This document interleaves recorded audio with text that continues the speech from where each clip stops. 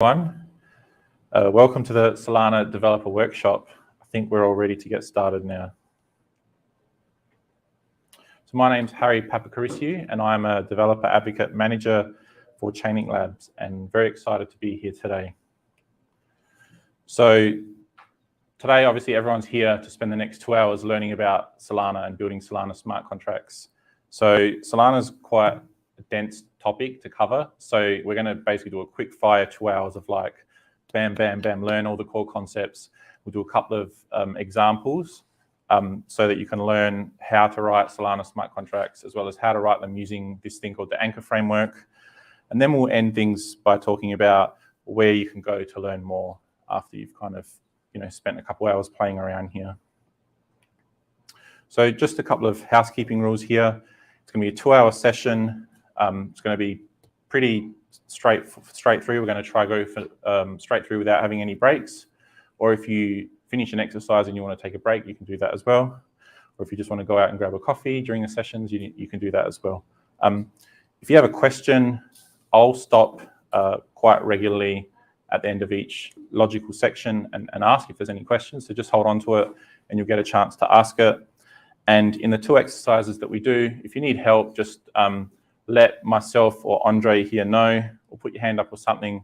We'll come around and we'll help everyone out so that everyone can hopefully complete the exercises successfully. So the slides for this 2-hour presentation here are available there. If anyone wants to grab them, I'll share the link again at the end of the presentation. But if you want to grab them in advance, now's your chance. I'll give everyone a few seconds.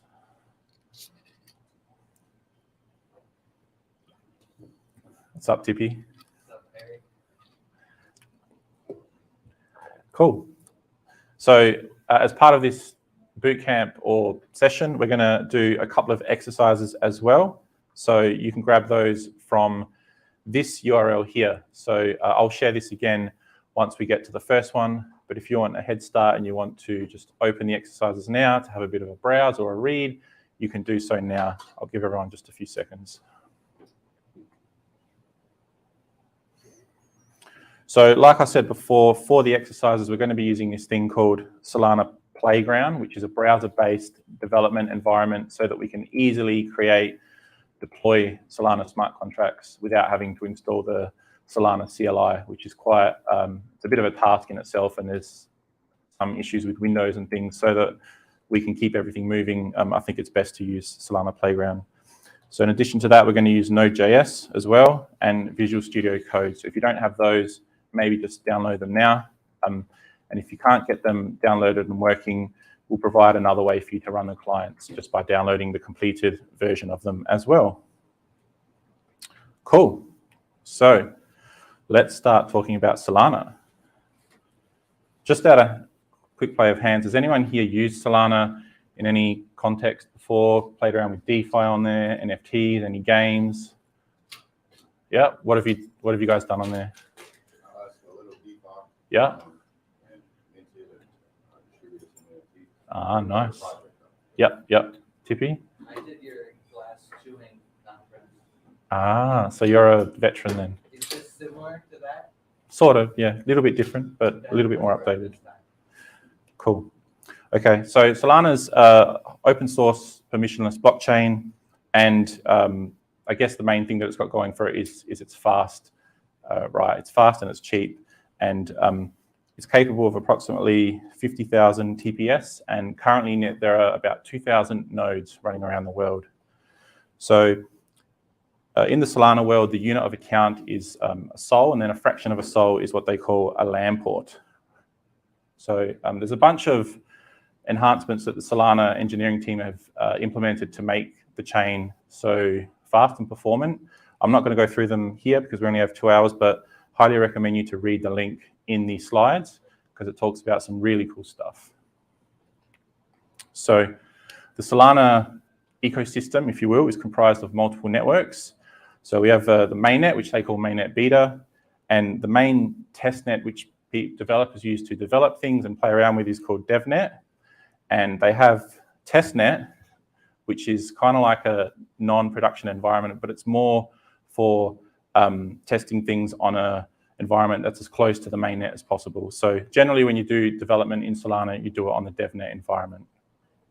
So it uses a BFT, proof of stake consensus mechanism, and it doesn't actually have a mempool. So it uses this thing called Gulfstream to forward transactions. So that's explained in that link that I talked about earlier about the innovations. So I highly recommend you check that out.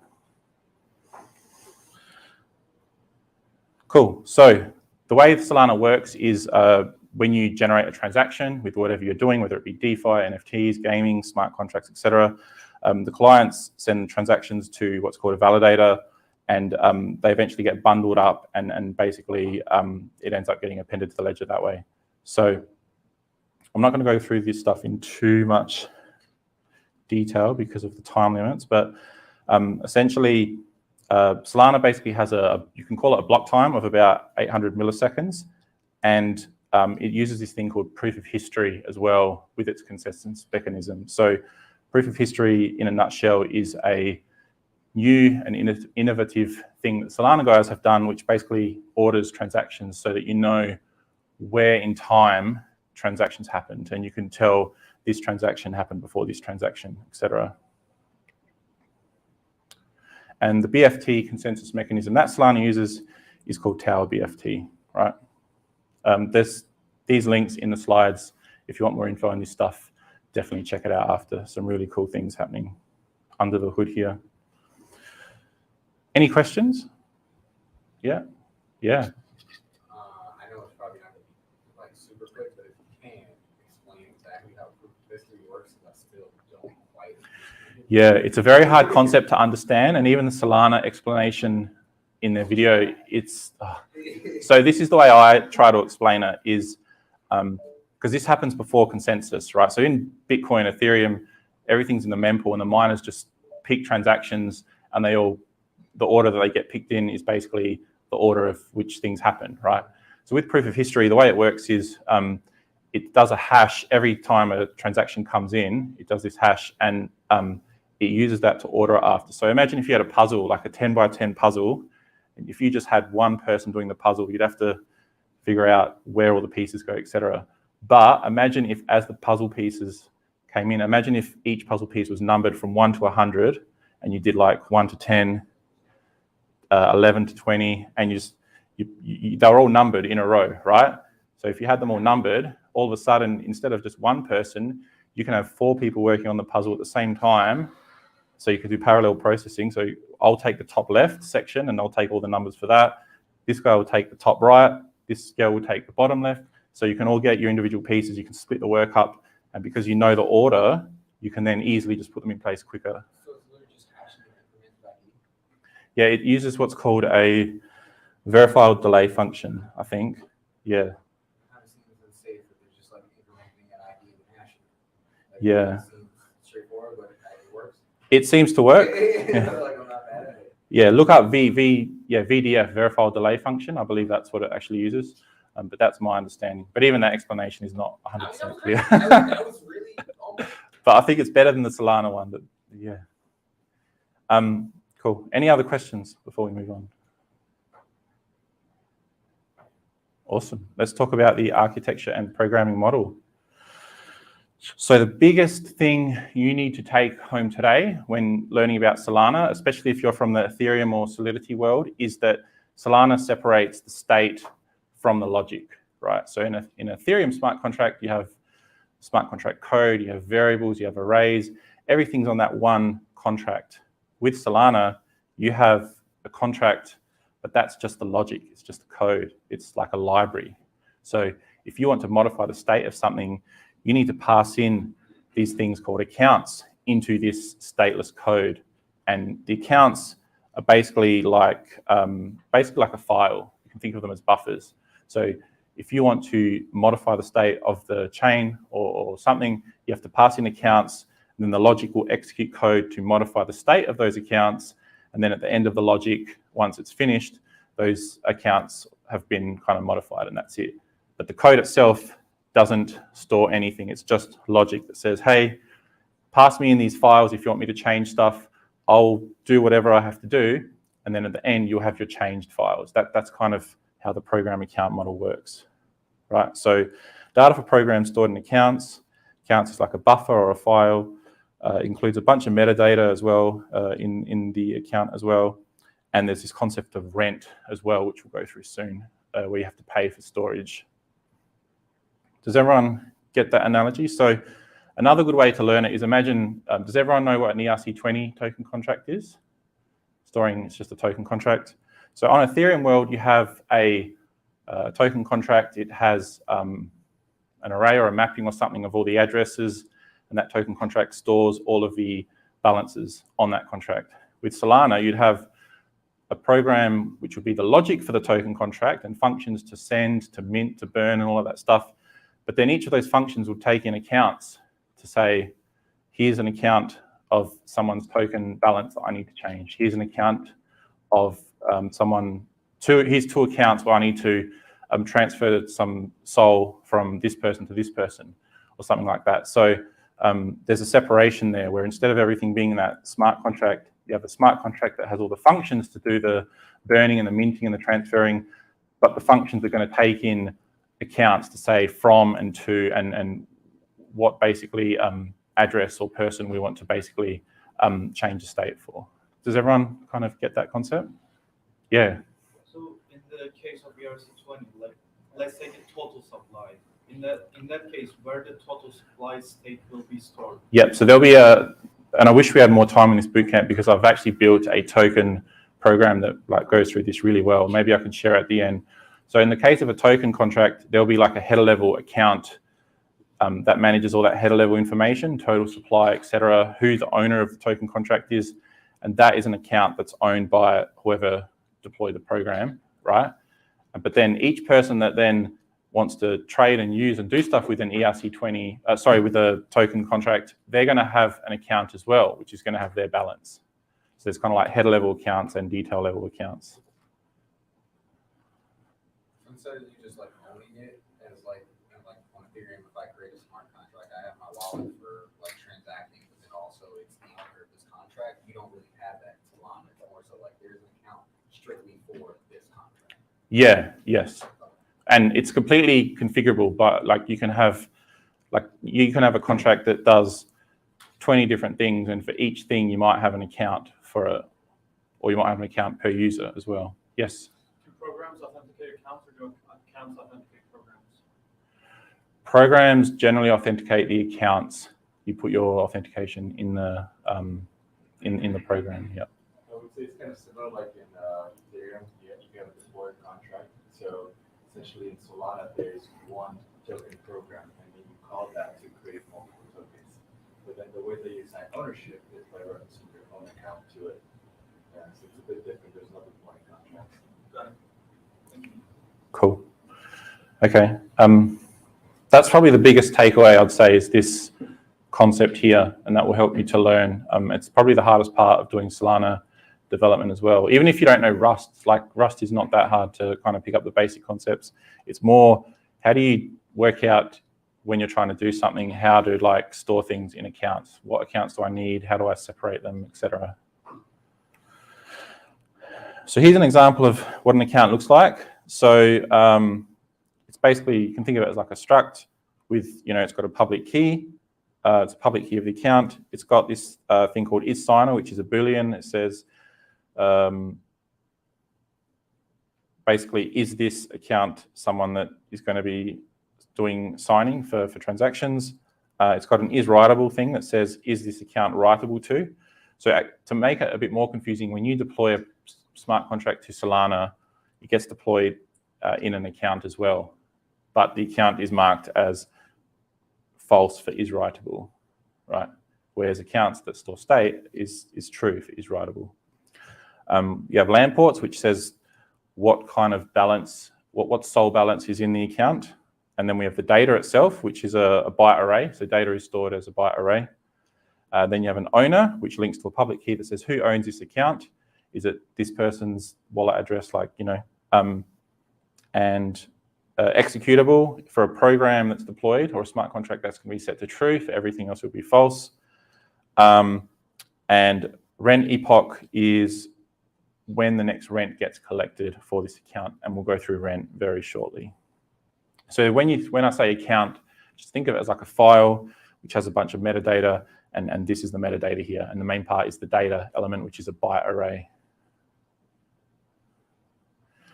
So the way that Solana works with these accounts, yes? Out of curiosity, are there limitations on how much data can be stored in that byte array? Depends on how much you're willing to pay for rent. We'll go through soon. So theoretically, if you were willing to pay for it, you could store like a whole file. I think I'm not aware of any upper limits. That's my understanding, but I'm not 100% sure on that. So the basic operational unit on Solana is called an instruction, right? So for example, just a call to a program. And an instruction is actually split into three different parts. We have the program ID, the accounts, and the instruction data, right? So the program ID is like the program that you want to interact with. It's the public key of the deployed smart contract.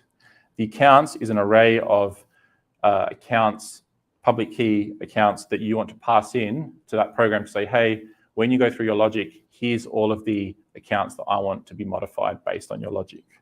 And then data is basically your instruction data. So if you have inputs into the function, let's say it's a function to set the value of Ethereum or something to this, right? You need to pass in like an integer, you pass it in the instruction data section. So clients submit transactions and fetch data via an RPC API, which basically sends this onto the network. Yes? How big is the account data today? Some of them are pretty big, like our price feeds. Across the whole Solana network. Oh, I'm not sure actually. I'd love to know if someone could. On Ethereum, it's like terrible. Yeah, I wouldn't say it's as big as Ethereum yet, but I do know that it's growing a lot faster because it's a quicker chain. Terabytes. So like for Metaplex accounts, it was about 800 gigabytes. Yeah. 6 months ago. Yeah. Okay, how are we doing for time?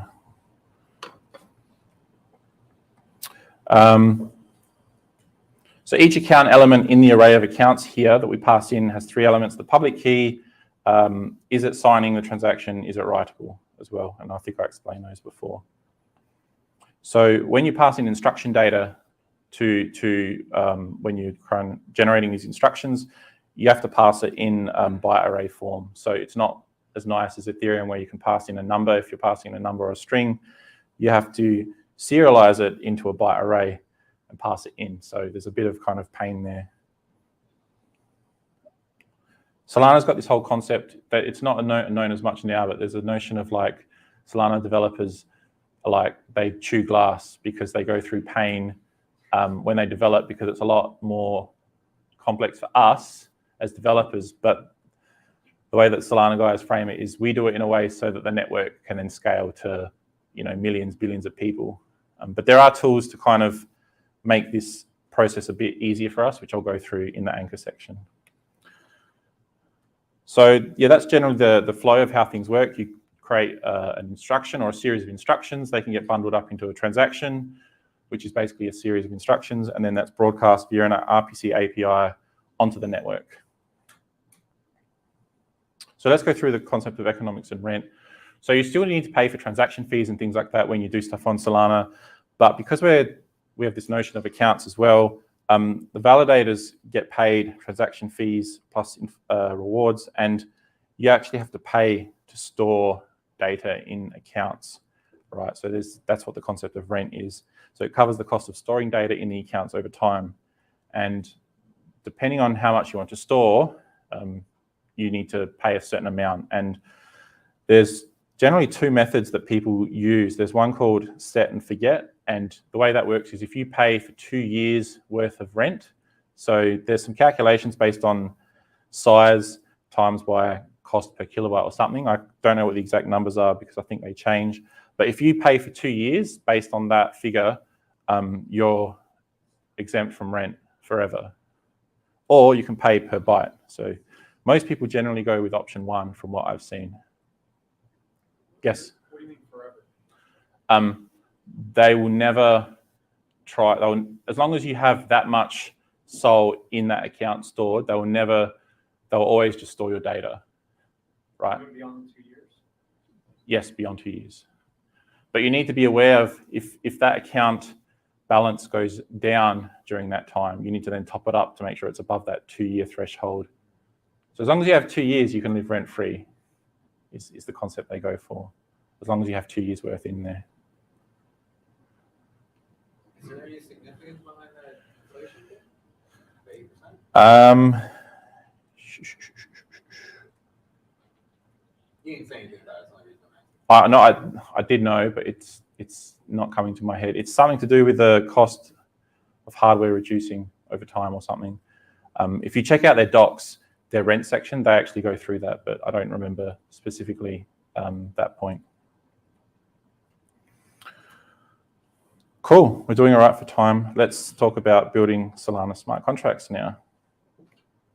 So most people use Rust when they build Solana smart contracts. There are a couple other languages you can use. We're going to stick with Rust today.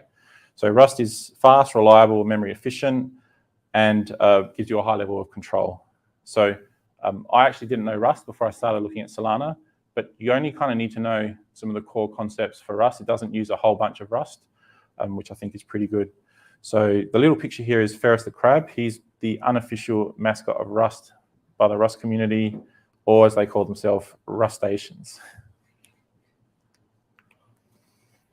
So irrespective of whether you use Rust, C, C++ to create your Solana smart contracts, they get compiled to what's called a BPF. And when called, a program must be passed to something called a BPF loader. So Rust, C++, and C are the ones that are natively supported today. There's been recently added third-party support for Python as well. So if you're a Python developer, check out the link in the slides. You can actually build stuff with Python as well, and it compiles down to BPF. So just quickly, the general Solana project layout is you have a source folder with a bunch of Rust files, and then you have tests in a test folder, and then you have cargo files, cargo, tumble, and lock. We won't go through them too much. There's actually a whole section where I talk about the basics of Rust. But if anyone's interested in the full version of that, the expanded version of this, come see me after and I'll share those with you. But just quickly, that's kind of the basic project layout for Solana when building smart contracts. So there's this concept of native programs as well in Solana. So there are these programs that are like baked into the protocol that are actually required to run the network. So kind of equivalent to like a BIOS, if you will. So they can do a whole bunch of stuff. They can be upgraded, and each one of them has an assigned program ID. So for example, the system program, which is like the core OS program for Solana, is like 11111, etc. So we have the system program, which is responsible for creating new accounts, allocating account data, transferring LAN ports between accounts, etc. We have a config program, which is it adds a bunch of config data for the chain and does a whole lot of config-related things. We have the staking program, which creates and manages accounts representing stake and rewards, and a whole bunch of other things that you can read about if you want. So these are native programs baked into the Solana protocol. The system program is one that you'll use pretty often as a developer. I haven't used the other ones yet. So it's like hashing algorithm? Say again, sorry? What are those labs? It's like hashing.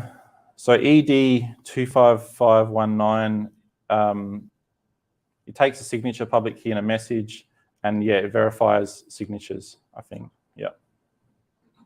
Sorry. Yes. Are those the precompose or something similar to that? Like, maybe like stateful precompose or something. They're not stateful because, like I said earlier, Solana programs aren't stateful, but they're just programs that are set that the core protocol uses, and the address for them never changes or anything. They have specific numbers, and they're like, those numbers are stored so that across the whole protocol, if you need to use a system program, you know that it's this program here with this ID, and you could just use it.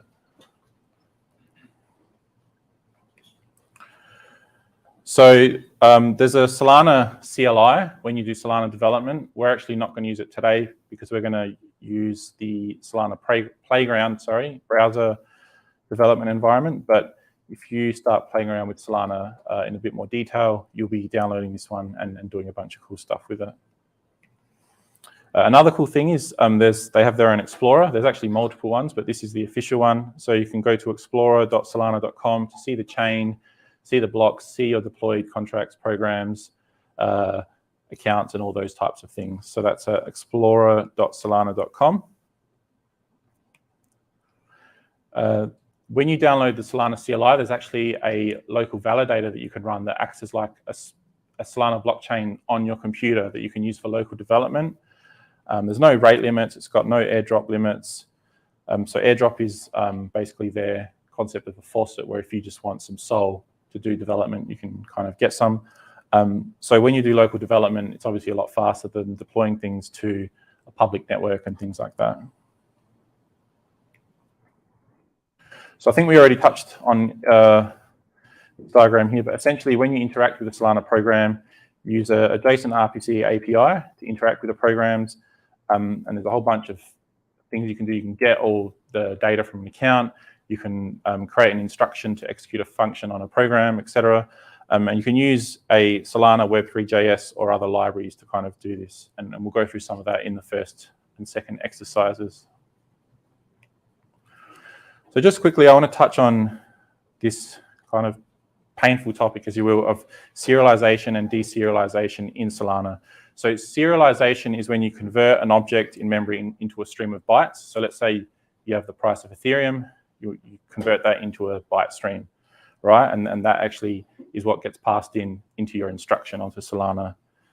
But then on the smart contract side, you need to deserialize it. You need to turn it back from a byte array into that price of Ethereum that you had, so that you can then do stuff based off it because you have logic. You know, if the price is this, do this, etc. So that's the whole concept of serialization and deserialization, is when you interact with these programs from the off-chain world, you turn your input parameters and data into these serialized byte streams, send it on-chain, and then on-chain you then turn it back into what it was before.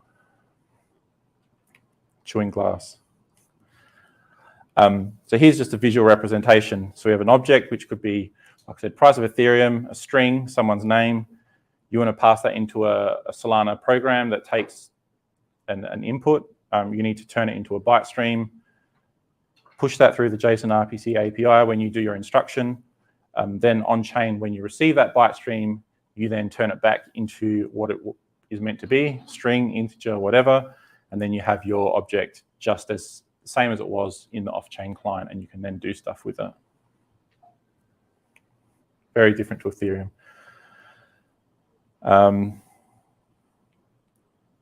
So here are some other scenarios where serialization and deserialization is used.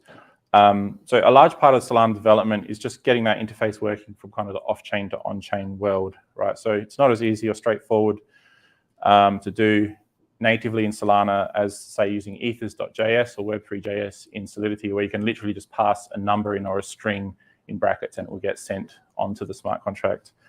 But there are ways to kind of get around this pain, which we'll go through shortly. Borsch is probably the most common way or library that people use to do serializing and deserializing in Solana, but you can use other serialization libraries if you wish. Here's just a quick example of kind of doing this from the off-chain to the on-chain flow. So we're going to use Borsch here.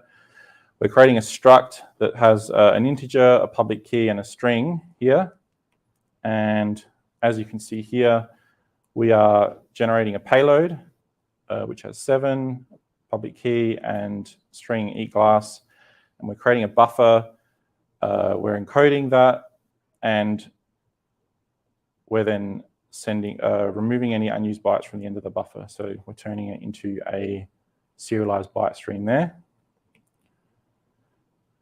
And then on-chain, when that serialized byte stream gets passed in, you can see here we have a struct, which is the exact same format as what the off-chain client had. So when you do this serializing and deserializing, you need to make sure that both sides of the fence are completely aligned with what's being passed in, because if they're not, then the second half of the flow is not going to be able to turn it back into what it was before. So you want to make sure that both on-chain and off-chain components are completely aligned.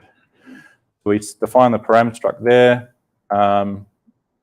and we use this thing called try from slice, unchecked, which will basically try and turn it back into a string. No, sorry, back into the struct, sorry. So a struct which contains an integer, public key, and a string. And then if you need to serialize data on-chain in your smart contract because you need to store it in an account or something, you can do that as well. So here's an example here where we say d.serialize, we pass in the data parameter there. And then on the flip side, if you need to then deserialize that back in your off-chain client, you can do that by decoding the buffer. It's pretty easy.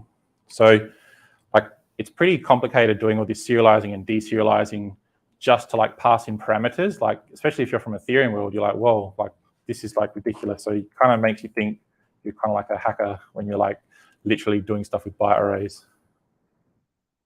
Any questions? Otherwise, we're right on time. Awesome. So, Harry, I got a question. Sure. So after we make a smart contract, let's say we make a GM smart contract, in like a practical, if we were in a hackathon or something, how does the user interface with the contract? You need to build a client. So a client can be just a JavaScript code that you run. It could be a front-end dApp or something that uses the Solana JSON RPC API to generate instructions to then send to the network. That's how you do it. And we'll go through it here. Yep. So what we're going to do for the first exercise is we're going to do a GM smart contract. So it's going to be a very simple smart contract that just accepts a name parameter. It's going to say GM to it in the program console output, and it's going to store that name in an account that's passed in as well. Right, so we're going to create the smart contract for that. We're going to create a client that will read the account contents as well.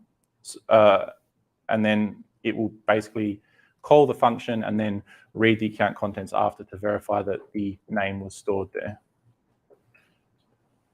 So let me see if I can switch this now. If everyone can just open up the exercise doc as well, let me go back to it. I'll go through it first, and then I'll give you guys some time to do it. So if you guys can open this link here, chain.lk/SC22 Solana dev exercises. I'll give everyone a minute to open that.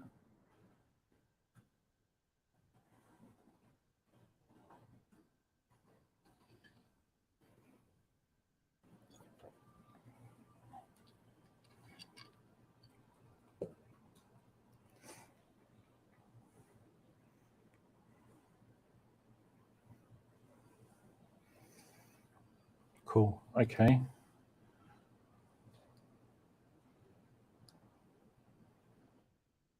I'm just going to fix my screen now.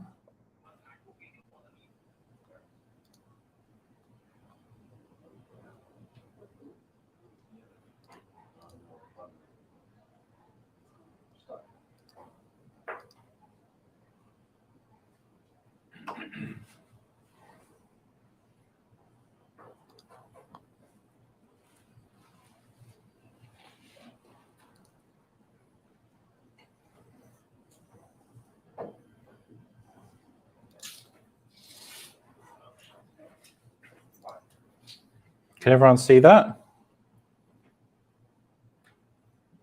Yep. I'll just make it a bit bigger. So we're going to use this thing called Solana Playground to create the smart contract. So it's a browser-based development environment. It's really cool. It lets you create and deploy Solana smart contracts to the DevNet network. And you can do it all from a browser without having to use the Solana CLI. So part of the exercise is going to be to create a wallet as well, which you can do in the browser itself. So it will generate a wallet for you, and it will automatically give you some SOL, some LAN ports that you can then use for your exercise. Harry, Yes? the text is a little bit small for me, so I'm guessing it's not probably not yet. How's that? Is that a bit better? A little bit, yeah. Can you minimize minimize the side panel maybe? And then, do we need to install the extension for the wallet? You shouldn't have to. Oh, no, yes, you might have to. The exercise doc will go through it. But yeah, this is what we're going to use. So essentially, you're going to generate a new wallet file first, which I've already done here.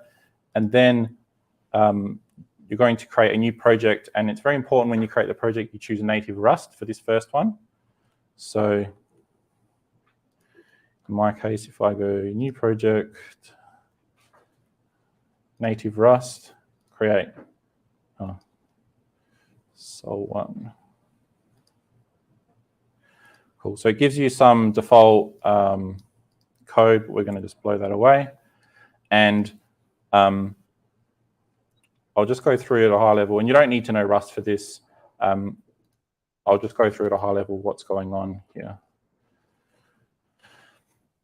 In the program, we're saying that we're going to use Borsch for serializing and deserializing here. Let's see if I can make this go away. There we go. Is that size okay for everyone? Yep. So we're using Borsch to serialize and deserialize. We're using a bunch of default Solana programs here. And so we have the Solana program library here, as well as a few other things. These are kind of just general boilerplate things that you put in your program. But the real things to note here is kind of this section down here. So here we're defining a struct, which we're going to define what we're going to store in this smart contract when accounts get passed in. So we're going to store just a string. We're going to store it in a struct called greeting account. And we're saying the entry point for this smart contract is a process instruction function. And you can kind of see the function here. So the function takes in a program ID. So this is the public key. This is the public key of the program that's being executed. It's taking in an array of accounts or files, as you will, to say, hey, these are all the accounts that we're going to modify as part of this program execution.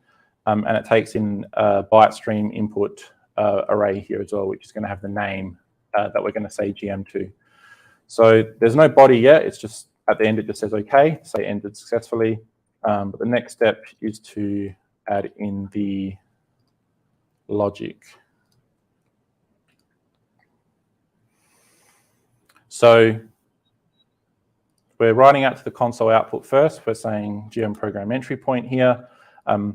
This line here is basically going through this array of accounts that's being passed in to say, hey, let's go through all of these accounts. And we're grabbing the next one here. And because there's only one account, we don't have to do like a while loop or anything like that. We can just say, hey, let's grab the first account. It's the only one we're going to need. There's a bit of validation here that checks if the account owner is not the program ID that was passed in. If this program doesn't own the account, then throw an error.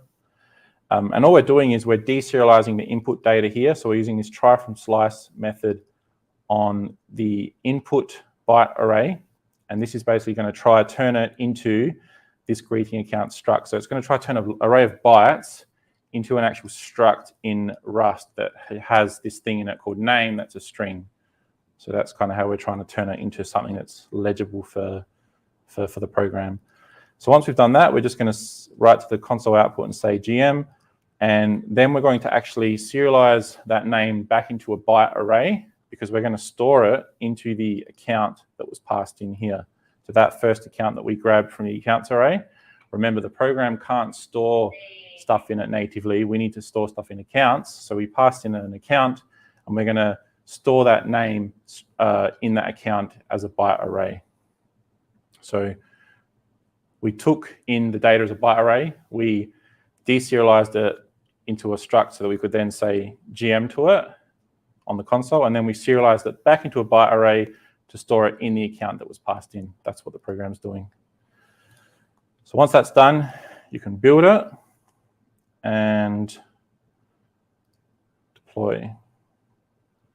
And we use your wallet that you have here to deploy it to the DevNet environment. So once that's done, you'll get some message at the bottom. There's a couple of extra steps which you'll have to do as part of your client in here. So you'll need to export your wallet credentials, your key pair. So you can do that with that button there. All the steps are in the exercises with screenshots. I'm just showing you guys here as well. And you're also going to export your program credentials here. So the deployed program has a program ID. This is how you identify it on the DevNet network. You're going to need that as well. So now we've created a smart contract. We've deployed it.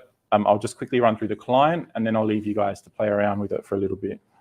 Yes, question? Can you go back to just the tutorial part? I wasn't able to get the link, and it's not in the slides. Apologies. The one for where the exercise slide you had? That one? That first link is not in the... This link doesn't resolve? I don't think it's working. Maybe it's just a me problem. It's But not in the that slides. link is not in the slide, so I couldn't copy it over. Oh, really? Yeah, only the other ones are in the one that you gave the link to. Ah, I'm so sorry. Okay. You're good. Has everyone got this link? Okay. Was there a no? Yeah. All right. You got it now? Okay. Glad to hear. Okay. So at this stage, we've deployed a program. We need to now write a client to interact with it. So this is where you're going to switch to Visual Studio Code or an IDE of your choice. And you're essentially going to create a new Node.js project or JavaScript project.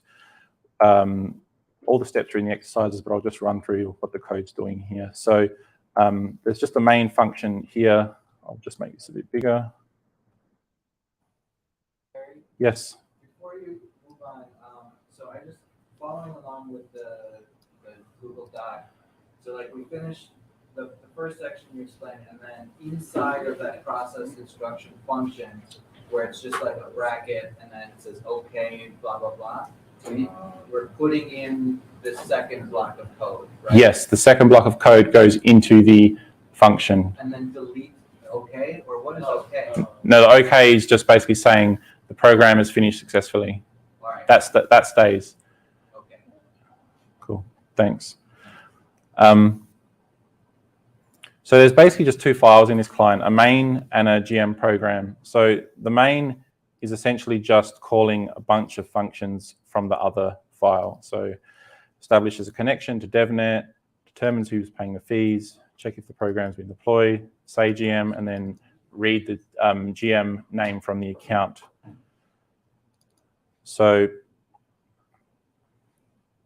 that's basically what this GM program file is doing. There's a bunch of functions for each one. Here, you can change the name to something else. If you don't want to have Harry there, feel free to put whatever you want. But essentially here, we're basically creating what's called a GM account class, because like I said before, when you're serializing and deserializing stuff on-chain and off-chain, you need to make sure they're in complete alignment. So like our smart contract had that struct, which had the name field, we're doing the same in the client. There's a bunch of helper functions to create key pairs from files, to get a connection to the network, establish who's paying for the transaction, which is going to be your downloaded wallet key pair that you're going to do as part of the instruction. We download that from Solana Playgrounds. There's a function, a helper function, to check if the program's been deployed properly.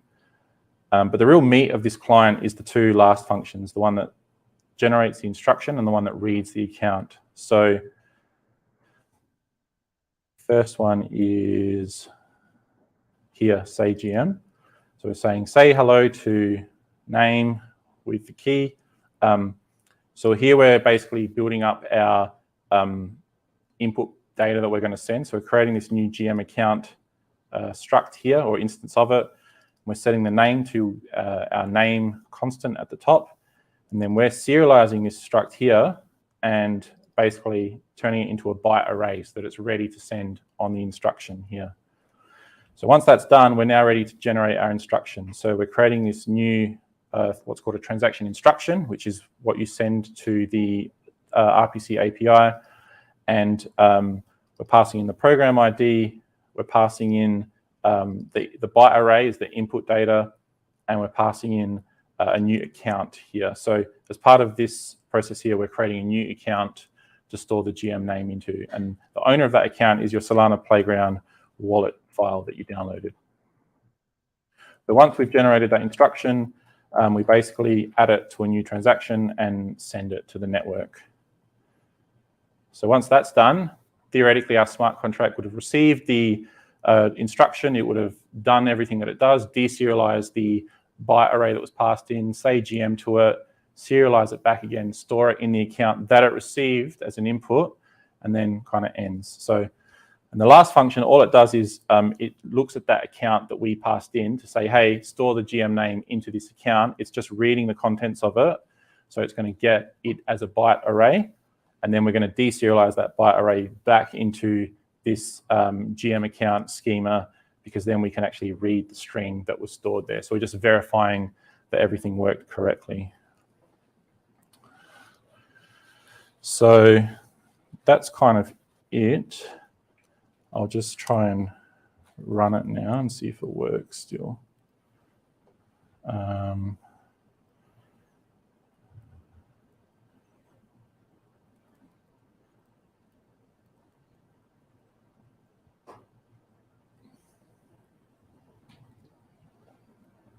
All right, let me grab it from the exercise doc. So running the client. So the expected output, npm run start.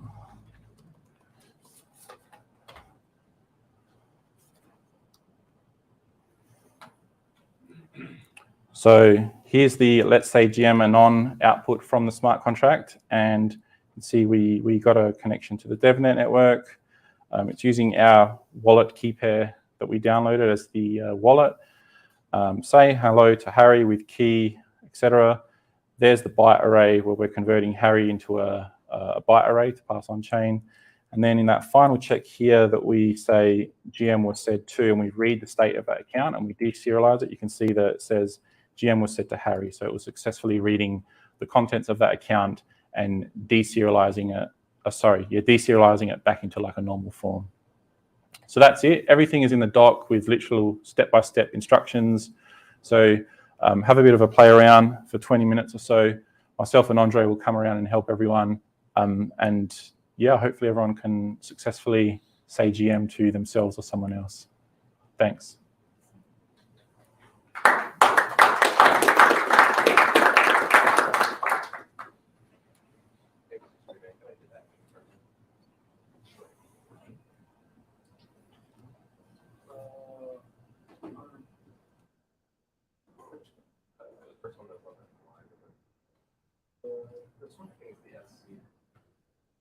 Which wallet are you using? Just the building from is that on like a network? No, it's on the local. Yes. You want this? The one Yep. Yeah. Yeah. Sorry, I was like, Should we mute me for the StreamYard for the helping?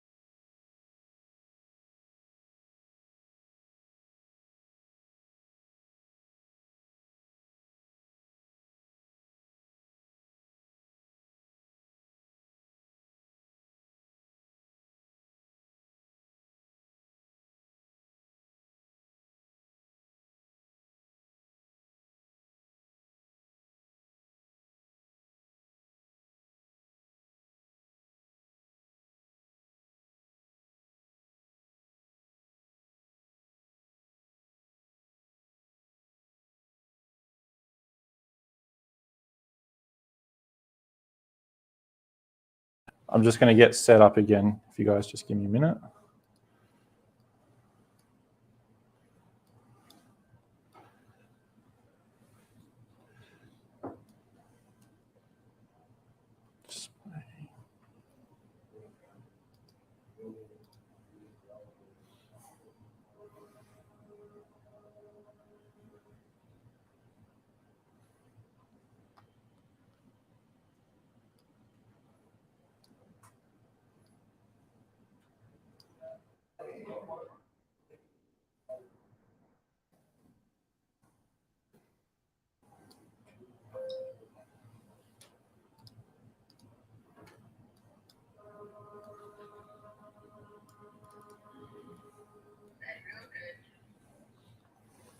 All right, I'll just find where I was up to.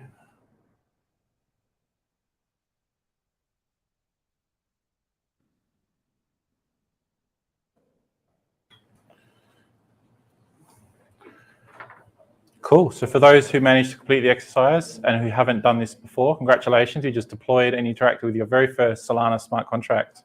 Awesome work.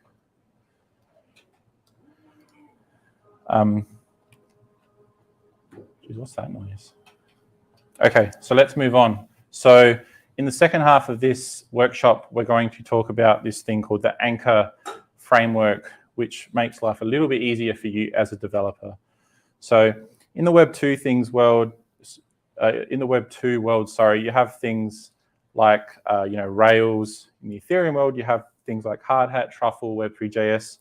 So these are basically tools designed to increase your developer productivity, right? And they do that by abstracting away some of the more high-level, some of the more low-level parts of kind of these protocols and systems, right? So that you can be more productive. So in Solana, we have this thing called Anchor. So Anchor is a Solana framework built by Project Serum, which is a decentralized exchange and DeFi ecosystem built on Solana. If you want to check them out, go to projectserum.com. So basically what Anchor is, it's a framework for quickly building secure Solana programs. And it does this by reducing coding efforts by generating various boilerplate code for you. So probably the biggest productivity gain I get from using Anchor is the whole concept of serialization and deserialization kind of almost goes away when you use it. So you can kind of see why it's so attractive. So most of the top projects on Solana seem to use Anchor. So there's a bunch of them listed here. So some of the tools that Anchor provides or that you use with Anchor is Rust smart contracts, this thing called an interface description language, which I'll go through, and you can generate clients using Anchor JavaScript libraries as well, and it's got its own CLI. So the general workflow for using Anchor is, you've got your smart contract, it's written in Rust, and from those smart contracts you can build them, it compiles them, the Rust program into bytecode, but it also generates this thing called an IDL, an interface description language file. From that IDL, you can then generate clients based on that, right? And with the clients, you can then talk to your smart contracts and test them. So there's kind of like the flow there.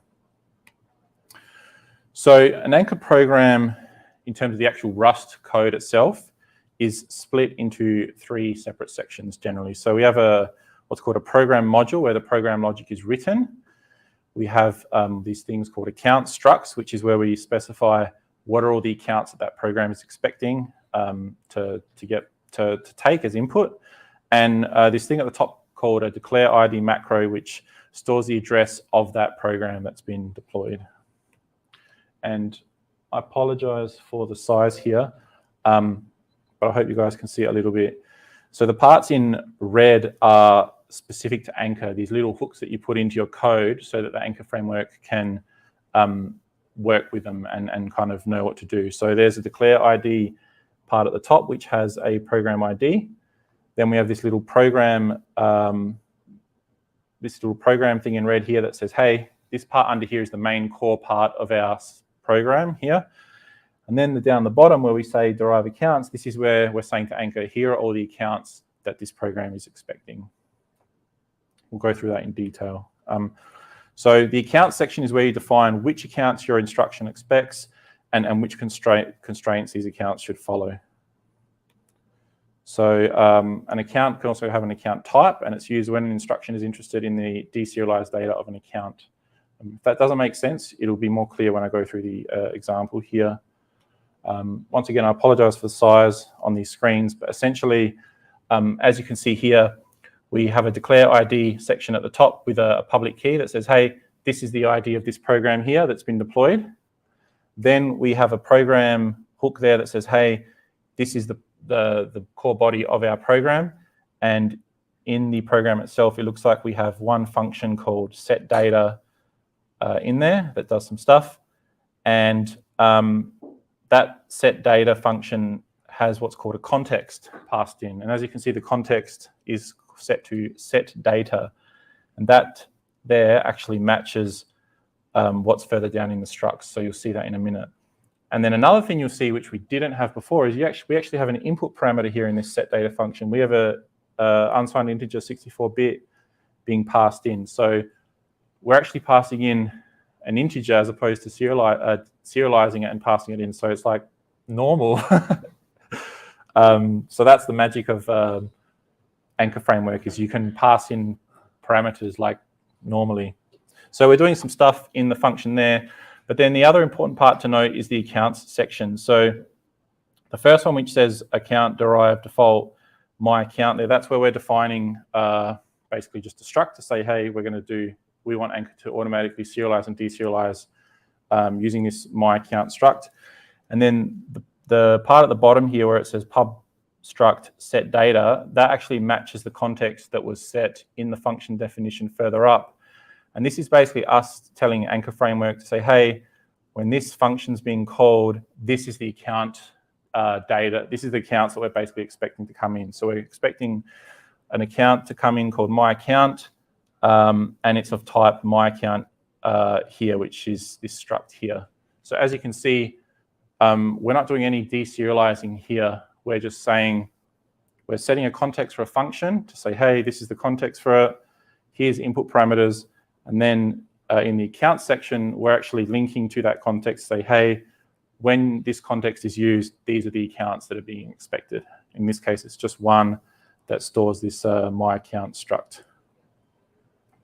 So the program module obviously is where the business logic is defined. You can write your functions.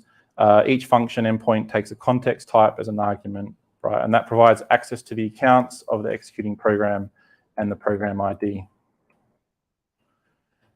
So the instruction data, like you saw before, you can actually add it as arguments to the function calls now. No deserializing byte arrays are needed. As long as you create those hooks with setting the context and setting the accounts, Anchor will do everything for you. So here, as you can see, like I said, we have the var being passed in. It's an unsigned integer 64. And because the context is being set to set data here, actually, it's probably a bit off the screen here. You can't see it. But because the account section is set up for that context, Anchor will automatically deserialize that for us, and we can just pass it in like a normal number. So the IDL that I talked about before that gets generated when you compile an Anchor program, it's similar to an Ethereum ABI file for those who are from the EVM world, and it's used by clients to be able to interact with deployed Anchor programs. So it greatly simplifies calling functions and kind of acts like a glue between the on-chain world and the off-chain clients. So we have the same smart contract that we were looking at earlier, and when you build that, you get this JSON file generated, which is the IDL file. So you can then build clients based off of this. And as you can see, building clients becomes a whole lot easier when you use Anchor as well, when you use the Anchor JavaScript library, because you no longer have to serialize parameters, generate transaction instructions.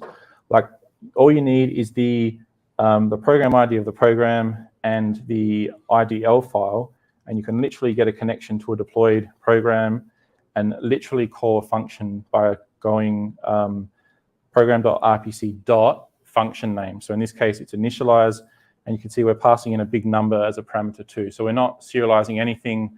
It's literally like Ethereum Web3.js or ethers.js, where you can go function name, brackets, parameters. And as long as you pass in the correct accounts, that match what's expected on the smart contract, it's going to work 100% of the time. So you can write clients in a few lines of code compared to when you use native Rust, dealing with serialization and all that stuff. It's obviously a lot more involved. So the Anchor CLI has got a bunch of commands you use to do all of this. I'll just go through them very quickly. So Anchor build builds your project. Deploy deploys it to the network, DevNet, mainnet beta, the local one, whichever one you specify. You can use Anchor CLI to generate new boilerplate code, which will create like a new boilerplate project for yourself. And there's a neat version of that too, which is similar, but it has boilerplate code, whereas new just has blank code, I think, like blank files. And there's a testing one too that will run integration tests that you define. So that's kind of Anchor in a nutshell. The thing to take away is it's designed to increase your productivity by abstracting away a lot of the low-level stuff so that you can focus on the core logic. And as long as you set your on-chain program correctly with all the metadata that I talked about, it will basically do everything else for you. Any questions before I go through the second program? So what's the major difference between what this provides to you and what Hard Hat provides to you? I'd say Hard Hat, they're kind of similar in a way, but I think Hard Hat's more, Hard Hat's a more generalized environment or library or whatever you call it that does a whole bunch of stuff, whereas from my understanding, this will let you write Solana smart contracts in a certain way, and as long as you adhere to the standards that we talked about, it basically abstracts away a lot of the serialization and deserialization and things like that. But you can kind of almost call it the Hard Hat of Solana, I guess. Any other questions? Yeah. Cool. So for the second program, I thought it'd be cool if we actually redid the first exercise, but if we do it using Anchor this time so that you guys can get the context of the non-Anchor versus Anchor, and you can kind of understand the difference between the two. So the actual end result is going to be exactly the same, but the way the code itself and the client itself is different because we're using Anchor. So I'll just quickly run through a quick demo again, and then I'll let you guys have a bit of a play. Displays. Just give me 1 minute to set up.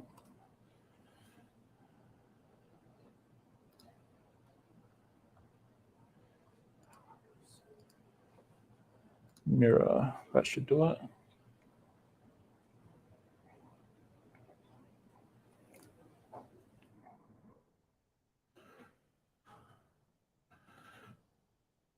So exercise 2. So the difference here is when you create a new project, you're going to specify Anchor Rust in your project, and I'll just quickly paste this in. One extra step that you're going to need to do is, in addition to exporting your wallet file and your program key file, you're going to also export the generated IDL file as well and save it to your client because we're going to use that. Essentially, the program is very similar. Is that writing big enough for everyone? There is one thing I'll specify though. So we have an execute function that's been called. It has a context of execute, and it takes a string parameter of name. All we're doing in the function is we're storing it in the passed-in account, and we're printing out the name to the console, to the program output. The context execute is then set here, where we're saying when this execute context is used, we're expecting three things, basically. We're expecting an account to be passed in that we're going to initialize as a new account. The user that did the transaction is going to pay for it. We're allocating some space for it. And the structure of that account or the type of data in which we're going to store is of greeting account type. And that's defined down here as a struct with just a string in it. So that's the first thing. Then we have a user, which is the signer, the person signing the transaction. And we also pass in the system program, that 111111 program, because when you create new accounts, that's what the system program does. So you need to pass that as well. So that's what the execute context looks like. So when this function gets called, Anchor knows this is what's being expected here.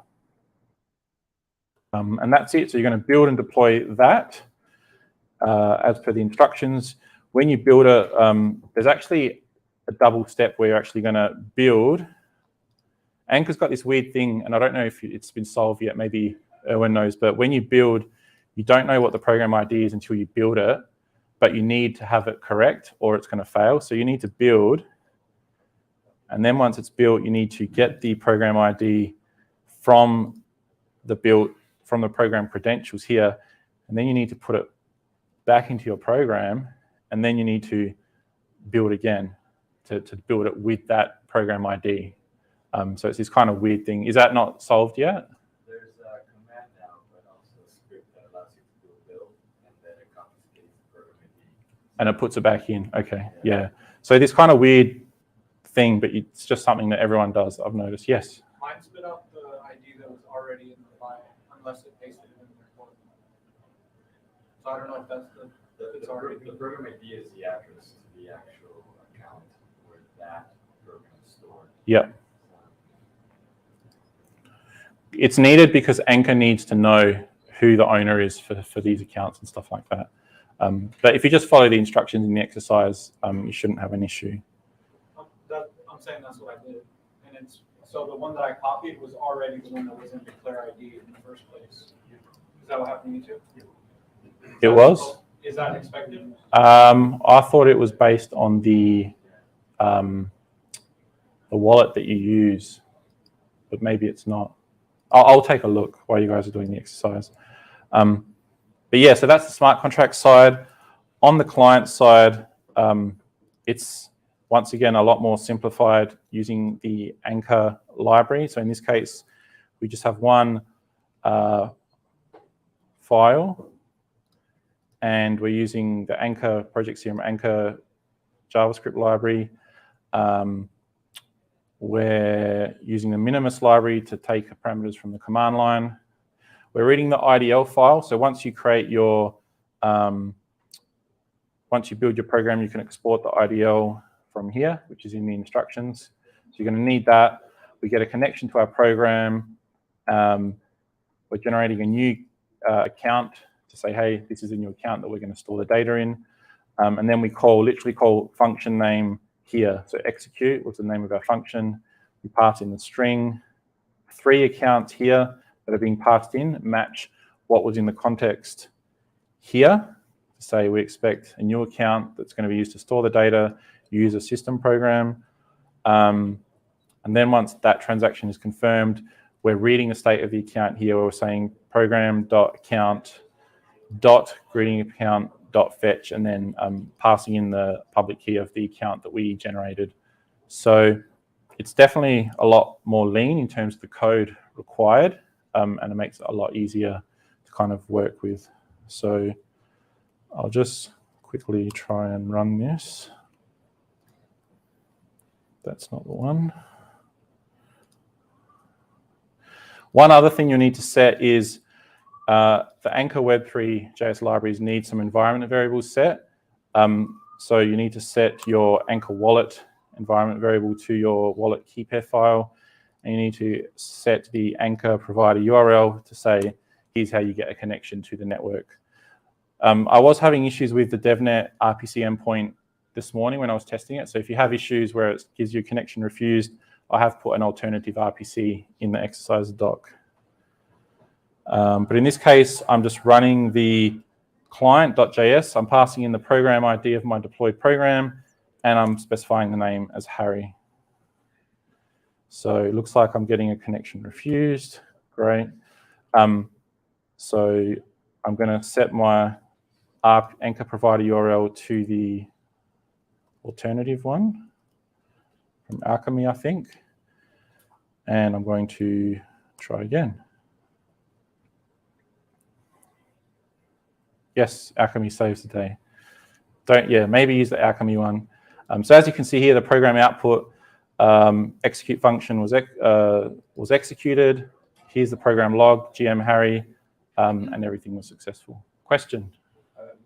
For the data type, where do you see the documentation to calculate the space to store the string? Oh, you mean when I set the how much space I need? Yeah. So I think the first 8 bytes is reserved for some stuff, and then I just specified 32 bytes as just an arbitrary number to say whatever string people store is going to only need that much space. But you could be more precise if you want, depending on what you're dealing with. Yeah, so in their docs, they specify, or it depends on what you're storing. So you need to calculate yourself what you're storing and how much space you think that's going to need, because you're going to need to ensure the account has the rent if you want it to be stored. So you kind of need to work that out yourself if you're doing stuff like for mainnet. But for DevNet and just playing around, I just put in like 32 bytes. So that's the demo. We're doing exactly the same thing, but we're doing it this time with Anchor. We have just over 30 minutes, so feel free to get started and we'll come and help everyone. Just put your hand up.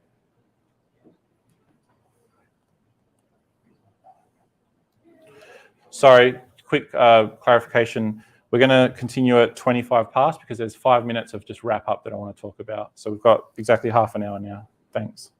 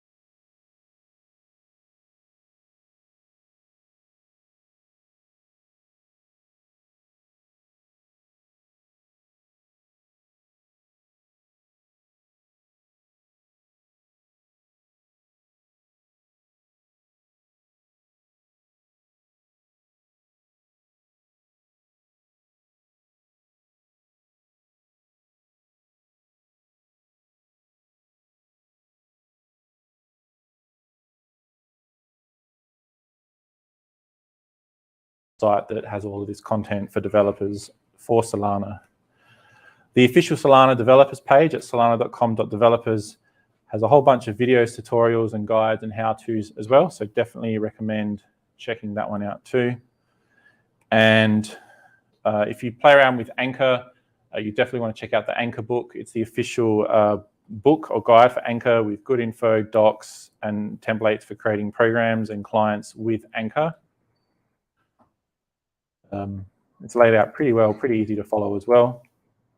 And we didn't get time to go through it today, but if you want to check out Chainlink price feeds on Solana, I highly recommend you go to our GitHub repository here and download our Solana starter kit, which is a pre-packaged repository that contains smart contracts and then client code to use our price feeds on Solana. And it's got a guide, a whole bunch of content around how to do that.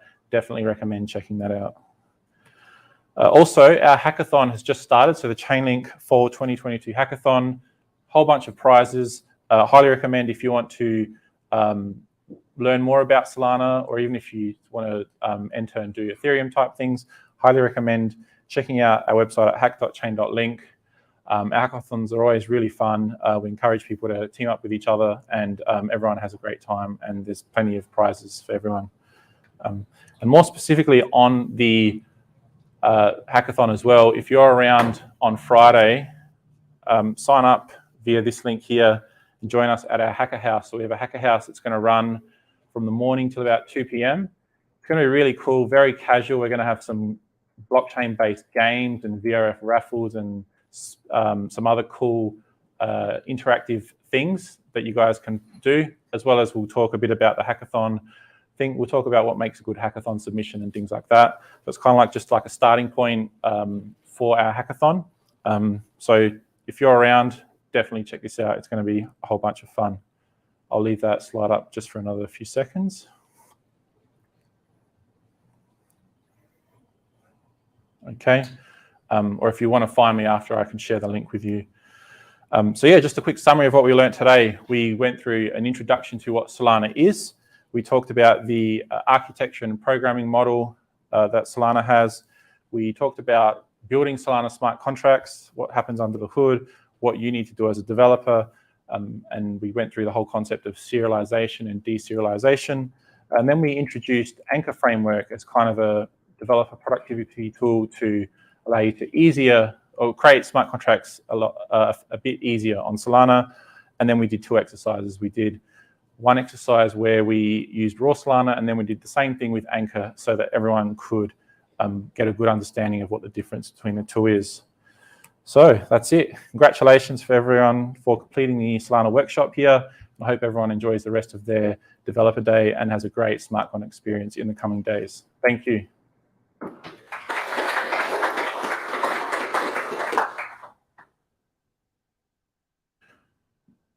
And we can take a break for a few minutes now. And I believe in about 10 minutes, Daniel, we have the LinkPool guys that are going to do a presentation in this room. Is that right? I'll let you take over. That is correct, yes. So from 11:30 to 11:35, we'll take a break. I guess we can start with that now. And at 11:35, we have Daniel O'Sullivan from LinkPool, and he will be doing a NodeOp operator workshop. And that's for 1 hour until 12:35, at which time we'll break for lunch for 1 hour. So we are back at 11:35. Thank you.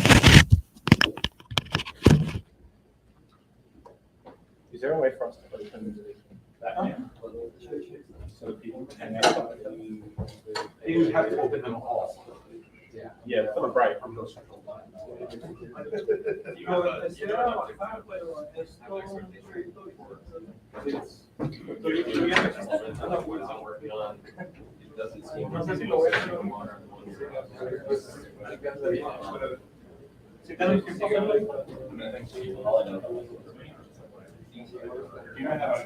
What's that?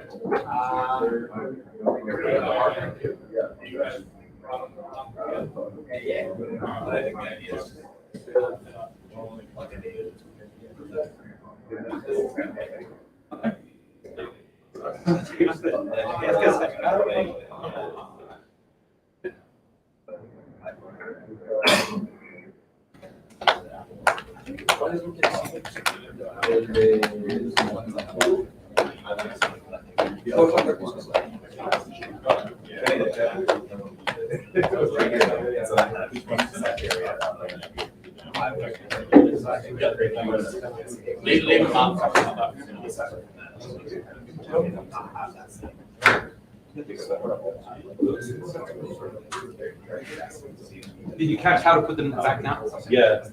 So to make sure I'm understanding, I have this dual concept. One is like, okay, use for user wallets, and then second is, like, there's no tie, there's no person or that in the app store. Like, the app store is like. There you go. Cool. Yeah, I think that's the way. It's Yeah. That's good. If you want to go out there, go around. Alright, I'm going to switch the screen. Andre wanted to test something, but I don't know where it is. Here, in this room? Yeah.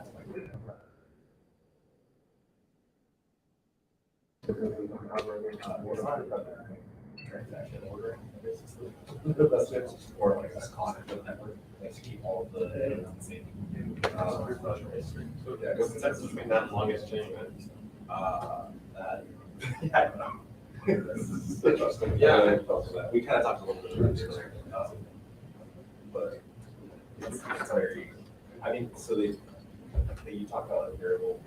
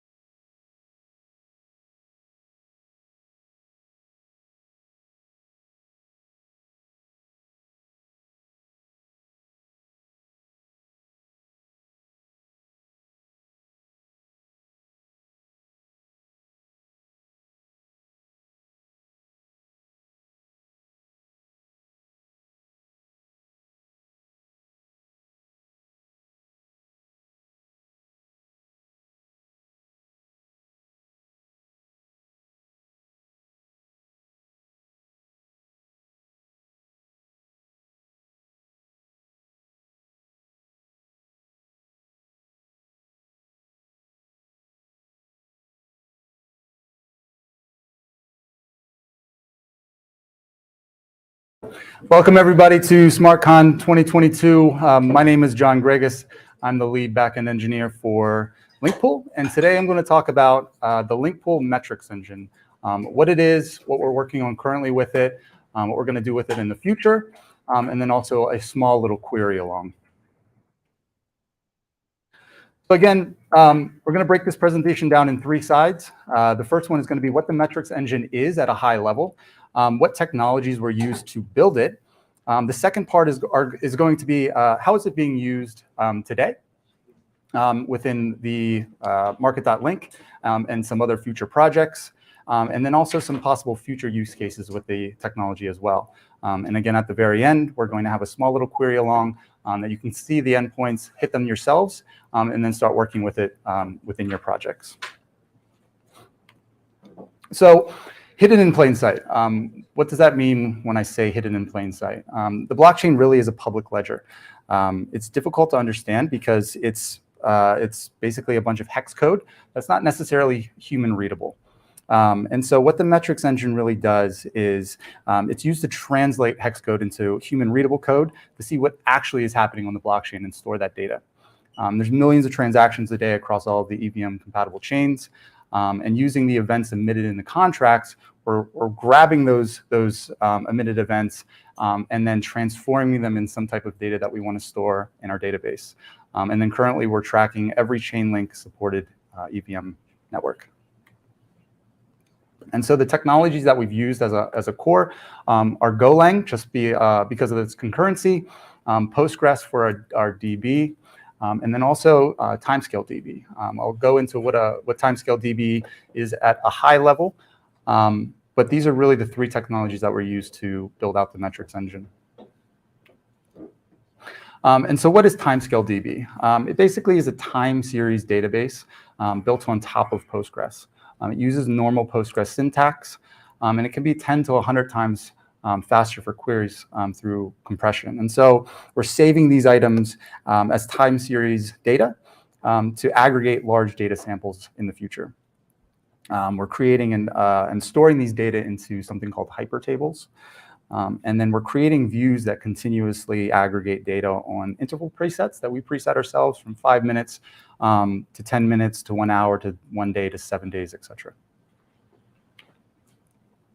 And so what I'm going to do is go into what the process is for actually parsing these blocks. And so we really start with the event signature as a whole. And so we're really trying to figure out what data do we want to see and gather from the blockchain. And this is gathered through events that are emitted in smart contracts. So in the case of, say we want to look for a distribute rewards event. We look at what the event is called. We gather what the parameters would be. So in this case, it's an address, a uint256, and then another uint256. And then we hash this into a hash string. And this is what we're really looking for in the metrics engine now. So when we see something like this in a block or a log, we grab that or the rest of the logs in that transaction. And so after that, we're really looking for the topic 0, so the first index. And for anybody that isn't familiar with what the logs look like, say in Etherscan, right here you can see a brief description of the top address is what the contract itself, what we're taking from the contract. The event emitted, which in this case is punkbot, and some of the indices in the as the arguments. And so we're really looking for this topic 0. So this is what the hash that we're going to look for is from the punkbot with the parameters assigned. So after we get the topic 0, we find it. We understand that this is the data that we want to collect, and from the contract that we want to collect from, we then end up parsing that data to turn it into physical readable code. And so we get the ABI from the contract itself. We then parse it through the ABI. So in this case, if it's distribute rewards, we're really getting a distribute rewards parse function. We parse the data that we want outside of that transaction. And then finally, we're processing these events and transforming the data into a data structure that we want to save into the DB. And so going from the top to the bottom, we get the event signature all the way down to transforming the log data into a specific model.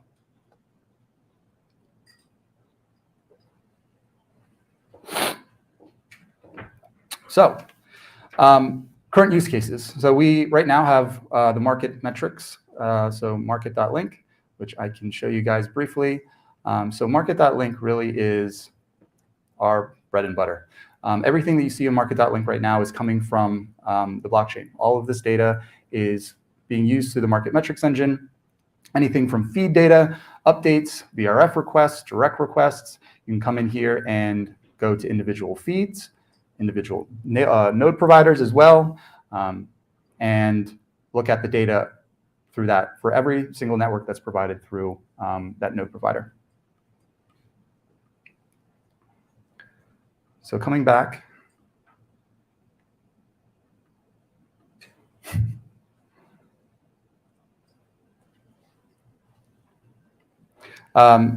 What's next, though, from there? So we have a new project called the NFT Metrics project. NFT Metrics is obviously, let's see if I can hide this. NFT Metrics is really our next big project. And so in this case, we have something called the TAMI NFT collections. And then TAMI, for anybody that doesn't know what TAMI stands for, it's Time Adjusted Market Index. So it's a universal way for calculating the estimated value of a collection of assets. So really get the underlying value of what an NFT collection would be. So we have two public repos that you can view. We have our GoTAMI implementation, so it's made in Golang. This is all open source, so you can check it out yourself and use it. And it's really based on another repo that we found that was implemented in TypeScript, which really kind of talks more at a lower level of what a time-adjusted market index is. So again, NFT Metrics is really starts from creating the Go implementation of our GoTAMI library into building out individual markets. So each marketplace will have some type of different structure for their smart contracts. So in how they're dealing with the transfer from one NFT to another. And after we collect all of that data from transactions, we then query the data and plug it into our TAMI implementation to understand what these costs are. Very, very similar. We start off with the event signature like we did before. We're grabbing that topic 0 again, so we're looking and parsing the logs to understand if this is the correct hash. From there, we are grabbing the ABI and parsing the ABI to understand what the data looks like. And then we have another following step is after we do that, we need to understand if the NFT that we're looking for is an ERC 721 or if it's an 1155, because each transfer function will have a different hash. So once we find that, understand if it's a 721 or 1155, we can then transform the data again, process it in a way that we want, and then save that into our database. So very, very easy, right? Except for CryptoPunks. So right now we are we're working with OpenSea, LooksRare, and also the CryptoPunks marketplace. Because if anybody doesn't know, CryptoPunks is its own marketplace. The contract is its own market, and so we have to use it in the same way. Except for the fact that CryptoPunks does it a little bit different with their events. So you can actually go and accept a bid for Punk. So I'm selling a CryptoPunk and somebody bids it. I can accept that bid. But in the contract itself, the events that are emitted, so Punk bot would be what we're looking for. Punk bot ends up sending a 0 value because it's actually zeroed out in the mapping. And so it sends a 0 transaction. So something was bought for 0 and it's also sent to 0. And so this became a problem because we were getting a bunch of data that was coming in that was just blank. And so we needed to find out what the actual price was at the very beginning. So we went back into the transaction state, found out what the mapping looked like at that time, and then applied the values from there. So right now we're going to go into a query along. You can find all of this information.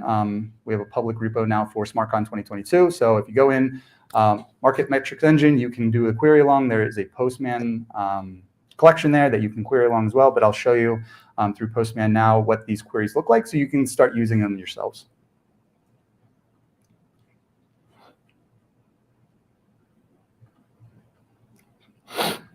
So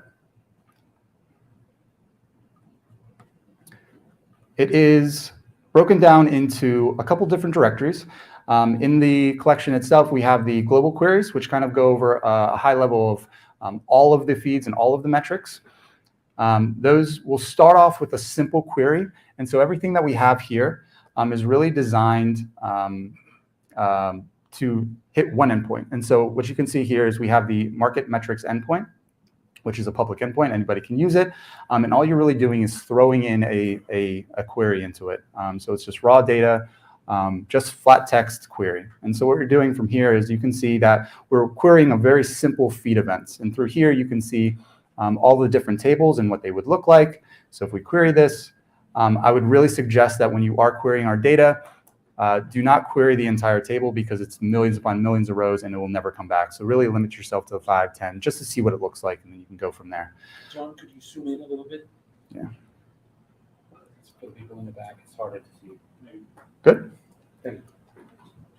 Yeah, so after we have this query done, you can use this right now, and it will come back with a bunch of the columns that are in this specific table that you can start picking and choosing from and what you want to see. From there, we have events that are aggregated now. So these are using our views. A little bit different than a traditional query, where we're using more of the timescale side of things. So we're looking at the feed aggregates by 1 day view, and then ordering by the interval. And again, limiting yourself to 5 or 10. And so in here, you can actually see the physical feed over a certain time period, and then some other data related to it as well. We'll go into the total daily link rewards. From here is where we can actually see what are some of these feeds accruing in interest. And so we have, in this case, the link reward value, a feed aggregates by 1 day, and we're intervaling in a specific time period that we're choosing from, and we're looking for mainnet. Here we can see the daily feed transactions. So in here, you can actually query, depending on the network that you're looking for, over a certain time period of how many transactions are for each feed. Same thing with VRF, V1 and V2. You can see the amount of requests over time period. And then also the active nodes by network. So you can query. If you want to see how many nodes are being run on the Ethereum mainnet, you can see this through all the data providers. So from global queries to individual feed queries, this is where it gets a little bit more interesting. You can actually query depending on the feed that you want to look for. So in this case, let's say we want to look for linked USD. We can run through here and collect the data that we want to see from that.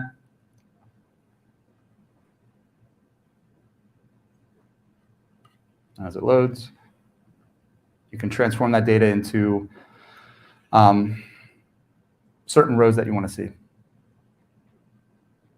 Same thing with daily link rewards for BTC to USD. So for this, we want to see how much are these node providers making off of specific feeds. From there, we have individual node queries as well. So if you want to look at your favorite node provider, say LinkPool, and what we're doing, you can look at the gas cost that we're paying. You can look at the daily profit in USD that we're making from our nodes. And the very last collection is a new collection for us, and it's our NFT TAMI endpoint. And so our NFT TAMI endpoint is now public from a couple days ago. So you are able to query this and use it within your applications. Very, very easy to use. All you have to do is really just plug in a collection address of your choice and see the topic, or see the amount of money that we're making from it. And so OpenSea, CryptoPunks, you can actually query per market itself. And so if you just want to see all the transactions from OpenSea, you can do that. If you're just CryptoPunks, you can do that, and so forth. And then what happens is after you query, so in this case, we put in the Azuki collection, you'll be able to see with an answer object from ETH, Gwei, and Wei, and then the success messages from there.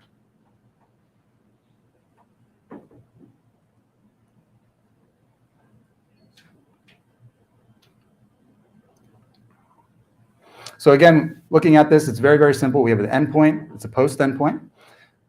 You're just including a raw string. The available tables are here. Again, all of this is located on our LinkPool doc, so you're able to view all of this right now. And what's next? So for us, We are going to be open sourcing our metrics engine for everybody to use to audit. It's still to be determined when, but that will be happening in the future. And it's really kind of figuring out, what do you guys see yourselves building with this? You have the ability to now query and collect data from anything that you want, from any event emitted on chain. What do you guys see that you would make in your dApps in the future? So again, thank you guys. If you have any questions, feel free to grab me at the end of the talk, and I'll answer everything I have.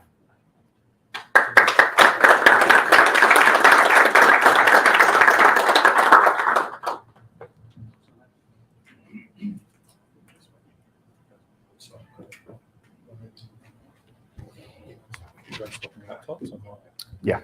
Okay. Should we get these off you too?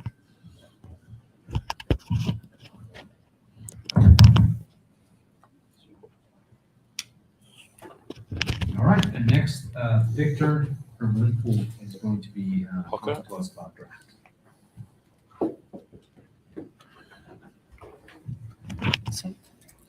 Pocket.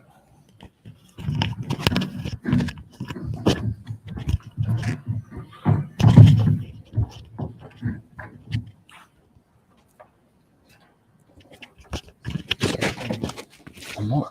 Yeah. Talk. Hello. Yep. Is that on? Is that on? It is. Okay.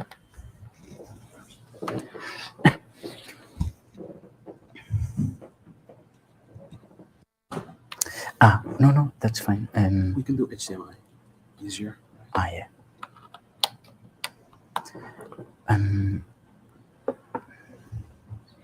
What do I need to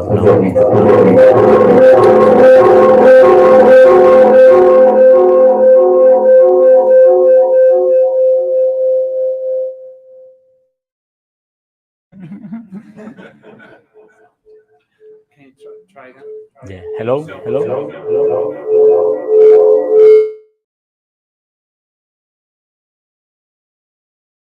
On stream. Unmute.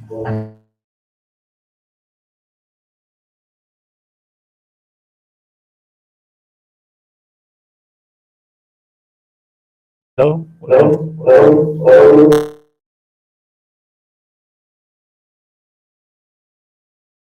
Try one thing.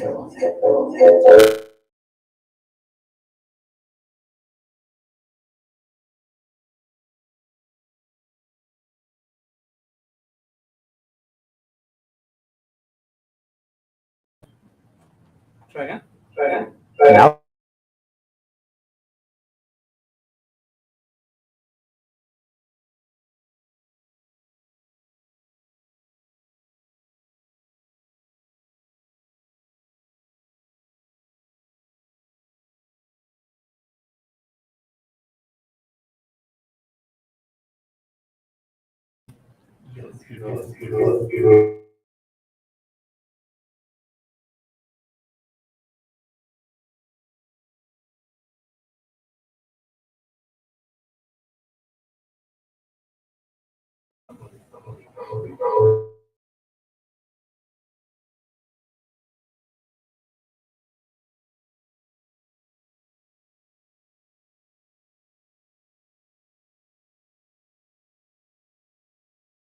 Hello.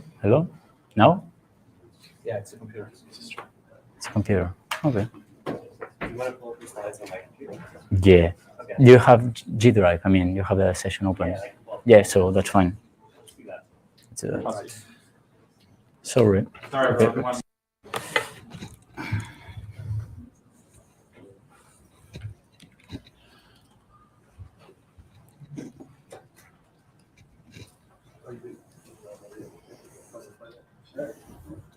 It is in the present in the shared team drive. So shared LinkPool. Yeah, LinkPool. SmartCon. Presentation. No presentation. Sorry, Yeah. SmartCon and And yeah. Thank you so much. Let's do that. Okay. Thank you, Daniel. Yeah, no problem. You're already in the stream, right? Yes. Yeah. So, So here you want to mirror, right? do you know where to go for that? Yeah. So Okay. Have you got? Is this a Mac? Yeah. Yeah, let's get it set up for here. I just only have slides. I don't have to. Give that again. and then share your screen.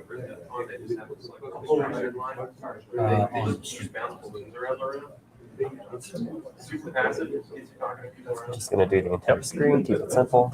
Yes. Do to wish. Go back to your presentation. Go to your slideshow. Do you have notes? No, just like, so I don't need the other one. Cool.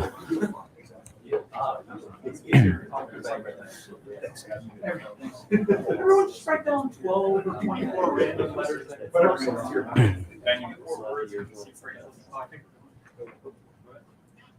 All right, Victor is now going to talk to us about draft. Go ahead, Victor, thank you.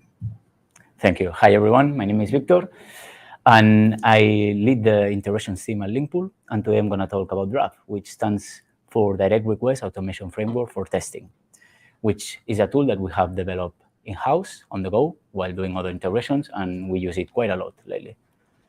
So over the course of this presentation, I'm going to go over what is Draft and why we use it, and what is the experience of creating new direct request integrations without Draft, and finally, the advantages of Draft. First of all, I like to introduce some direct request lingo so people will understand what I'm talking about. And for instance, direct request is a product that Chainlink offers to request any API or service from the on-chain, right? This is done by developers or node operators creating an integration and putting a job on their node, which is composed by a set of tasks and is written in Tamil language, in the DOM notation, right? So they share these details with the customer, and the customer implements a consumer contract, which, by the way, it can be also implemented by the node operator in a minimal version to share it and showcase it, but most of it should be implemented by the client. And this consumer contract, what it does, most of it has two responsibilities: to build and send a Chainlink request, which contains a request param CBOR encoded, which stands for I don't know, I don't remember now, but yeah, concise binary object representation. Thank you. And then the other responsibility of the consumer contract is to accept the results submitted by the node operator, which is what we call fulfill the request, right? Or fulfill the request, submit the result, or submit the response. So these are the official Chainlink docs, related with direct request. On the node operator side, it's called direct request jobs, whilst on the consumer side, it's called any API. You know, more information, just go there. They are excellent docs. So what is Draft and why do we use it? So it is a framework to support node operators and developers on the direct request integrations. Okay, it is composed by an on-chain contract that we call generic consumer and a hard hat repository composed by a hard hat task that interact with this contract. The main features is that it facilitates creating the job spec and the consumer by speeding up what we call the data transmission between them, so quick prototyping, validating it. Also standardizes the job testing. You will see that somehow it provides a set of standardized ways to do that and simplifies the contract management. Why do we use it? Well, we use it on our development and testing, during our development and testing process, especially debugging, testing, and production jobs. We use it as well to document in-code job requests. We use it to test jobs test jobs on demand, schedule, and also test job alarms. Because, for instance, we might have alarms that have to be tested, alarms that trigger when a job fails, so you can force that and test them periodically. And also, the iteration teams needs to be, to catch up with the new Chainlink technology, so we use also Draft as a playground to experiment with keepers or the Chainlink client library and so on. So what's the current experience of implementing a direct request integration without Draft? And this is the example of a job spec that contains a request to a sports API to get the result of a game, right? And for instance, we are making a request with these specific inputs that could be the sport ID as a number and the game ID. And imagine now that you have to extend this with a feature that does not request anymore the result of a particular game, but you need to either request the schedules or the results for all the games in a given date. So this implies, of course, that you need to amend not only the external adapter, which is that server that interacts with the external API, but you need to amend the TOML spec, and also imagine that you are trying to get better on your Chainlink integrations, and you want to experiment with the new tasks that Chainlink offers to process, I don't know, to be able to use more Solidity-friendly data types on your contract. So that means that now you have new inputs that could be optional. Now you have new data types around on the job run, like for instance, game IDs, you were passing them before as UUID string, but now you want to pass them as byte 32 in an array. So things get complicated. So this is reflected on the consumer side, right?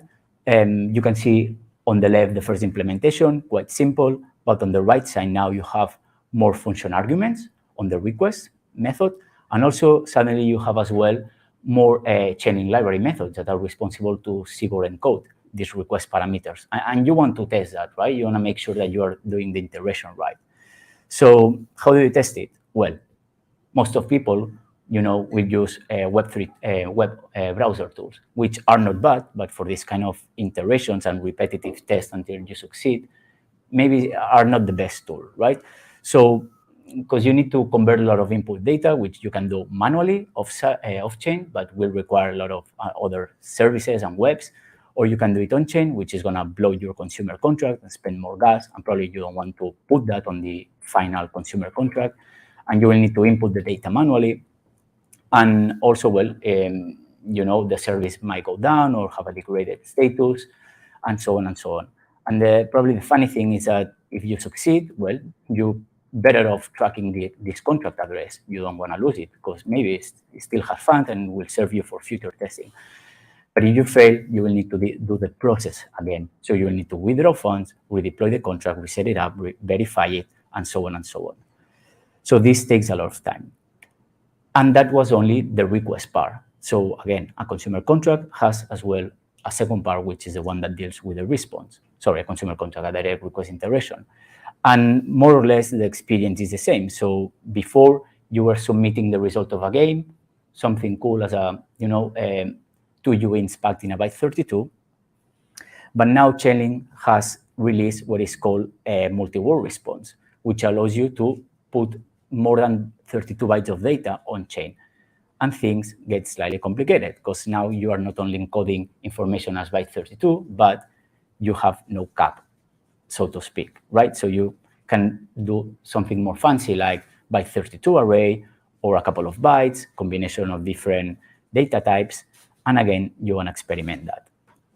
On the consumer contract, this is reflected, of course, that now your fulfillment function, which is that one, will change the function signature.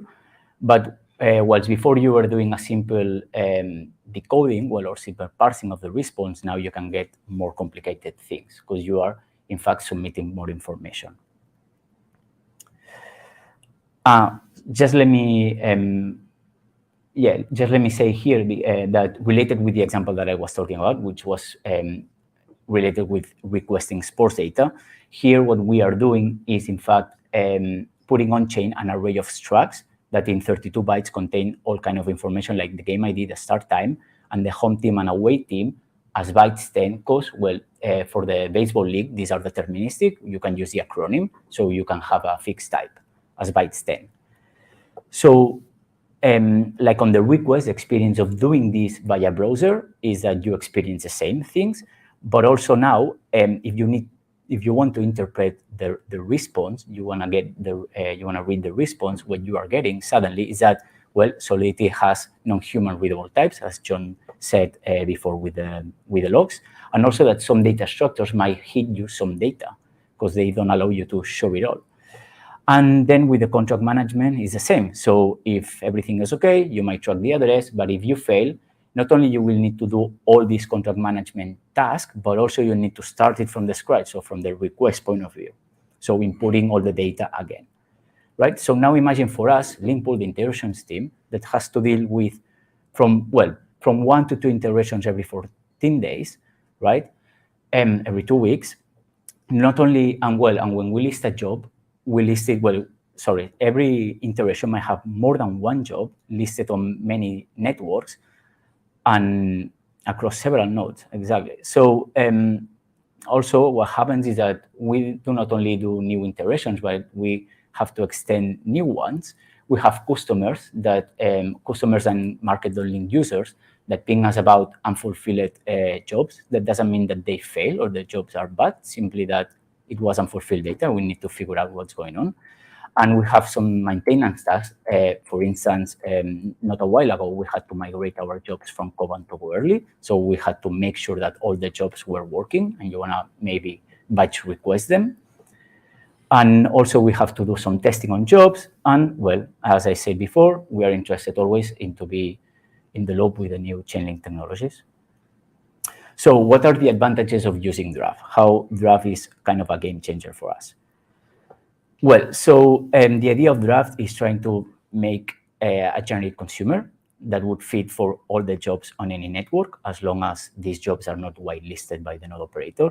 And how to do that? Well, so in fact, we use built-in technology or API from Chainlink, which is the set buffer request method, squared in yellow.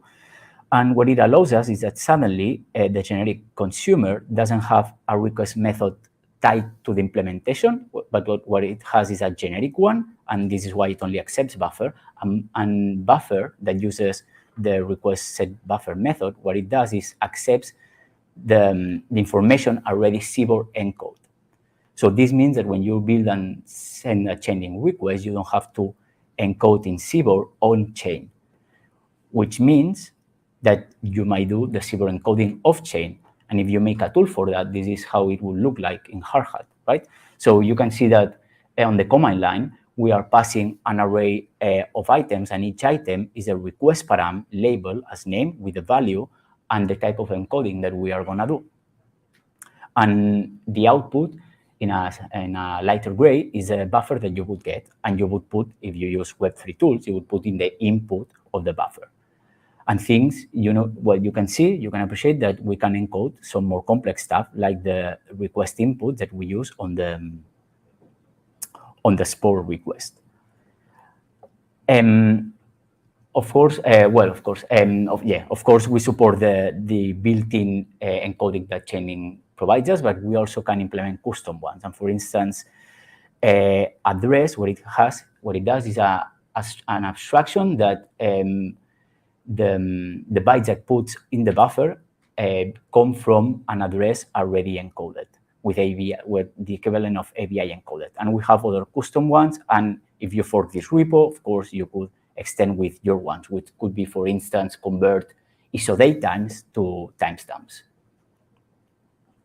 And if you make a tool of that, so a tool of a tool, so suddenly all the CBOR encoding, you put it along with other conversion tools and logic that could be converting the external job ID of a job to byte 32 and converting the callback function name to a callback function signature. You could make as a tool that interacts with the request method, and suddenly you have, you are able to request any job on any node in the command line. But of course, if you think about it, this might be useful for on-demand testing while you are doing an integration. But what happens when you would like to request things that already exist, previous integrations that maybe you did 2 iterations before, right? And you don't remember that much. Oh, which ones were the request params? How do I find them? Well, so if you put in a JSON file all these specs of the request params, and what we call a JSON entry, right? So now you have actionable in code job request, which allow you to reduce the time to testing. And as you can see here, is all the information is in a human readable format. So external job ID, you don't put it as byte 32. You put it as UUID. You put payment as a number, the callback function name as name, and the request parameters I showed before.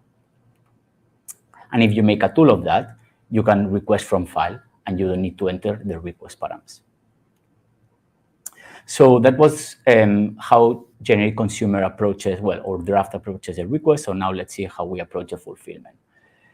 The fulfillment is quite particular because it requires, on the consumer side, a request method, again, tied to the implementation and with a specific function signature. So how can we make a generic fulfillment? Well, we could rely on the fallback function that Solidity gives us. So if our consumer contract doesn't have the specific request method, the call is going to go through the fallback function. And we just need to make sure that we implement all the Chainlink standards to prevent, I don't get now the word, but to prevent that two calls to the same method don't have the same behavior. So you need to deal with the pending request. Okay?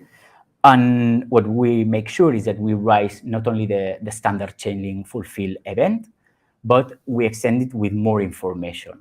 And why we do that? Well, because we can implement decoders. So instead of, because the idea would be to do not have to go to the web browser and decode the data there and do data conversions, but why not do it on the command line? So we can implement standard decoders like the decode fulfill byte 32 array, but also we could have generic ones again, like decode Boolean or decode uint256, and then these ones could get used by specific implementation, like this sports request, where it's going to deal with an array of bytes 32 that we've seen before. And again, if we make a tool of that is going to listen for these events on the generic consumer address, and we can filter by, from blog, we can filter by the all the indexed params that we put in the event, like the callback function signature. We can look up for the specific decoder, and all this data that you see, decode it in a human readable way. So suddenly, we don't need to, or we are not constrained by inputting or pulling the data from the contract by specific index and only getting this non-human readable information, but we can convert timestamps to isodates, and we can, in fact, convert the baseball names to proper acronyms. And also the generic consumer, includes tools, other tags to deal with the contract manager, because the idea would be that you deploy a single contract per network. You don't need to keep track of other addresses. And it has internal link balances. So ideally, it is open. Ideally, anyone could use it as long as it funded with link on its consumer address. And there are other tools that allow you to manage a contract, verify it, pause it in case of some emergency control, withdraw the funds, lock the storage, and so on and so on. And I'm just going to mention briefly, because Draft has automation on its name, right? I will just mention briefly how this automation thing works. The thing is that the fact that you have just a method to request the request data means that you could leverage your Chainlink cron job that inputs data on this request data, but also you could use keepers time-based, the new keepers time-based functionality. And if you are interested into making batch requests, generic consumer is keepers compatible. So I'm not going to expose it on this talk, but you could store these JSON entries converted into bytes. You could store them internally as entries. There is a library for that. And as it is keepers compatible, you can call check upkeep and perform upkeep, and you would make batch requests to these requests that are scheduled, which means that you have them active and they are scheduled by interval properties. So what are the highlights? So it allows us to really streamline the process of implementing a job on a TOML spec by first quick prototyping and validating, the communication between these two and iterating fast. It allows us to, lower the burden of managing several consumer contracts per network. You are allowed to, if you want to just use one, that's optional, of course, but why not? Which helps us a lot on our debugging phases because we already know all the generic consumers deployed across networks that we have, so we can use them faster. CLI interaction, I mean, that's great.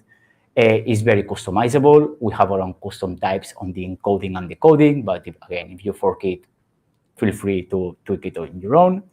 Actionable documented job request. This works very well when we need to switch context a lot between debugging and developing different things. And all the standardized things that it implies, not only in the contract side, but also on the testing way. So that's it. What's next? Well, draft is in continuous draft state. We are constantly making it evolve. It's a tool that works for us today. It doesn't mean that it's going to work for us tomorrow. So we just will adapt. So that's it. All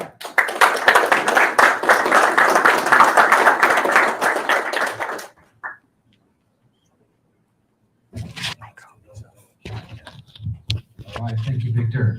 Next, we have Daniel, who is going to chat to us about running a Chainlink node on Kubernetes using One for the the pocket. LinkPool Helm chart. 2 for the pockets.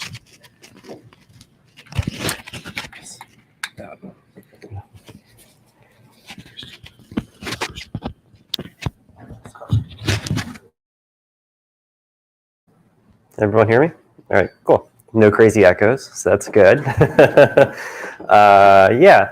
So while John has talked about what LinkPool offers with the market API and the metrics engine and all that stuff, and Victor has been talking about what LinkPool's done up to with draft, I'm going to bring it down a level and talk about the infrastructure of running Chainlink nodes themselves. That's another big part of what Chainlink does, or sorry, LinkPool does. So we run lots and lots of Chainlink nodes for running all these different integrations that we provide. So yeah, so what I'm here to talk about is managing a Chainlink node on Kubernetes with a Helm chart. So yeah, let's go ahead and get started. I noticed the Wi-Fi has been a little slow. Hopefully it loads. There we go. So yeah. First of all, how many of you operate Chainlink nodes? Okay, got a couple. All right. Everyone else, you can just go to lunch or whatever. So yeah, so I mean, there's different ways of running Chainlink nodes. We're moving towards getting our Chainlink nodes entirely into Kubernetes, and generally a nice way to manage stuff in Kubernetes is through Helm charts. So for those of you who don't work with Kubernetes, Kubernetes is this platform for managing containerized workloads at scale and make them super adaptable for all these different scenarios, right? So yeah, Helm in that world is basically a package manager where you can think of it as apt RPM on Linux. This is just a way to package up your resources and then make them available for easy installation into Kubernetes. So we have developed a Helm chart for running Chainlink nodes. Yeah, I talked about what Helm is. It's basically a package manager. So yeah, if you want to use this, the prerequisites are, well, you're going to need a Kubernetes cluster. That's beyond the scope of this conversation. Then otherwise, Helm, if you use Kubernetes, you probably already have Helm, but if you haven't ran into it, it's a pretty easy install where it's just the CLI tool. But yeah, so I'm just going to assume that you have a Kubernetes cluster with the sort of infrastructure that you like already, like the ingress that you like, the DNS management that you like, and whatever. So yeah, outside of that, the standard Kubernetes stack of resources that you would need, you're going to need the blockchain node that you want to integrate your Chainlink node with. And additionally, you need to think about how you're going to store the data for your Chainlink node. Chainlink uses Postgres. So our Helm chart provides a bundled in subchart for Postgres either as a standalone thing or as a highly available Postgres cluster. There's also an option in there to use a CRD for this other tool called Postgres Operator made by the Crunchy Data team. So I usually would really strongly recommend using that if you're going to be running production workloads in Kubernetes. Yeah, we're getting a little bit of feedback again, but anyway, yeah. So yeah, the Postgres Operator option, it's really solid. Like if you're at all worried about running like Chainlink and Kubernetes, take a look at that in the chart and check it out. But for the sake of demos, the bundled like chart of just Postgres alone is what we're going to use. So yeah, so with Helm charts, like the way it works is it's just the templating engine where like you template out all the Kubernetes resources that you need for your application, which includes like your config map, your deployment, your service, your ingress, whatever, all that stuff. And it's just a nice way to just inject values in that are conditional for different environments. So like in different use cases. So I won't get really into that too much because it either doesn't matter to you at all, or you probably ran into it already. So like, yeah, so let's just go into like what our chart actually has. So yeah, so like if you go to this URL here at the top, that's where we're hosting it. It's LinkPool.io or github.org/public charts. So yeah, within there, like the default values file that's provided for rendering the template is good for demos. So like you can try it out on like your local Minikube cluster or wherever you're running Kubernetes and something will come up. But yeah, you'll want to change that around for actual production usage. And like I mentioned earlier, there are multiple database options. One is the bundled like standalone Postgres database. Like it's just like we're using the Postgres Helm chart as a subchart, or you could use the Postgres HA chart that's bundled in as well. So two different options here for bundling in, or you can use the CRD like resource we have that takes advantage of Crunchy Data's Postgres operator for a more production-ready Postgres database cluster. So yeah, here's like a quick look at it. I screenshot it because like my Wi-Fi has been super slow on my computer, so I'm trying to get everything into the slides. So yeah, if you're familiar with the Helm chart, like like here's looking at the repo, like we have a config map, we have the HTTP service, there's the ingress, there's like the option provision like TLS for that ingress. There's also the option to enable network policies. So there are bundled network policies in here for like restricting traffic within your Kubernetes cluster to your Chainlink node. And we can like, there's a built-in rule just to basically block everything out. And then you can conditionally enable things that you want from that point. So like, if you want to have like Prometheus on your Kubernetes cluster scrape data from your Chainlink node, like there's a network policy in there for enabling that. Or if you want to like enable peer-to-peer ingress for like truly doing peer-to-peer Chainlink communication, like you can turn that on. Or you can turn on like a network policy to allow you to look at the web UI. Like so like that's all in there. And just at a high level, like the way we're running it here is as a stateful set. So if you're not familiar with Kubernetes, like a stateful set is like a deployment, but it involves stateful data. So like all that means is that like each pod in a stateful set is long-lived, and there are like data volumes attached. So we're running in a stateful set, and the Postgres chart in here is also using stateful sets. So yeah.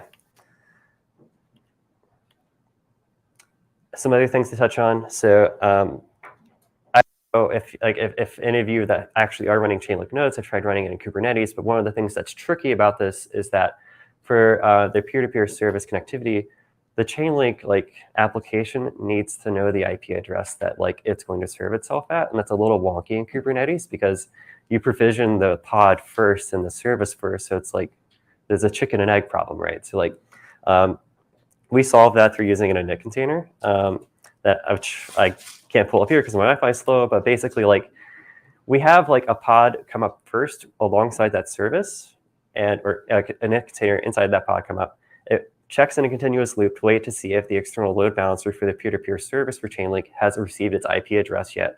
And then once it does, we use kubectl to patch a config map that will be given to the actual Chainlink node. So you have to do this little waiting game to get it started up. So yeah, anyway, a little hacky, but made it work. So if you want to use it, here's how you would set it up on your computer. Like with the Helm CLI, you say Helm repo add, and then that's the name of our repo, LinkPool public stable. So basically add run Helm repo update. And then if you run that command, you'll see the Chainlink chart listed. So yeah, this is an example of like what that value looks like. So at the very top, like you give it like a specific name that you want for the node. Usually you'd be setting all this up programmatically, by the way, in like a CI/CD pipeline, but I'm just talking about it as like if you're doing it from your computer. So like you specify the network that you want to use, the blockchain node that you're connecting to, and then there's some other like nice like bundles of environment variables that are just sort of surfaced up here. And then otherwise, if you have like specific environment variables that you want to pass to the Chainlink node, there's this extra vars option down here, and you can just pass whatever envars you want. But yeah, as you can see, I've picked out a really good password, and you know, no one's going to get my link from my node. So yeah. Anyway, do you guys like want to see a quick demo of like bringing it up? If not, okay, cool. So yeah, let's see. I am one of our Kubernetes clusters here that we actually use for our node as a service platform. So I'm just going to run like a Helm install, and let's, yeah. Oh yeah, sure. I didn't think about how tiny that would be. Is that more legible? Do a bit more. Bit more? Okay. So yeah, I'm just going to copy paste because I did it earlier, but let's clear this out. So, oh, by the way, earlier John mentioned that we have like a repo of like our resources from this workshop. That's like the directory I'm in right now. It's SmartCon-22 inside the LinkPool org on GitHub. So like you can get the examples that I'm using here, like the example values that I'm using. But I'm just going to let it run. So like here's Helm install, workshop node. I'm putting in a namespace called workshop, and I'm using my example YAML file or YAML values file. So hopefully everything works. We'll see. Never know how demos go. My Wi-Fi has been super slow, so.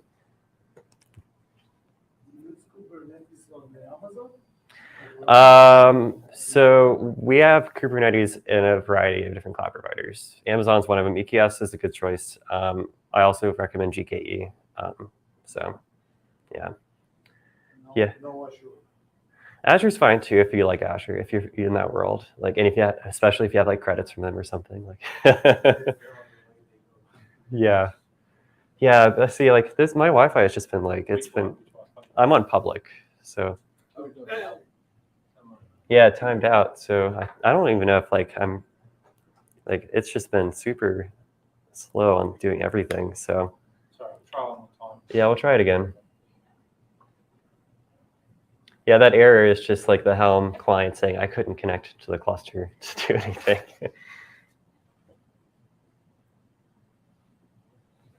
Is there actually another Wi-Fi network that we could switch to if possible? Okay.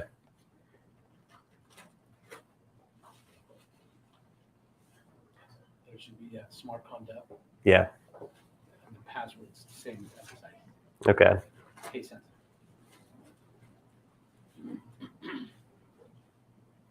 It looks like I don't really have signal on that. Hey, made it through.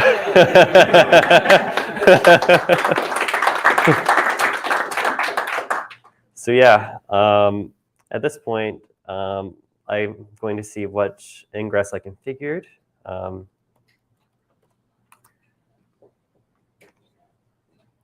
So it should be workshop node, and that's like the region. So like this is using some pre-existing infrastructure that we had.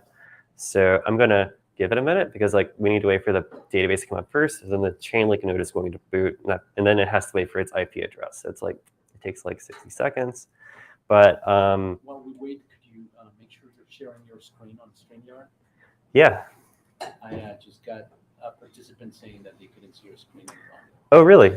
Well, it's probably because of my internet being so dodgy. Yeah.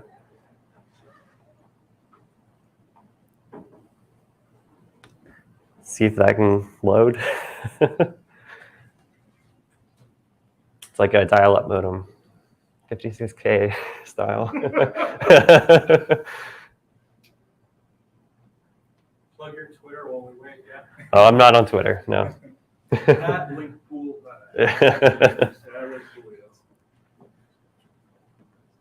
Yeah, go to the official LinkPool Twitter. And it's fine if it doesn't come up. They can see the screen. Okay. Yeah. Well, let's see if we can even get to the website that for the Chainlink node itself.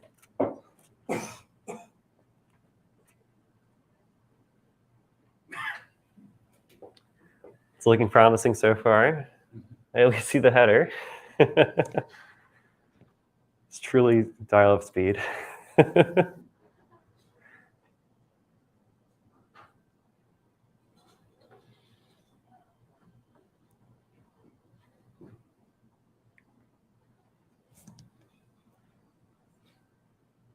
mean, I might as well just use like my phone at this point. It's like a hotspot. Yeah, public was okay. Yeah.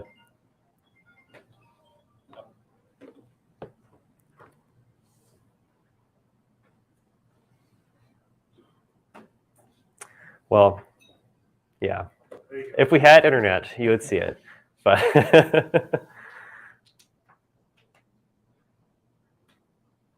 That's right. Maybe we can move on to yeah. Anyway, if you want to learn more about it, just find me. We can talk about it. Oh, there it is. Oh. Yeah. All right, thank you, Daniel. That was great. So right now we're going to break for lunch for 1 hour. We'll be back at 1:35 here, where we're going to have a workshop around Arbitrum. We have the Arbitrum Developer Workshops, 1:35. Thank you all. Great work. We got there in the end. Do you want to mute?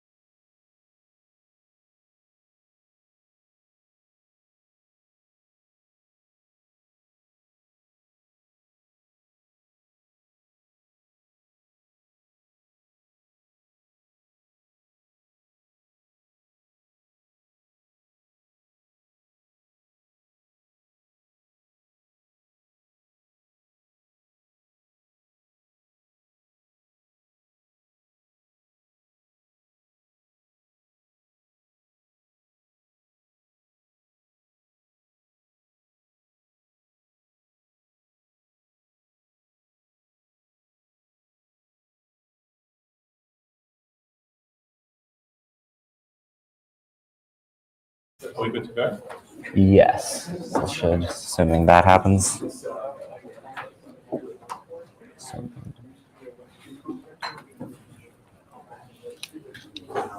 Yes.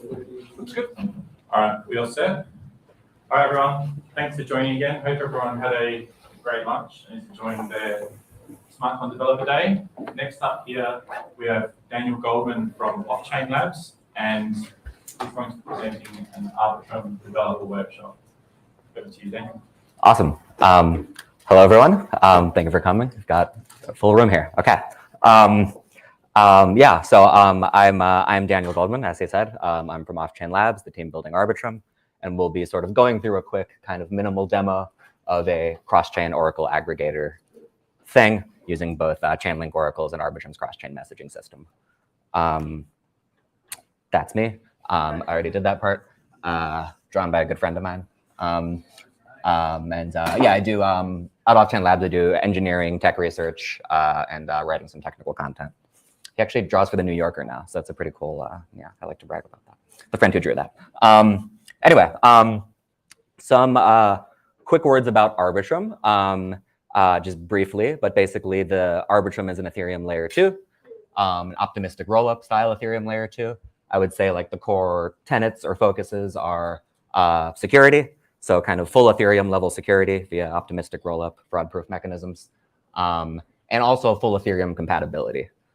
So basically the idea is using Arbitrum, whether it's from a user perspective, a developer perspective, you know, client-side developer, smart contract developer, tooling, whatever. We want to be sort of as close to the experience of using Ethereum as possible. And with our latest update, Nitro, just to say a bit more about that, if you look in the Arbitrum code base, we actually use the Ethereum Geth software as part of the Arbitrum stack. So a lot of the like custom stuff we did is really the stuff that's necessary or requisite to be a layer 2. Which includes, I think it's the next slide, good. So some of the stuff that we'll be doing that's kind of Arbitrum specific, so I don't have a great sense of like what the crowd is here, but if a lot of you are Solidity developers who haven't done Arbitrum stuff, this is some of the like newish things you'll see or that we'll have to think about. The notion of a sequencer, which is sort of the entry point for transacting on Arbitrum. We'll be doing some stuff with that. Cross-chain messaging is sort of the key thing. So we can send arbitrary contract calls from layer 1 to layer 2, meaning we can call any contract kind of asynchronously from a layer 1 contract to a layer 2 contract. We can also do the opposite. We can call, you know, we can do layer 2 to layer 1 cross-chain messaging, but we won't need to for this simple dApp. And we have to start thinking about a notion of like layer 1 gas and layer 2 gas. Gas is a fun topic in layer 2 world. So when we're doing cross-chain messaging, that'll come up. Cool. In terms of, I don't think I need to like talk about Chainlink, right? You guys know what Chainlink is. But in terms of where Chainlink plays into the Arbitrum ecosystem, long story short, we have Chainlink support. So the Chainlink pricing oracles and things like that work on Arbitrum chains. They're supported, mainnet and testnet. And again, because we're sort of focused on being Ethereum compatible, consuming them, using them, interacting with them should be very familiar. It works the same way as you're used to on Ethereum or other EVM chains. A sort of newish thing, I don't know what this looks like. I guess you can't see me pointing down there, but the sequencer uptime feed is a cool feature that Chainlink offers for Arbitrum and I think other L2s, where in the off chance that the sequencer goes down, which is, you know, a bad situation, it shouldn't happen. Hopefully it doesn't happen again, but occasionally it does. A Chainlink oracle just kind of alerts the network of that fact, and smart contracts can do what they want with that. So we'll be throwing that in there, just using that. So you can see what that's like. Cool. Okay. As far as what this dApp is that we're going to look at, so I say it's a cross-chain oracle aggregator. Basically, the idea is we want to collect some data, in this case, like the link ETH price, link token ETH price, from 4 different sources, and put them in one place. Take the average of them, because why not? And publish that as our own little oracle, our own price feed. And the sources that we're going to use are the Chainlink oracles on both L1 and L2, so both of those, as well as the Uniswap B3 pools, time-weighted average price feed, or TWAP, on both L1 and L2. So we're going to kind of take all 4 of those, get them in one place, average them, and publish that as its own price feed. We'll get into looking at the code in a second, but a little more specifically about the literal flow here, what this will look like. Updating the Oracle price will initiate from layer 1. And then the idea is on the layer 1 side, we'll make these external queries to our oracles, gather our data, create a cross-chain message, which we call a retriable ticket. I'll talk more about what that means when you look at the code. That'll kind of send the oracle data up to L2. When it's received on the L2 side, we grab data from our other 2 oracles, the L2 side, Chainlink Oracle and Uniswap Oracle, because we have Uniswap deployed on Arbitrum too. And then from there, we do what we want with the data. Again, just kind of average it and so on. So we'll go through all of that. That's the feed itself. And I'll also show you, in terms of interacting with this, cross-chain messaging involves a lot of gas stuff, as I said earlier. So I'll show you sort of how we can use our client-side SDK, the Arbitrum SDK, to help with that. Yeah, with that, we can start looking at code, unless there's any questions, I guess. Yes? I was wondering, is a link for the slides, is that made available? It's not, I will make it available, but it's not, I don't have a good way to share it with you right now, but we can get that to you. So this is the code base we'll be working on. I also don't have a great way to share that, but it's public in the Off-Chain Labs repo, if you want to just grab that. Cross-Chain Oracle Workshop demo. That is what we'll be looking at. So, yes? The 4 sources that you're talking about 4 different oracles, or you're talking about different chains? Like, I just want to make sure. Yeah, 4 different oracles from 2 different chains. Cool. Yeah, so Chainlink and Uniswap from L1, Chainlink and Uniswap from L2. And we're going to be, and by the way, we can, if we get there, if there's time, we can actually deploy and use this on the Go Early testnet. So L1 will be Ethereum Go Early, L2 will be Arbitrum Rollup Go Early testnet. It's a mouthful, but you need all those words to describe it because there's a lot of testnets. Yes?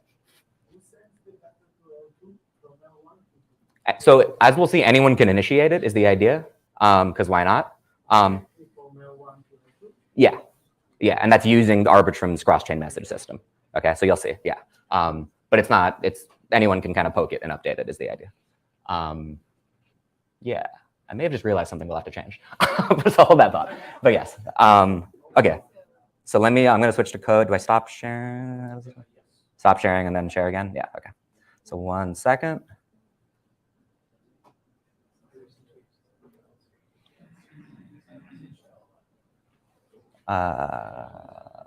There it is. I see. Share.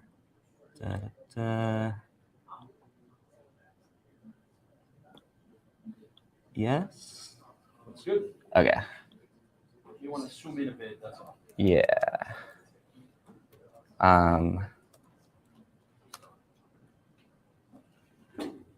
Okay.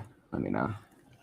Okay, everything's up here. Is there like a remix link? Do you want us to just create a project? You can grab the, so I'm going to go through the completed code. If you want to grab the repo, I don't know how to share it, but it is, if you go to the Off-Chain Labs GitHub, you can grab the repo there.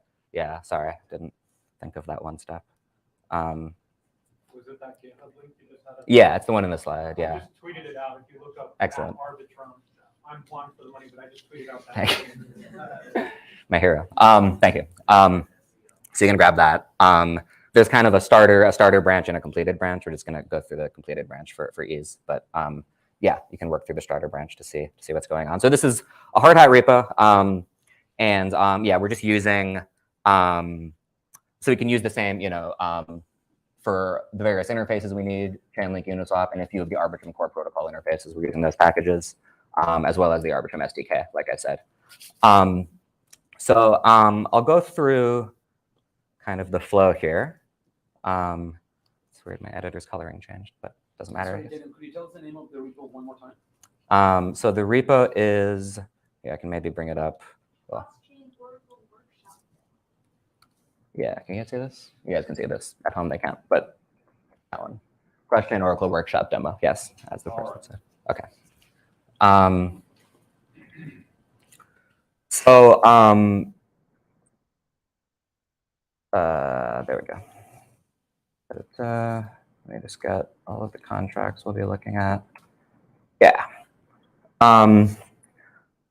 So let's go through it. So again, fairly minimal. So this will just give us a chance to really talk about what's going on with cross-chain messaging and stuff. Really just these 3 contracts.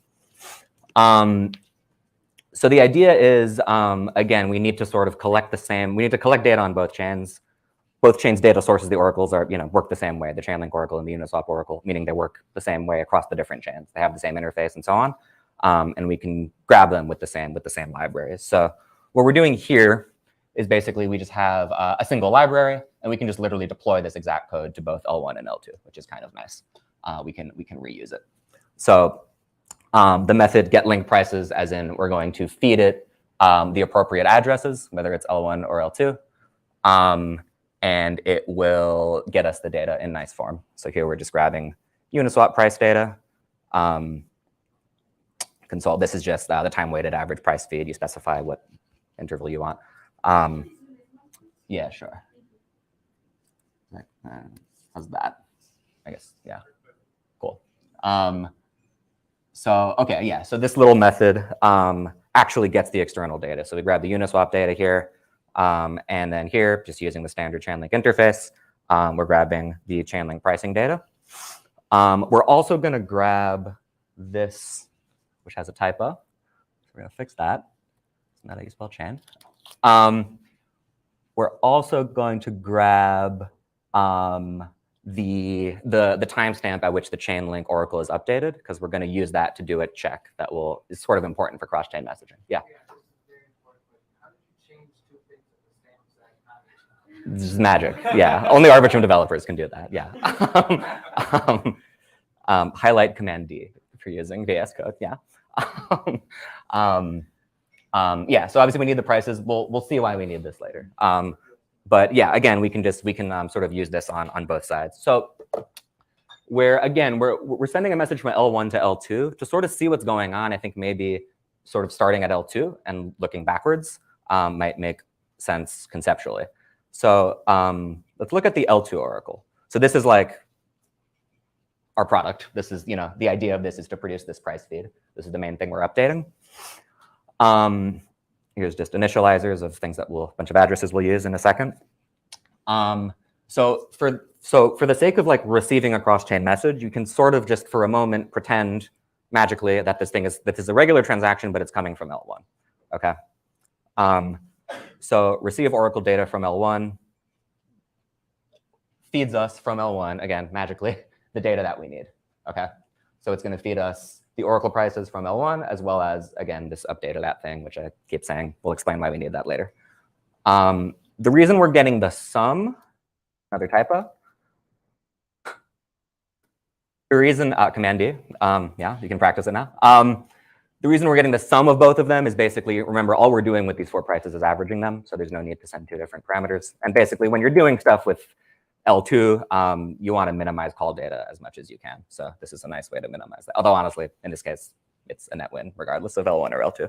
So this is the sum of both the the price feed from Chainlink and the price feed from Uniswap. We're just assuming the L1 provides that for us. I'll come back to these other checks and requires in a second, but here's the core thing of what we're doing, right? We take this data, or rather, let me go a second. Here we use the method that we just saw a second ago in our library, get link prices. We feed in the L2 addresses, because we're on L2 now, of the 2 oracles. We get our prices. And then down here on line 66, we update the price feed by averaging our 4 prices together. Remember, this is the sum of 2 of them, so there are 4 in total. And we're going to save also the timestamp at which this thing is updated. Okay. On line 54, I think Uni Oracle is misspelled. You're right. It's misspelled it 2 different ways. It's the problem with. Late night coding? Yes. Precisely. That shouldn't mess anything else up on the other side. No, it should be fine. Okay, we spelled Oracle the wrong way twice, but now those are both fixed. Cool. So that's like the main functionality of the price feed. Also going on L2, we're doing a few checks. So this is I mentioned there's the sequencer uptime feed. Uses basically the same interface as Chainlink's other feeds, which will alert us if the Chainlink oracles detect that the sequencer is down. In this case, so and it just gives like 0 for down, 1 for up. we can sort of decide what we want to do with that, but the simplest thing is to say, okay, if the sequencer is down, we're not going to allow this oracle to be updated because something weird is going on. So you have to wait. That means the price could lag behind, but you know, we're telling contracts when it was updated anyway. So that's one way to use it. But yeah, this is a nice thing that, you know, contracts that really depend on things like timing or things updating quickly, you can at least be alerted if things will not be updated quickly if the sequencer is down. So we like that. So, okay, crucially, there's this only from L1 Oracle business. So this has to be a cross-chain message, obviously. We can't just allow anyone to call this. If we look at this modifier, it's very simple, just a simple required check. The only gotcha here is this L1 Oracle aliased business. So the notion, I'll just talk a bit about address aliasing on Arbitrum, and you can read more about it in our docs. But basically, when it comes to checking the sender of a cross-chain message, the address that's returned by message.sender isn't just the contract address from L1, it's the aliased version. And the reason we don't want to just return the address from L1 is basically addresses on Arbitrum are computed the same way they are on Ethereum, which means you can, and often do, get two different contracts deployed at the same address across two different chains, right? So if we return the same address, we could like spoof it, right? We want a way of knowing, is it really the L1 contract or is it some other L2 contract pretending to be it at the same address, right? So to sort of eliminate this, it's really an attack vector from malicious developers, or at least a confusion vector. We say that, okay, for the cross-chain message itself, the sender is this alias thing, which is just the address, but increased by some constant value that we chose in the protocol. How do you alias? Yeah, so in this case, we're assuming that it's initialized as the alias address. So it's the job of the initializer to do that. And we have client-side tooling that just does it for you. But it's literally just adding a big number to it. Yeah. Yeah. So we're offloading that just because there's no need to make the contract computed every time. So yeah, I'll show you later in the deployment, we have to just do that work. Yeah, so that's one gotcha with cross-chain messaging. Again, just checking the sender directly, you get the alias address. So now we know this is really coming from L1 and not from some spoof L2 contract. So that's nice. Cool. There's some other stuff going on with checking of timing, but I want to put that off. We'll come back to that. Any other questions on this part? Yes. Go to docs? Yeah. Or like the actual site? Yeah, because I just searched that on Chainlink. Oh yeah, developer.arbitrum.io. Yeah, if you go to arbitrum.io, we'll link to it there. Yeah. And there's a whole section on address aliasing and cross-chain messages. Excuse me. Okay, so this is again the method receiving a cross-chain message. How am I doing on time? Okay, just speed up a little. Let's look at the L1 side. So let's do this. Hopefully this works. You can see both? Good. This might be a little hard to see for those in the back, but I think the side-by-side will be nice. So,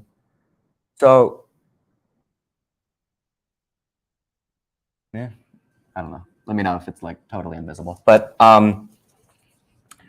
so let's look at what's going on here. So here from the L1 side, this is what, again, initiates. This is really the only method that gets called externally. What initiates our cross-chain message from L1 to L2. So this inbox, this is a core kind of Arbitrum protocol contract. It's sort of the, it does a number of things, but it's sort of the interface you can use to create these cross-chain messages, which we call retriable tickets. The idea of a retriable ticket is it kind of, you're sending a message and it kind of separates its creation from its execution. So you create it from L1, it's going to be executed at some later time at L2. And the retriable part sort of guarantees that even if it reverts, you have a window of time over which you can anyone can retry it. So this is how we sort of preserve a pretty strong guarantee of atomicity. So I'll explain more and hopefully that'll become a bit clearer. But we want to send the cross-chain message. We want to send this data from L1 to L2. We go through the various parameters here so we can see what's going on. Maybe that's good. Okay. So we're feeding in, find them horizontally, maybe it's nicer. Sending a message to the L2 oracle, just the address of the other thing that we just wrote. And then we get all this other stuff about gas. So let's start with, we have gas limit and max fee per gas. So these two parameters are basically because we're creating a cross-chain message, we need to sort of be part of the L2 congestion mechanism, okay? Again, Arbitrum, within Arbitrum itself, gas works very similar to Ethereum. So you can think of, gas price or max fee per gas and gas limit. This is the equivalent of gas price and gas limit on layer 1. Okay, so the client's responsible for setting, how much they're willing to pay. So we specify those. When it reaches L2, it'll sort of automatically execute at that gas price and at that gas limit. So those we're just kind of feeding in from up here as parameters. There's this other fee, max submission cost, which probably could use a more specific name, but this is kind of the one additional cost that's specific to creating cross-chain messages. Basically, there's more resources required, so we have an additional fee. And this is, what it really is it's sort of a type of state rent, right? So this retriable ticket, because it might have to persist there, and it might be something you will have the option to retry over time. You're taking up a bit of memory on the Arbitrum side, so this is the fee to cover that, proportional to the call data that it uses. Yeah, it's basically state rent. It's basically state rent for these retriable things that might have to sit in the retry buffer for like a week.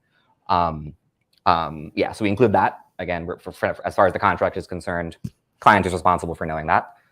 So we have those refund addresses, okay? So the idea here, this is like, we're being very granular and just making sure we cover any possible case that might be needed for a cross-chain message. Essentially, what I should have said maybe, so when we talk about max emission fee, gas price, gas limit, we're paying for all of this kind of with ETH sent from the L1 side, okay? So you can see we're forwarding value along. Effectively, when you make a cross-chain message, you're depositing some Ether along with it. That Ether lands on L2, then you use that to pay for the ticket at L2, okay? So now there's this, I don't want to say problem, but there's a question of handling refunds, right? So for example, if you overpay, okay, what do we do with that excess? So if you're just transacting on L1, if you overpay, it just, you just pay the current gas price and that's it. There's no issue of refunding. In this case, because it's a cross-chain message, you have your Ether sitting there at layer 2. So what do we do with everything left over? And we ran through different design options. One option is like trigger withdrawal automatically. That's a nightmare. So instead we say, okay, your excess Ether stays at L2, but you can specify which address you want it to land in.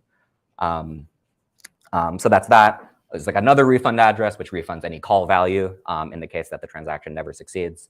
Not really relevant to here, but in this case, we can just sort of combine these, and we do combine these into a single refund address.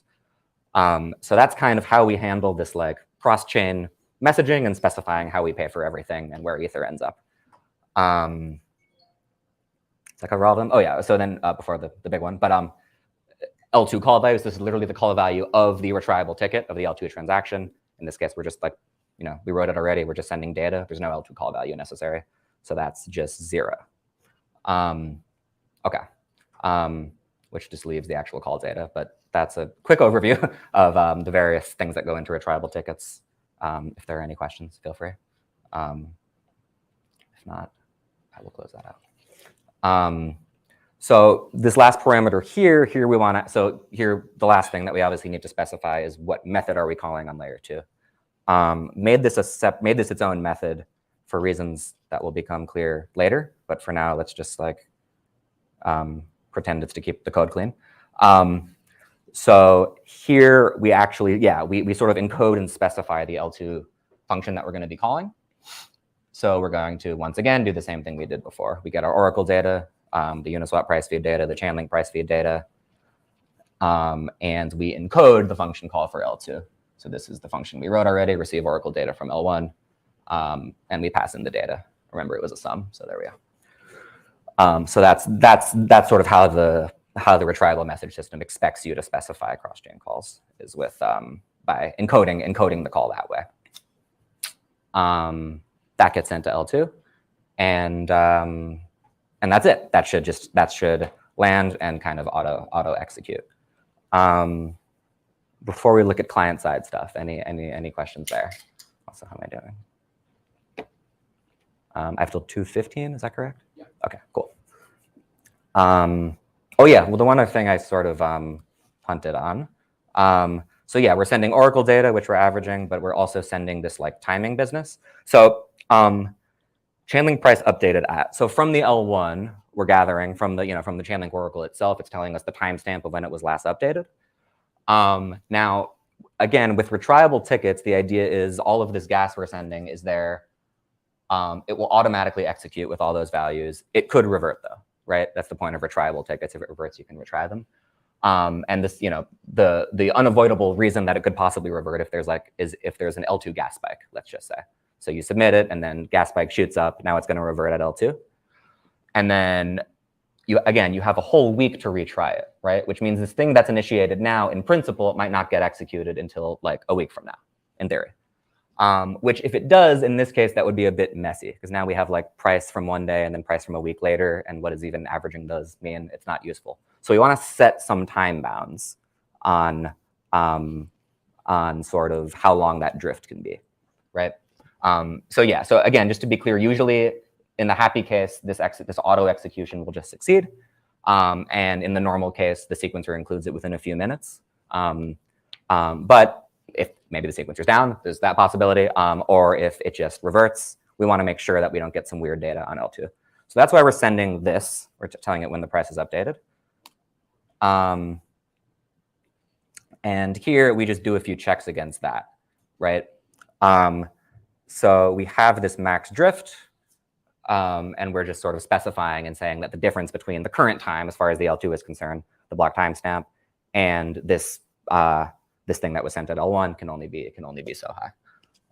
I just used like a giant value for this, I think, because it's a test net, and I don't know what to expect in terms of reliability. But we could specify the drift that we're allowing. We probably wouldn't want, I don't know offhand how often typically the Chainlink price feeds get updated, but we want this to be at least, again, 5 or 10 minutes, because that's the time it takes for a cross-chain message, but like probably no more than, whatever we expect the frequency of the Oracle updates to be.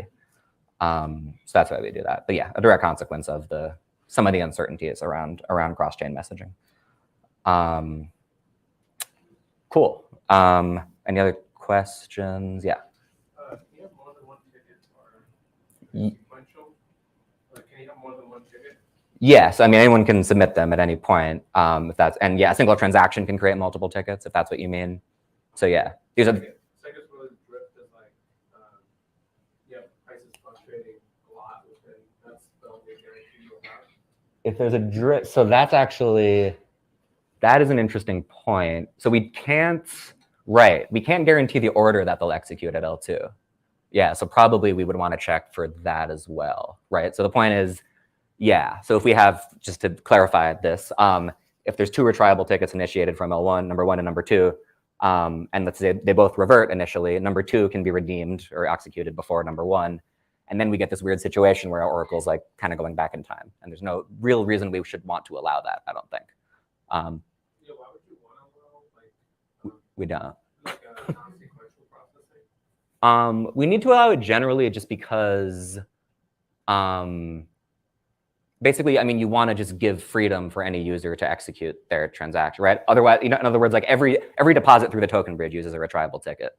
So if we forced a sequence, that would mean if one fails, everyone else has to wait, right? So we want to say you as a user can execute yours as soon as possible.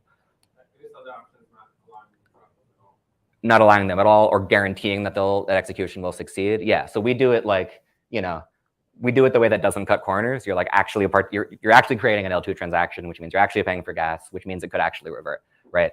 Other methods that cut corners a bit eliminate some of these hurdles, but they're docible essentially. But there's a trade-off there. But to your point, yeah, so we probably want to enforce some ordering here. Which, yeah, would be fairly easy to do. Probably we would just save in the price feed,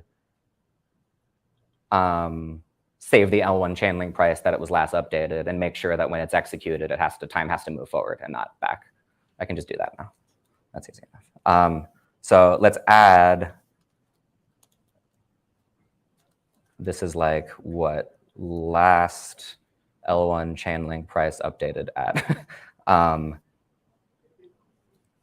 Yeah. So if we just save that, and then we do an additional check, which just checks that against this, I think that works. So we're requiring that the thing sent from L1 has to be greater than the thing that I just wrote. And then we update that every time. So this right. So this takes greater than or equal to. Equal to is okay, because maybe the feed hasn't been updated lately, but we want to update it again because of the Uniswap one. Sorry, I'm kind of just thinking this out loud. But I'm going to call that a price reorg. Made up a term. I spelled something else wrong. Oh no, that's part of the price feed. What am I saying?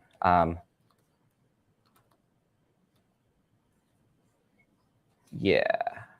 So that should kind of take care of it. It's still not perfect, but that at least accounts for your point. And then we actually update it here. And this is going to be that. Good question. So now at least we don't get that particular, because of the uncertainty of the ordering of cross-chain messages, we at least won't get a price reorg. There's still some problems, but it's at least better now. Okay, cool. Let me really quickly just show you what's going on client side. I'm just gonna show you some stuff here. So this is just some hard hat stuff. Here's the deploy script. I've just hard coded the stuff on Go early if you want to play with it, all of the oracles and stuff. This is something we often do. We use hard hat if you're familiar, and if you're familiar with hard hat, there's like a hard hat runtime environment because the runtime environment can only connect to one provider at a time. At least last I checked, maybe they updated it, but because we're often doing things with 2 layers, we just like use hard hat, but then we kind of just instantiate our own providers so we can do L1 and L2 stuff at the same time. Okay, so here we're just deploying, initializing. Is there anything interesting? Why did I? Not much to show. Oh, right. Here's the very important step.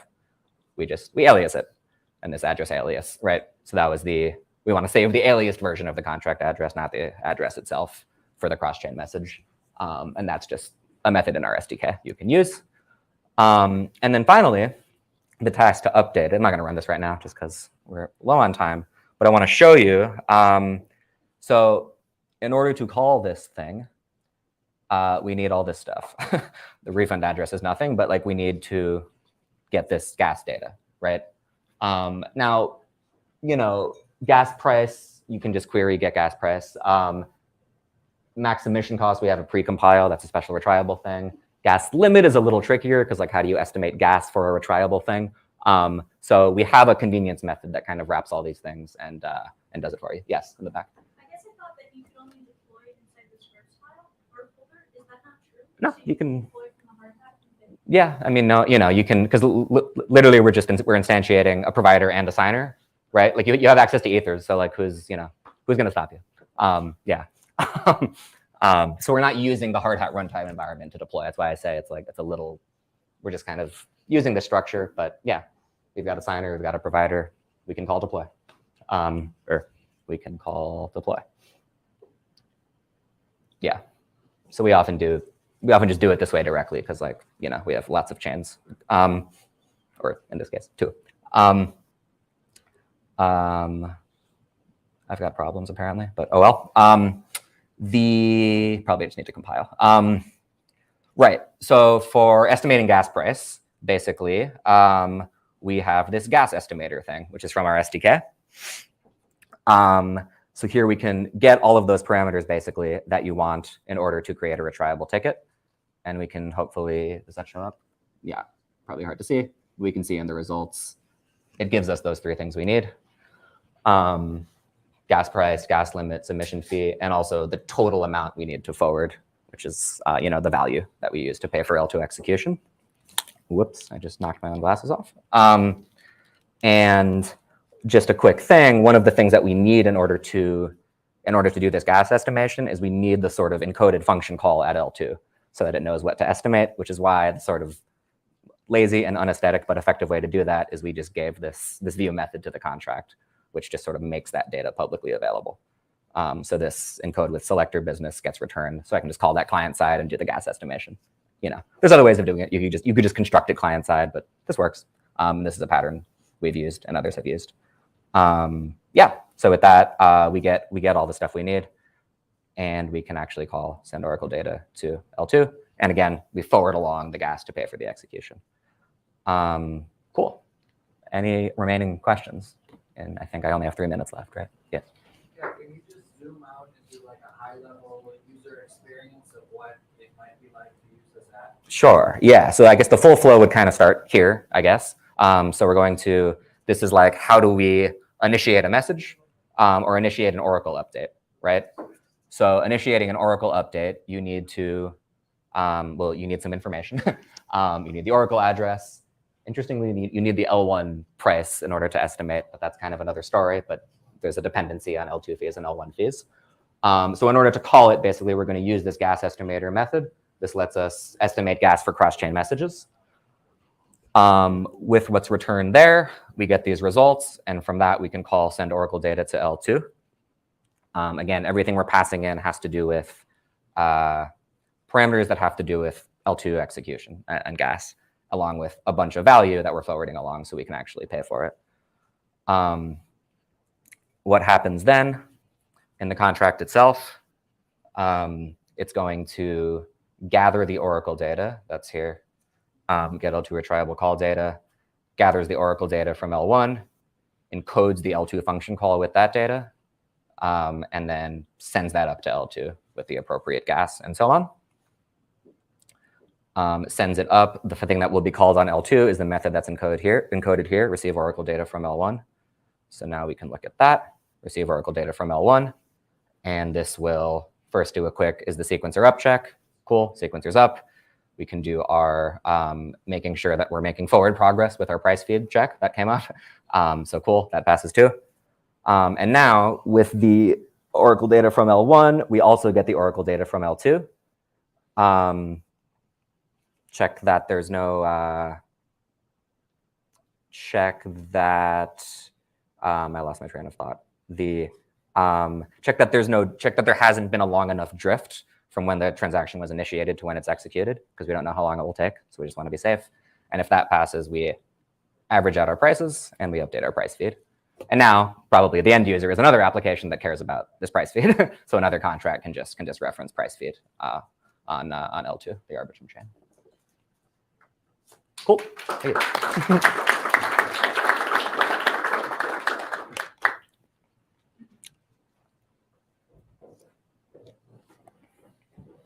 So you can stop the stream. Cool. Now we have Michael Kaplan on Avalanche. No, break is after that. Thanks, Daniel, for that. That was awesome. Thank you. So I think next up we have a. Danny? Yeah. Next. Next up we have a presentation from Avalanche. Is that right, Daniel? Yes. Right. Chainlink on Avalanche. We've got just a couple of minutes to get set up.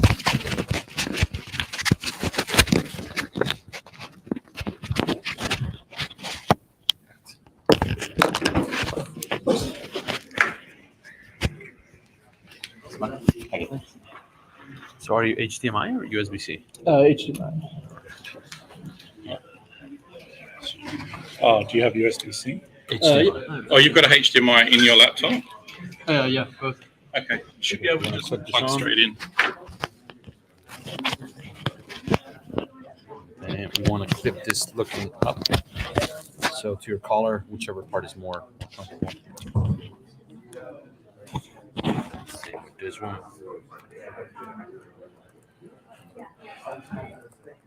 Take this one. Thank you. And then we're going to need to do this one too. We have one for the stream and one for the room. Okay.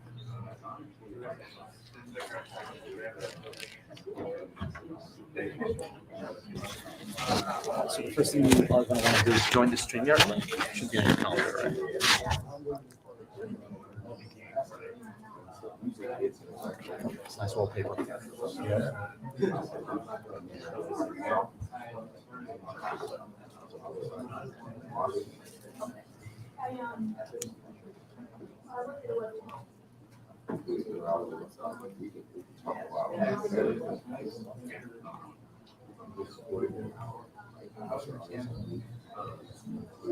You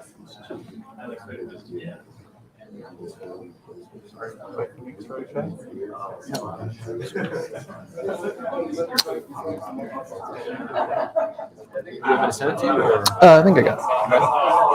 Just mute yourself on the stream.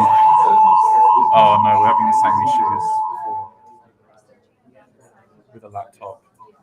Can you mute your microphone in Windows or whatever your OS is?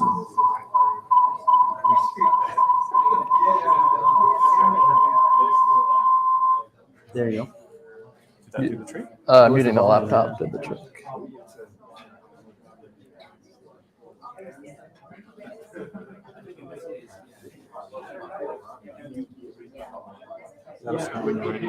So as soon as you're ready, just whichever screen you're going to share, you want to say, yep, share. And then you can do, share screen. And from there you can select, click the blue button.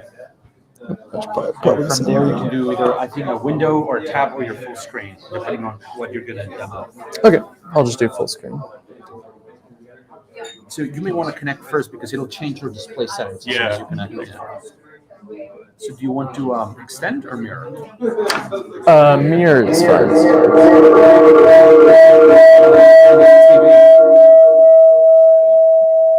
Should I unplug this? Yeah, it's coming through the TV. He's got his headphones on. Oh, because there's a signal. It's the HDMI carries audio too. You need to mute your speaker on your laptop, your output speaker. But you need to do that when the HDMI. I think the TV needs to be muted. Yeah, that too.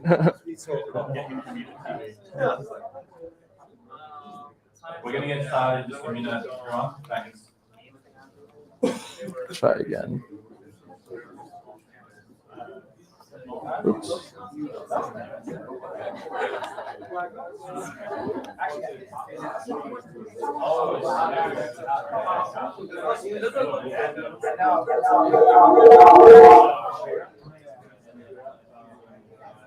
Doesn't have a panel. So your speaker is muted, your output in your Windows settings, whatever it is. Yep. Yep.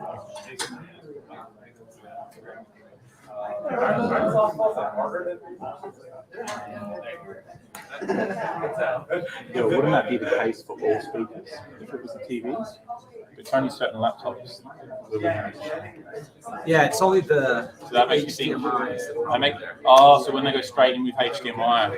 Yeah, USB-C doesn't carry audio. You can actually change it there. We have. Yeah, I just kept the output as Is it okay now? my laptop. Yeah, he's okay now. Maybe it was that TV only. All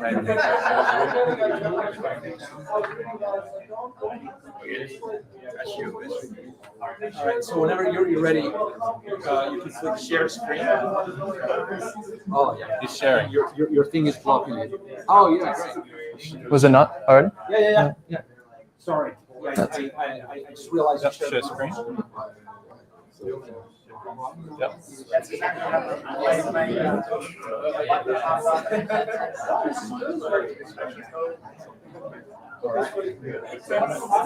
go? Yep. I can also send a link to the slides if that'd be helpful. I know that was asked for last time. But. Yeah, we don't really have to distribute that. I mean, I can put it on the stream. Put on the screen. Send them to Daniel. Daniel will create a bit.ly link for it, and we can share it. Sure. How should I send it? Email, Telegram, WhatsApp, whatever is easier for you. Daniel.grosso@smartcontract.com. Yeah, that's right.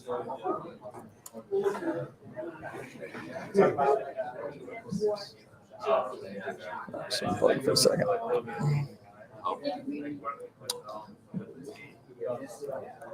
Sorry, what was it? Daniel.Grusso, Gruesso, Yes. at gmail.com.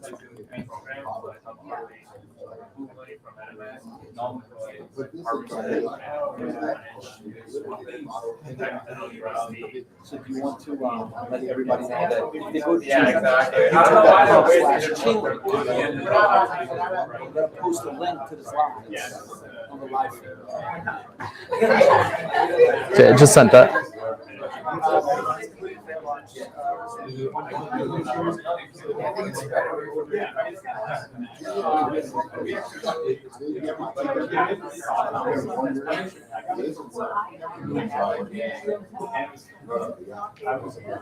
Daniel, isn't it?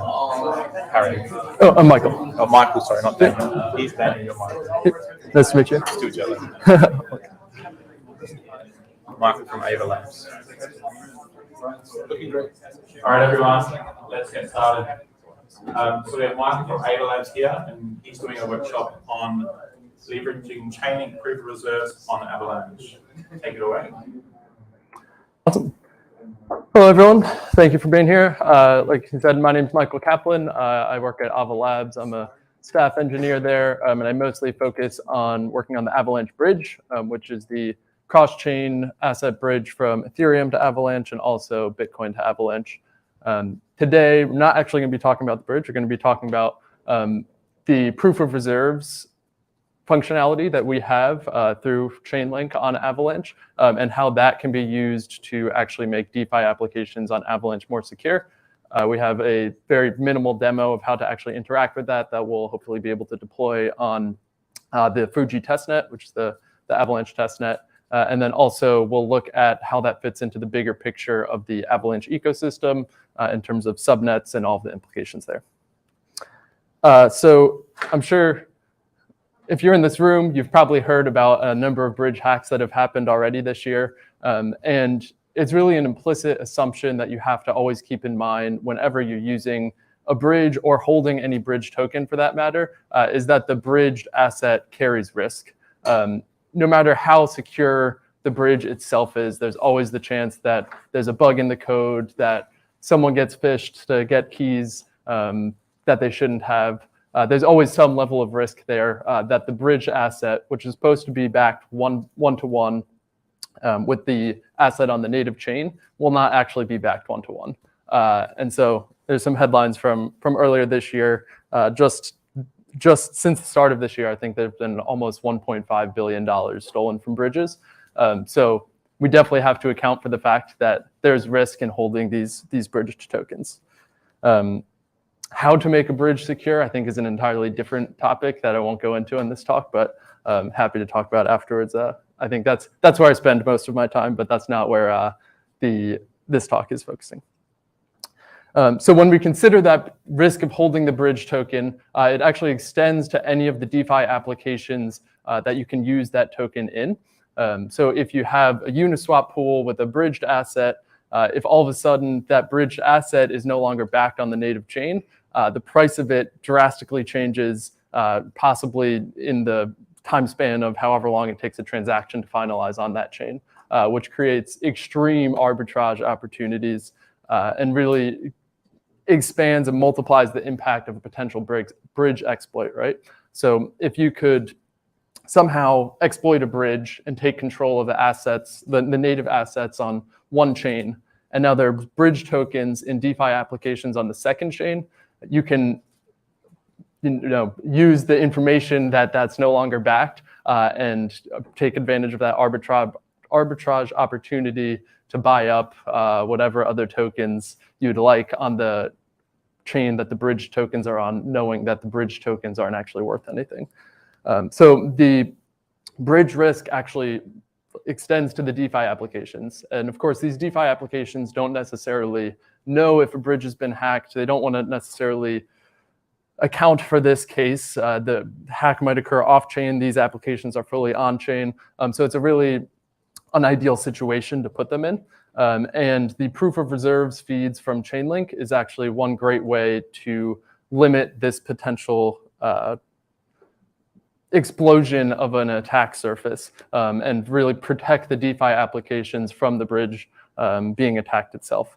So what are the proof of reserve feeds? That took this right from Chainlink. They provide smart contracts with the data needed to calculate the true collateralization of any on-chain asset backed by off-chain or cross-chain reserves.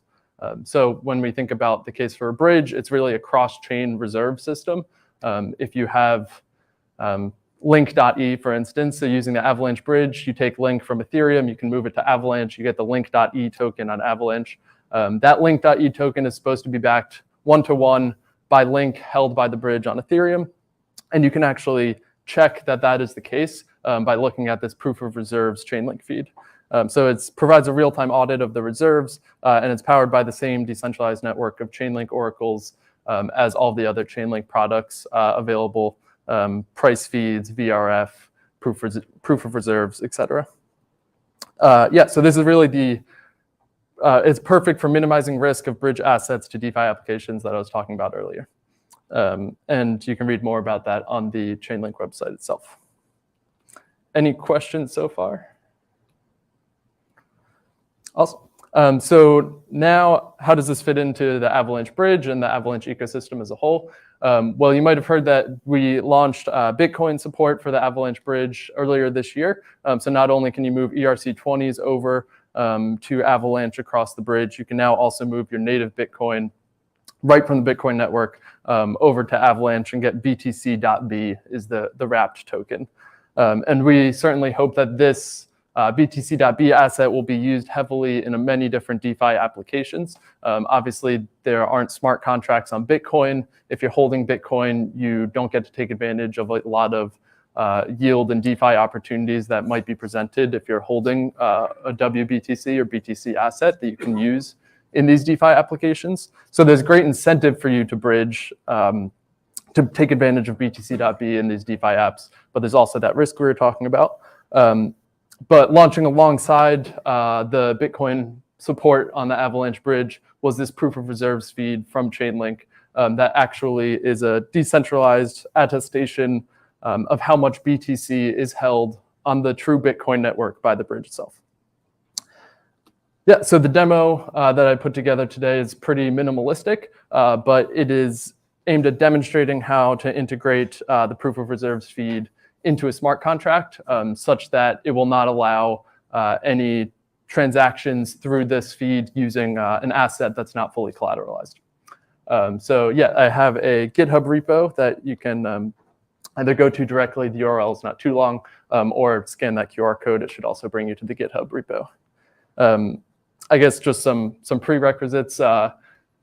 We'll use Git, Bash, Solidity, and if you're familiar with Etherscan, you'll be very familiar with the format of Snowtrace. That's the Avalanche Explorer. And yeah, you can feel free to follow along. Those are some dependencies of actually running the code. I think they're relatively standard. The one you might not be familiar with is Foundry. It's a Rust-based smart contract development toolkit, basically, developed by Paradigm, I believe. So it's similar or provides similar functionality to a Truffle or a Hardhat, but it is purely Rust-based and uses Git submodules. So I find it a bit cleaner and easier to integrate with. And there's also Docker support. Yeah, so I'm going to go ahead and open the repo.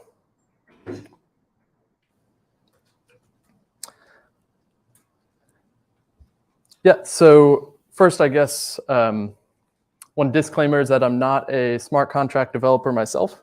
So I didn't build this as a functional DeFi application, more so just a demonstration of how you can actually use the proof of reserves feed in a DeFi application that you're building.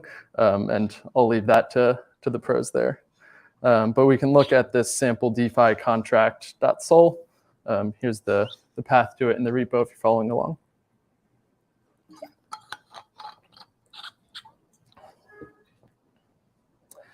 Great. So you'll see that we're using the Open Zeppelin contracts just for the ERC20 interface and the Chainlink smart contracts for the aggregator V3 interface. That's their standard price feed interface. And within this sample DeFi contract, what we really want to do is kind of mimicking a generic DeFi application where you deposit tokens into the smart contract, into some pool mechanism, and then you can withdraw it later on. Like I said, I'm not a smart contract developer myself in terms of building the DeFi applications, but you can imagine some type of generic flow like this for many different applications. Yeah, And the proof of reserves feed on the Fuji testnet is at this address. You can find all of the feeds available on the Avalanche testnet and mainnet at that link in the code.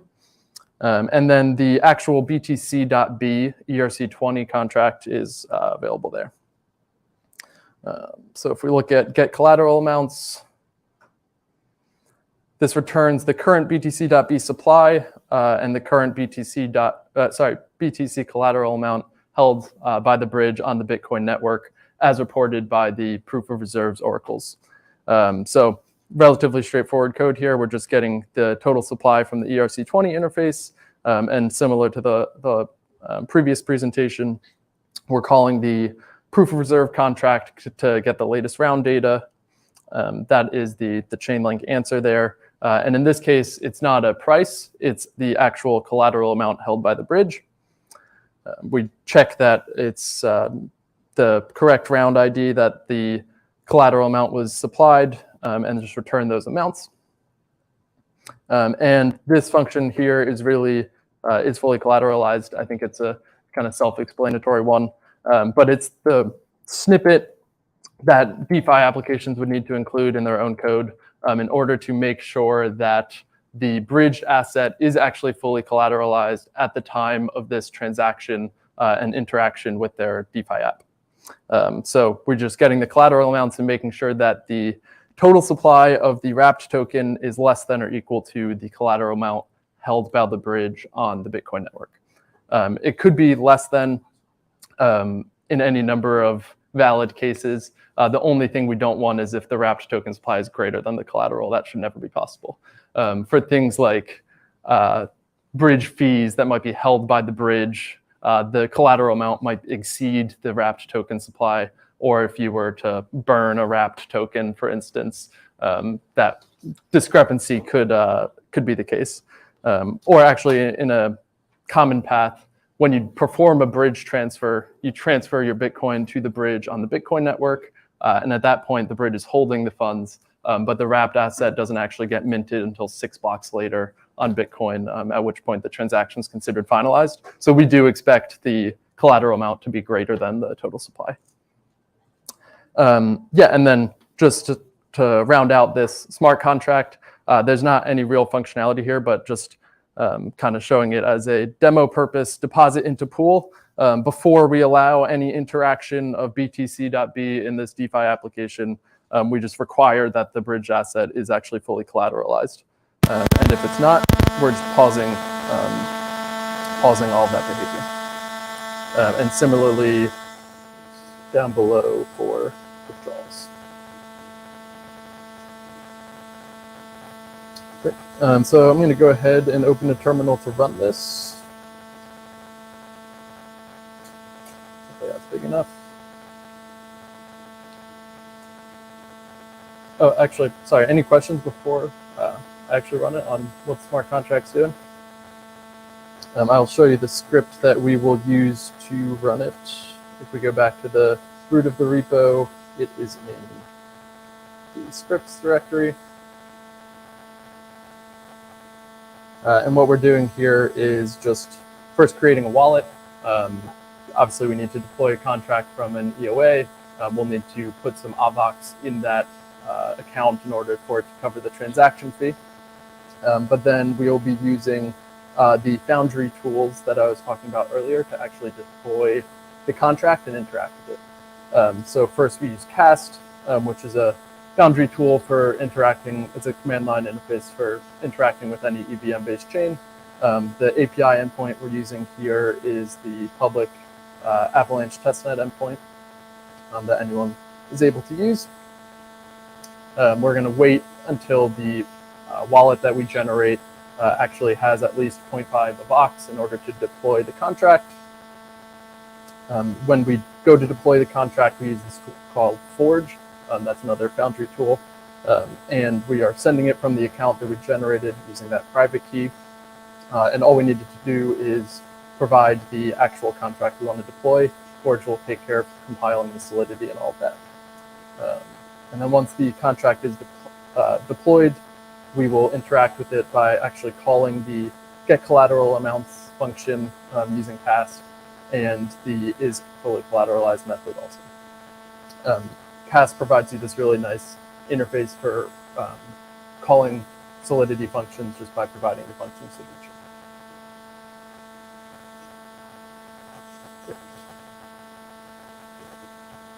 So I'm going to go ahead and run it. So you can see, obviously don't use this wallet on mainnet because all of us have the private key here and online. But we can take this wallet address. You can use the faucet if you're following along. The faucet's available at faucet.avox.network. I'm not going to use the faucet myself because I don't want to rate limit anyone else who might be on the same Wi-Fi. So I will just send some testnet tokens from the core wallet here. If you haven't had the chance to try out the new core wallet, this is a small little demo of it, which I thought I had some assets.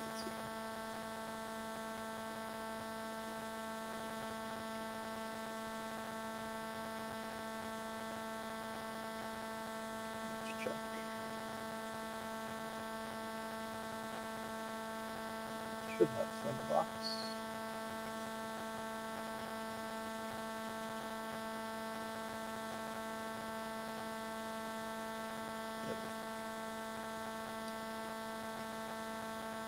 Great, so I'm going to send the Avox from my wallet to the address that script output.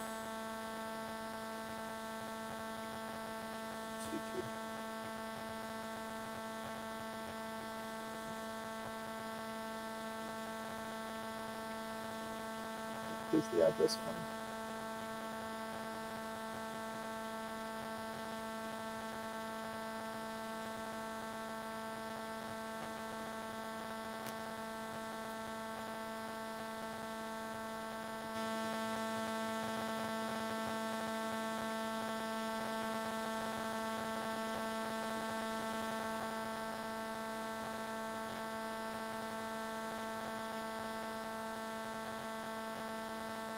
Maybe I'll just pause it after all.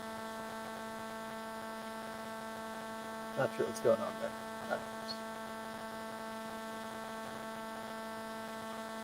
Great. You can get a sense, if any of you haven't interacted with Avalanche before, you can get a sense of how long it takes transactions to finalize. Should this be a second or two? In this case, it's already done.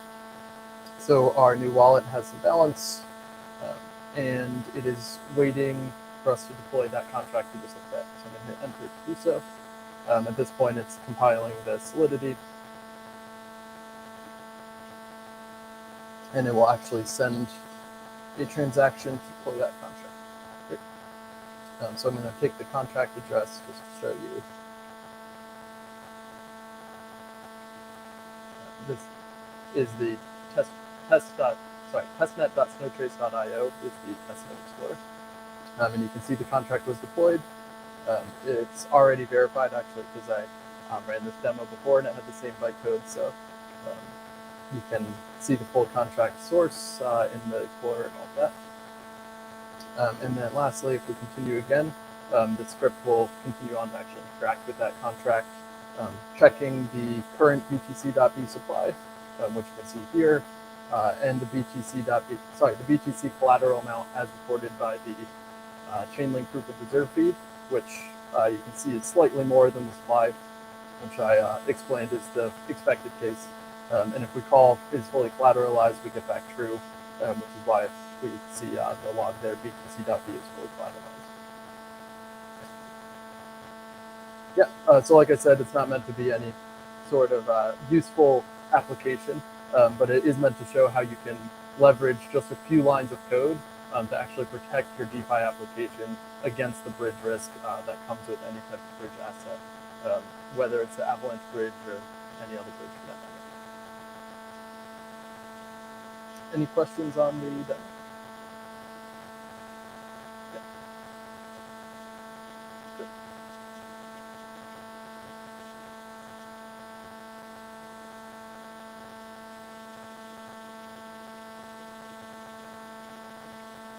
Yeah, definitely. So it's a really interesting question. I think less so from the X chain to the C chain. and more so from the C chain into any other subnets, which might have smart contracts. So the X chain, for those not familiar with the Avalanche architecture, is meant to be a super fast payments chain that you can create native assets on and transfer them, but it does not have smart contract support. So you're not able to build these robust DeFi applications on the X chain. When you're actually moving a token from the X chain to the C chain, that gets into an atomic transfer, which is built into the Avalanche client itself. I think someone on the platform team would probably have the best explanation there. But there's an atomic import and export transactions. Export and then import transactions. So you export the UTXO from the X chain, and since all these chains are running on the same Avalanche Go client, the C chain is then made aware that this UTXO was made available for consumption in the C chain, and there's special handling of that case. So, yep, exactly.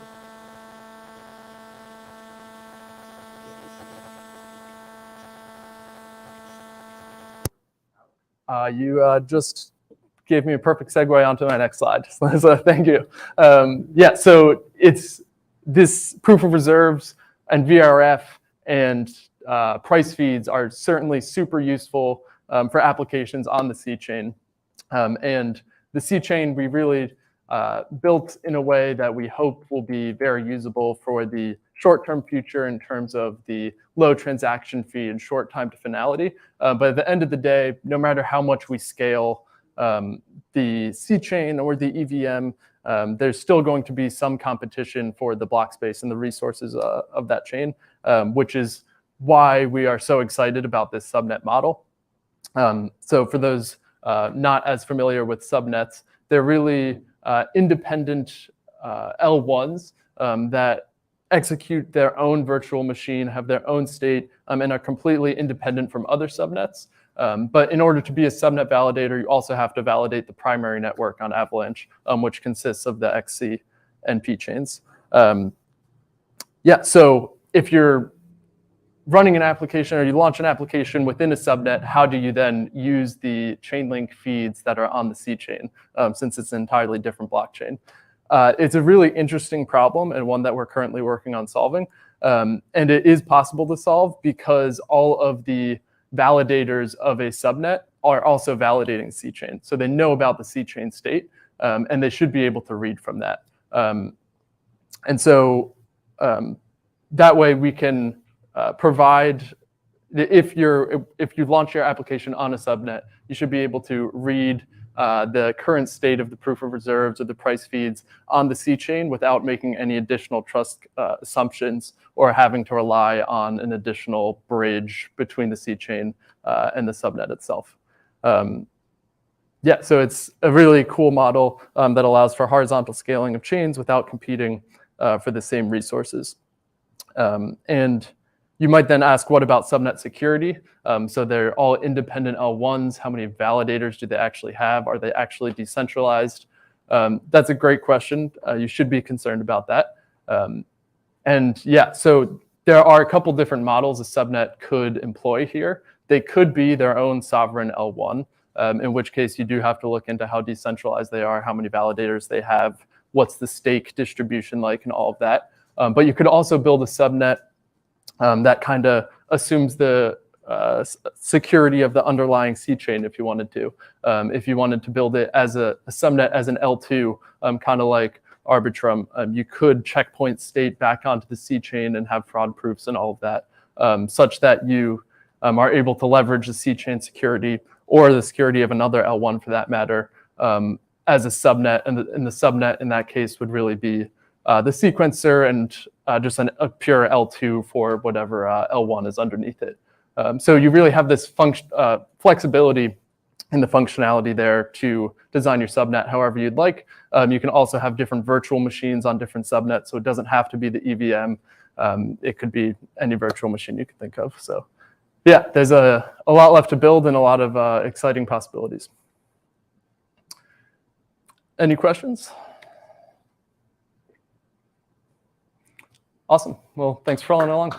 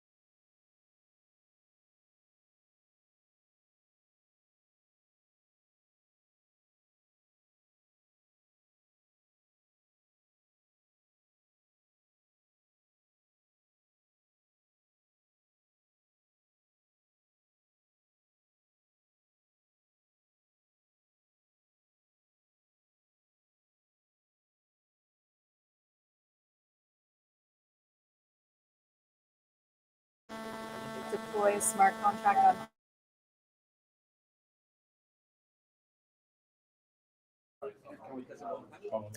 Yep, deploy a smart contract.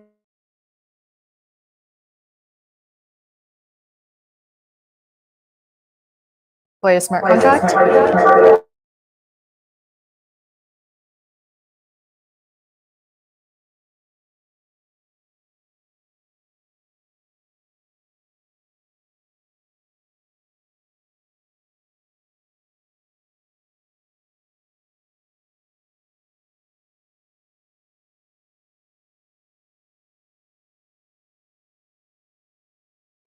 Hi.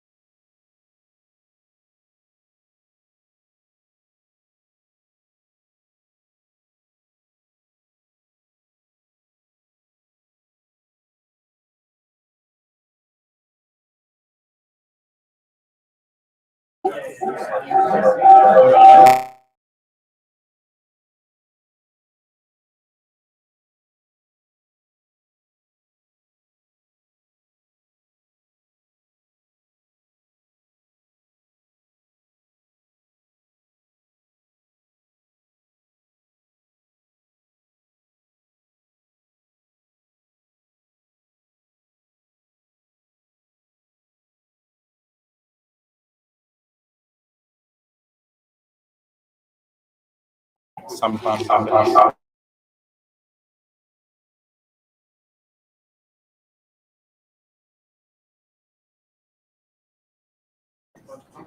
How's that? Perfect. Good on the sound? Thank you, sir. Awesome. Thanks for all that help. Thank you. Appreciate you. So now, Cool. Great. Hello. Okay.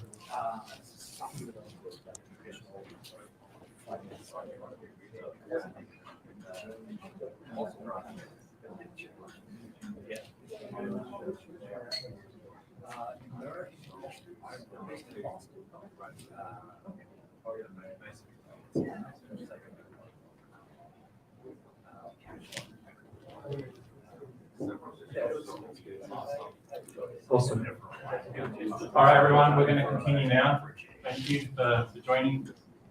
Next up here we have Steph from Polygon, and she's a developer relations engineer, and she's going to be giving a workshop on deploying smart contracts on Polygon and automating them using Chainlink keepers. Over to you, Steph. Thanks. Hi, everyone. I'm Steph. I'm really excited to be here at SmartCon Developer Day with all of you. And I'm from Polygon. I'm a developer relations engineer. Today, we're going to deploy a smart contract and then figure out how to automate it with keepers. Who's ever deployed something to Polygon? Ooh, okay, that's great. We're doing it today. And who's ever used Chainlink before? Sweet. Okay, so we're going to do both of these things, and we'll do it with Remix, but you can also use Hardhat or whatever else you're used to for your deployment. But first of all, I'm Steph. I'm on the internet as Oceans404. I'm a DevRel engineer, but before this, I was a software developer at Amazon for a few years, and then before that, I was in the startups world. I love DevRel because it lets me play around with lots of fun technologies like Chainlink, like keepers. So it's always fun to build something new when a product comes out. Today, we're going to be working off of 3 different smart contracts. They're within this repo. Again, I'm Oceans404 on GitHub, and it's called the Keepers contracts. So you can scan this to open it up. And you'll also have a link to this presentation within there in case you need to grab some more links. But we are going to code today, so get ready for it. But first, we'll just start with some basics. What's a blockchain? It's just a public database. It's updated and shared across lots of different computers in a network. There's transparency, and the blocks in a blockchain just refer to the data and state that's being stored in these consecutive blocks. So we're going to work with blockchains and blocks today. So that's why I gave that quick little intro. But this is taken straight from the Ethereum Foundation. I find that they have the best high-level docs, just giving quick little explainers. So if you're more of a beginner and you want to read some high-level concepts, check out their docs. Next thing, what is Polygon? Polygon has lots of different Ethereum scaling solutions. Today, we're going to work with Polygon POS, which is our proof-of-stake sidechain. But we also have different zk solutions, Supernets, and Polygon ID. We'll have an ID workshop actually at DevCon in Bogota. If any of you are there, say hi to me after, and I'm sure we'll see each other at DevCon as well.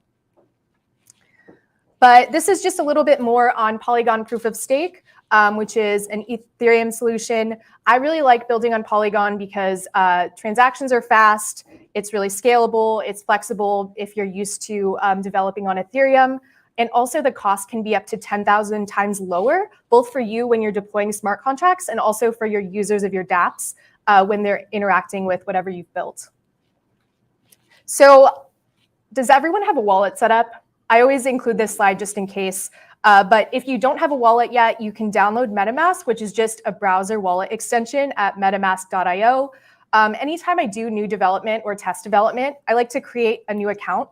So I'll just go through that really quick.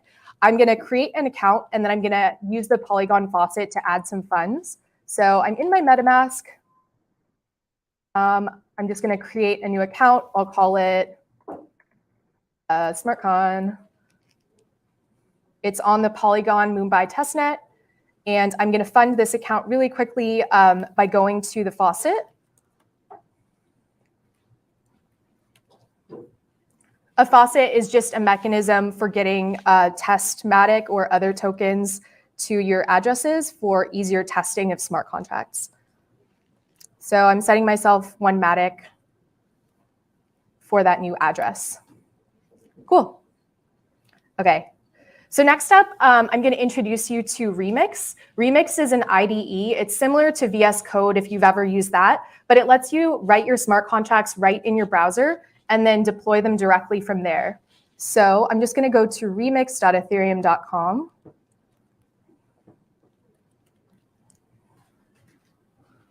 And we're going to create a new workspace within Remix. So up here in Workspaces, there's a little plus.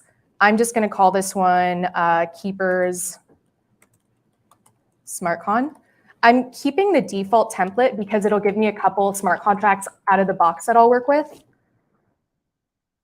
But we're not going to need owner or ballot within the contracts folder, so feel free to just delete those if you have them.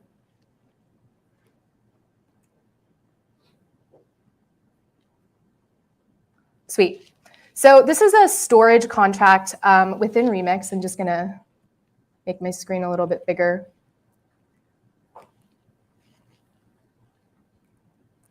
We're just going to do a quick code walkthrough line by line of what this contract is doing so you understand. Line 3 is just defining the Solidity version. Line 10 is creating a contract named storage. Line 12 is it's initializing a state variable basically called number. And then we have two different functions within this storage contract. One of them is storing a number, which you're setting with this input. And this one is retrieving the stored number. Oh, wow. The lights. Cool. So I'm going to save this contract so that we can deploy it or compile it and then deploy it. So I'm in the compiler tab of Remix, and I'm just going to compile this quickly. Looks like it's compiled. And then you can go down to the Deploy and Run Transactions tab. Switch your environment from Remix London to Injected Provider MetaMask. This will pop open whatever account you have currently connected. I'm going to connect to this SmartCon account that I just created. It is funded with 0.2 Matic, And this is the address. It ends in 92, and this one also ends in 92. And the other call out is we're connected to the Polygon Mumbai testnet. Then all I have to do is click deploy, and you'll see my MetaMask pops open. There's an estimated gas fee. It's really low. It's a fraction of like 0.0003 Matic, which is awesome. Has anyone ever deployed a Ethereum contract to the mainnet? It's a little expensive.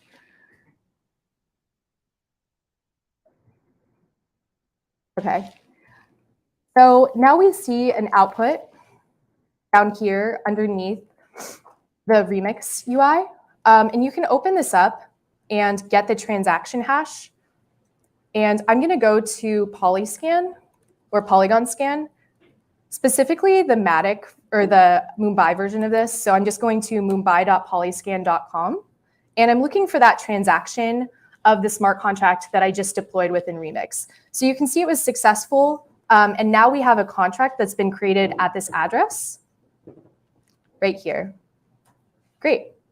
So then within Remix, we can actually interact with this smart contract. If you're in the Deploy and Run Transactions tab, you can go to the bottom of this left side, and you can see the different deployed smart contracts. Right now, I only have this one, and you can see that it's that same contract as the one that we just saw on Polygon Scan, ends in 7.4, ends in 7.4.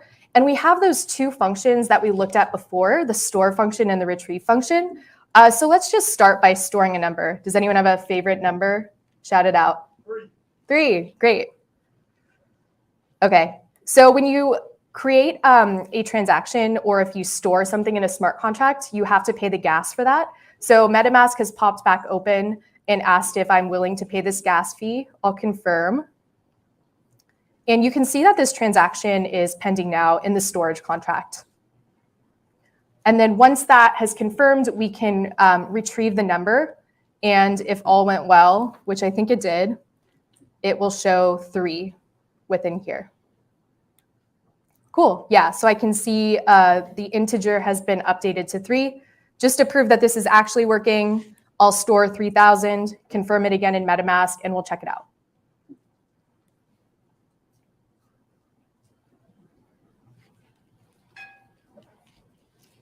Doop-a-doop-a-doo. And then let's retrieve that new value. Cool. So this smart contract is working. Let's go back to the slides. So if you go back and check out the slides on your own, I've written out the code walkthrough and also the different steps to compile that first smart contract. So we compiled it and then we deployed it. But the next thing we're going to do is create a new empty file. And it's going to be called to_storage_with_add. It doesn't actually matter what it's called, but this is just what I named it to be overly complicated. But let's do that. So go back into your Remix, and you can go to the Files tab and just create a new contract. So I'm just going to call it, oh, oops, I accidentally almost created a new workspace. Okay, so actually I want to just create one file, and I'm just going to call it storage_add.sol. I'm going to copy all of the first smart contract into this, and so far it is exactly the same. But what I want to add to this contract is just an add function so that we can add a number to update the number in storage. Right now, all we can do is fully replace the number, but I want something like very similar to store, but instead of updating it with the input number, I want it to add the input number. So underneath the store function, I'm just going to create one more.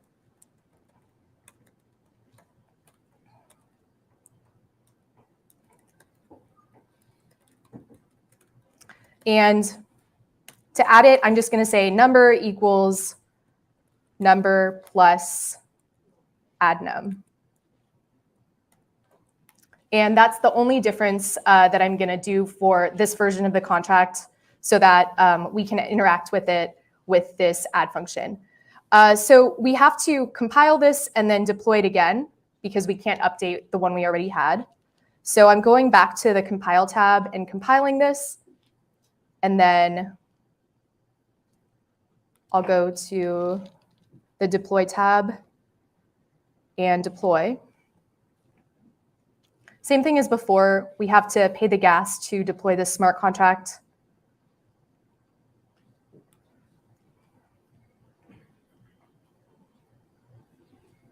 Great. So now we have a second deployed smart contract underneath that first one, but now it has one extra function, that add function. So let's start by storing a number. I'll store 3 again, because I like that number as well.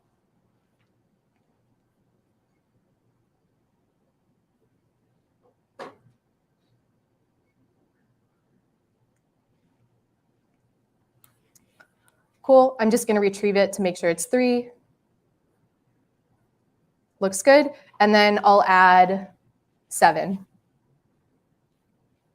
So we should see the number as 10 after that if the code is working as it should.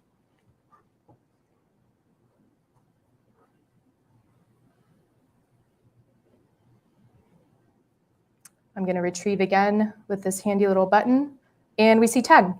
Cool. So that worked. We created that new function to add the number, and then we compiled it and deployed it. You can also find that code here if you scan. It's in that same repo. And so now we have a smart contract that stores a number, reads the number, and can add n to the number. But these functions have to be triggered to execute. Can the devs do something? Spoiler, yes, we can. So introducing Chainlink keepers. Keepers reliably execute smart contract functions using either time-based triggers or custom logic-based triggers. And this can be really powerful because this is a way that you can execute your smart contracts without manually going into a UI or being a developer on the command line and clicking around and possibly messing something up. So we're gonna do some coding with keepers, but it's gonna be based off of what we just did. So this is the keepers documentation. I'm just gonna open this up. If you just Google Chainlink keepers docs, I'm sure you'll see it. There's a cool little video about this. And then again, we have time-based triggers and also custom logic-based triggers. But the really cool thing about time-based triggers is that you don't need to do anything special to your smart contract to be able to use a time-based trigger. So that smart contract that we just had with the add function, we can use with a time-based trigger out of the box without even having to redeploy it or anything like that. So I'm going to show you how to do that. And then after that, we'll spend some time doing a custom logic trigger just as like a solo challenge if you want to. So I'm going to go back to my slides for a sec.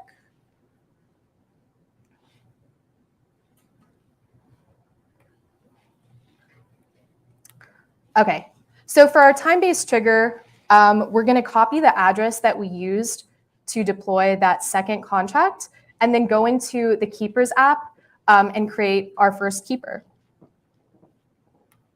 So in Remix, if you remember, I had those 2 deployed contracts.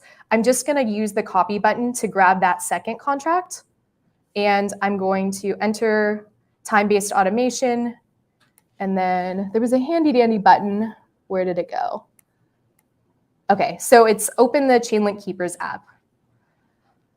So this is what the Chainlink Keepers UI looks like. I've made a bunch of these just for fun to automate different things. But we're going to register a new upkeep by just clicking into this button.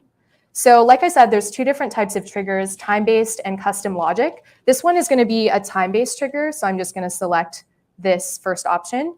And we have the target contract address from our Remix IDE based on the contract we just deployed.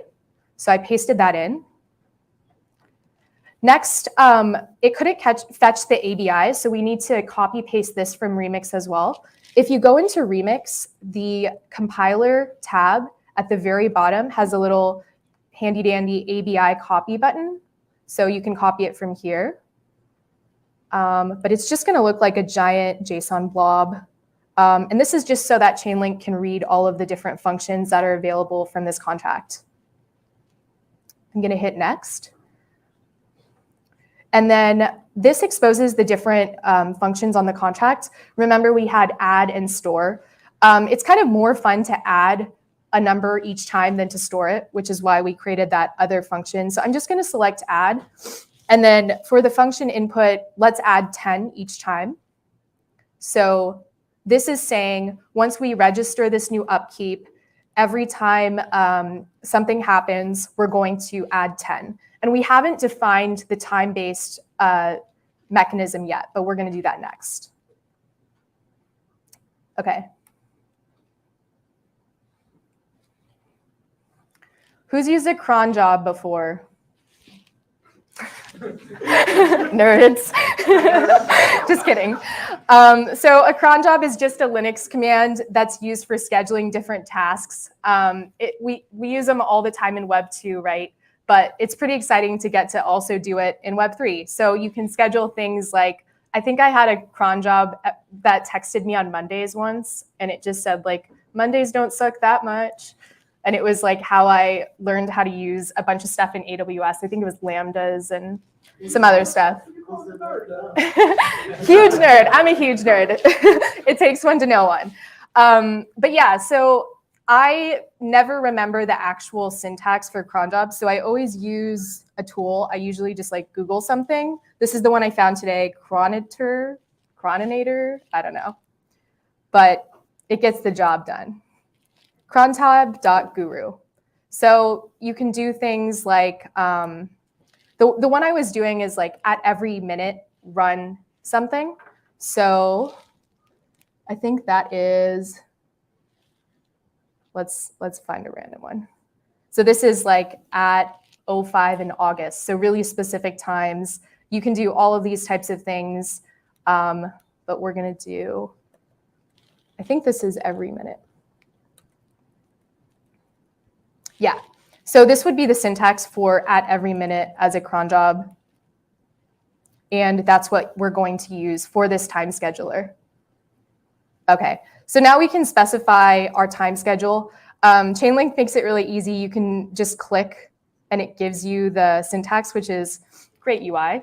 But I'm just gonna paste in that one that I had.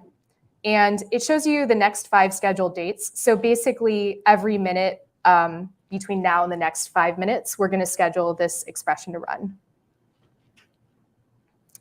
And then all you have to do is add some upkeep details. To keep these straight, I've just been, where did my remix go? I've just been naming the keeper based on the contract, but that's not that readable. So you could name this like demo keeper or something like that. And then I found that the gas limit had to be pretty high, 150,000.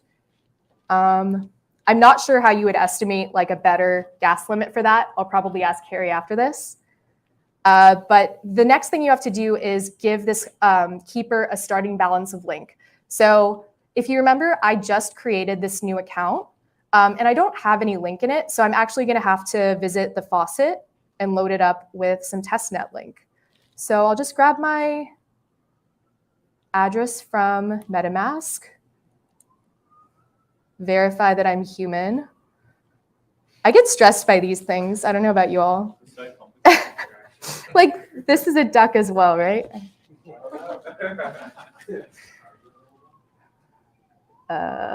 Wait, did I not find the ducks?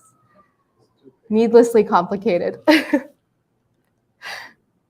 Okay, so I found the ducks and I'm getting some testnet link.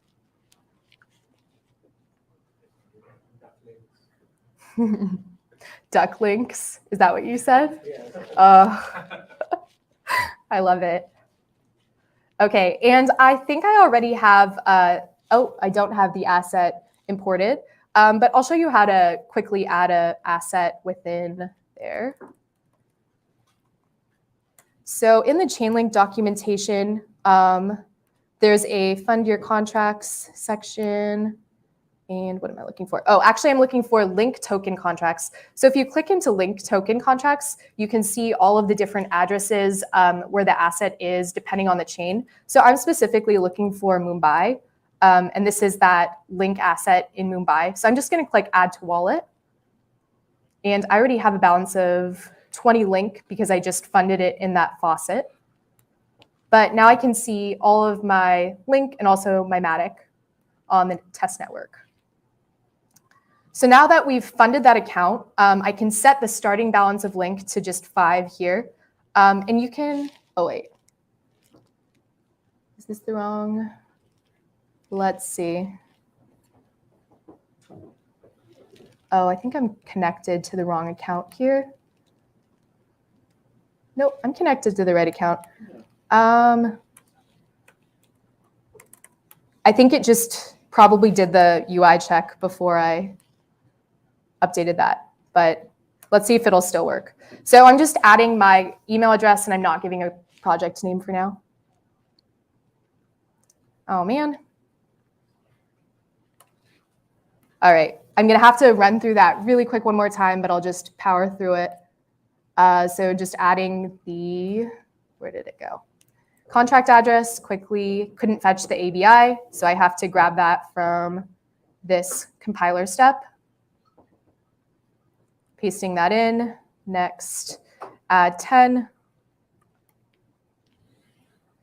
Not every 15 minutes, but every 1 minute. And then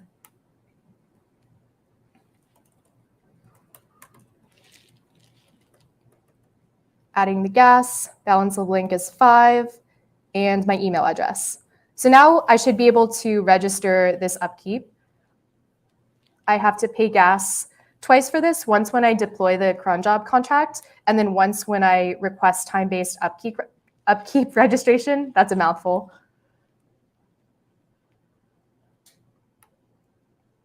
But just confirming that. And once this completes, we'll see a little notification.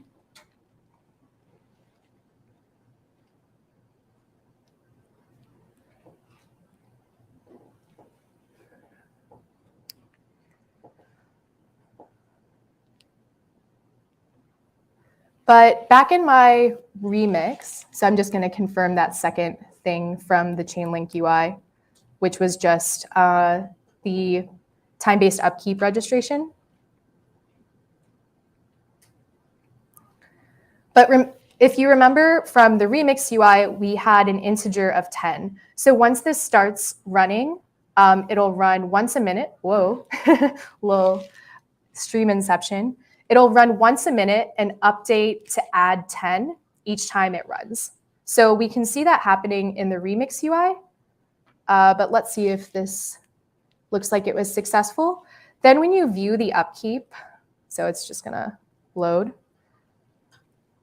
you can see lots of different details about this. So you can see the amount of link that we funded the upkeep. You can also see my address as the owner, the address of the upkeep, and the time-based trigger, because it's running once a minute, every minute. And you can see it's already performed 1 upkeep. So we funded, and then it performed 1. So if we go back to my remix UI and call retrieve one more time, we should see 20, unless it's, yep, we see 20. So it executed that first time. And then once we see that third upkeep performance, we should see 30. So we have a third. Let's check again. 30. Cool. So that is a quick demo of time-based upkeeps and things. But possibly the most interesting thing that you can do with keepers is custom logic. So let's get into that. So the other type of trigger is a custom logic-based trigger. We're running out of time just a little bit, so I anticipated this and I have the code ready for you all. So if you scan this QR code or you have my GitHub repo open, you can look at that third Solidity contract. It's called storage-custom-keeper.sol. But let's just go through that code really quick.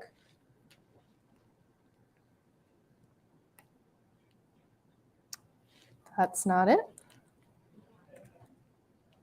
Or actually, let's look at the documentation. So registering a custom logic upkeep is very similar to that time-based one, but there's a few differences. The main difference is that you need a keepers compatible smart contract. So there have to be a few different functions that are specific to extend that contract, and we didn't need that for the time-based automation. So the two functions that we need are a check upkeep function and a perform upkeep function. And this just says when you need to check and then when you need to perform, basically. But I think it'll make more sense if we look at the code in GitHub. So I'm just going to my GitHub. So it's this third contract, storage custom keeper. So if you look at this contract, it's very similar to the other two that we were working with. It's still called storage.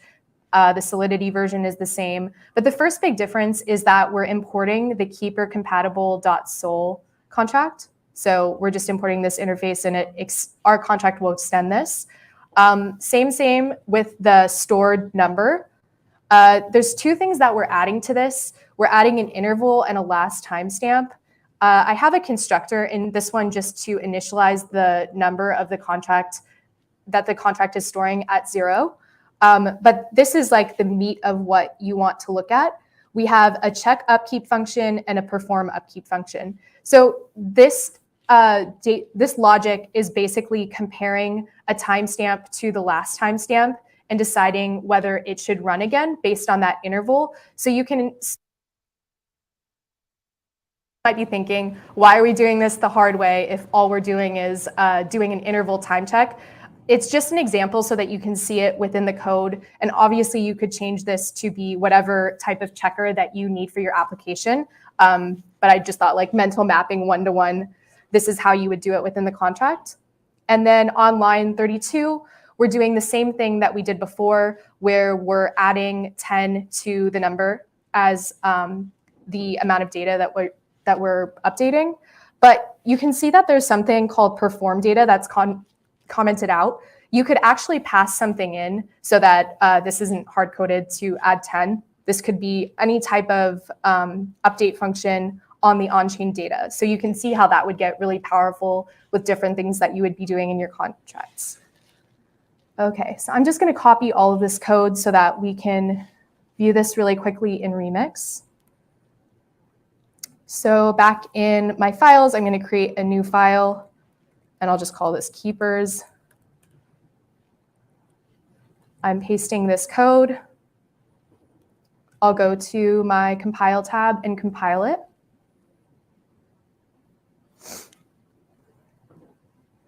And then you can see we have a deploy function. So the update interval is what's being passed in to that constructor. And this is just a number of seconds that I want this to update. So I'm just going to say 60 seconds, and I'll deploy this.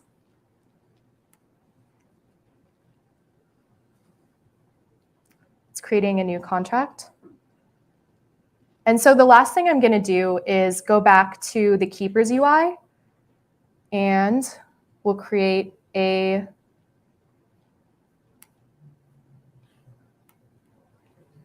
new upkeep. But instead, this one will be a custom logic upkeep. So I'll show you how we go through this flow. It's pretty similar. We need the target contract address from Remix. So we just saw that deploy. And it's this new one. Oh, wait, is that it?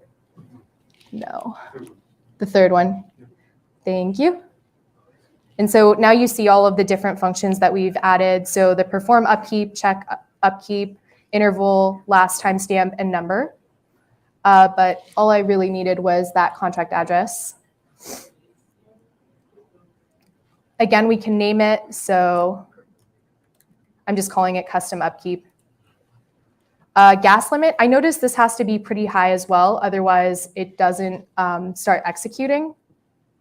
And I had 15 link, I believe, left in this address. So I'm just going to use 5 again. And this is that check data optional parameter. We don't need to add anything in because that wasn't something I defined in the contract. But if you wanted to pass in your own stuff, you could do it here. So again, just adding my email address and registering that upkeep.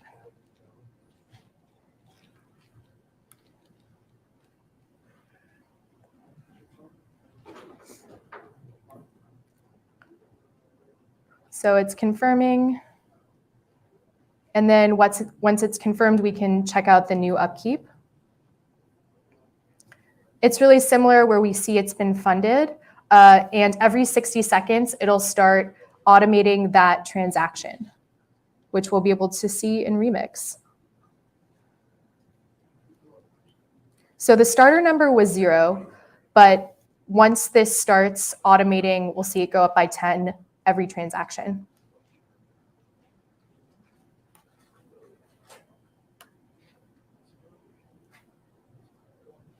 Looks like it hasn't happened yet, but you can see the history within here.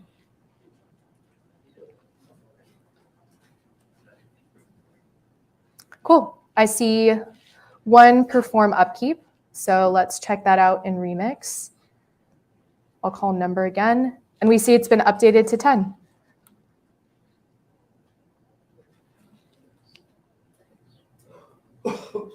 So that was a custom logic-based trigger. I know we're running out of time, so I don't know if you'll have time to fully implement your own, but feel free to play around with any of that code and check out all of the documentation on the Chainlink website.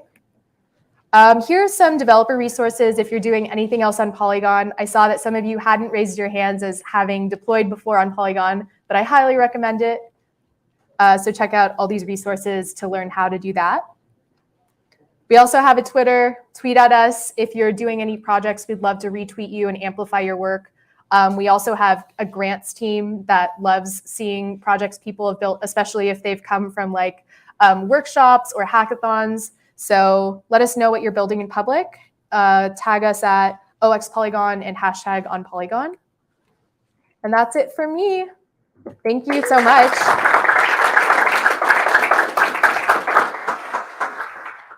Awesome. Thank you, Steph. That was amazing. We're going to continue in about a couple minutes at a Moonbeam workshop, I believe. So just hang around and grab a drink, do whatever. We'll continue in a couple minutes. Thank you. Oh, and please grab some swag. We have all these t-shirts in the back and then some bottles and things in the box.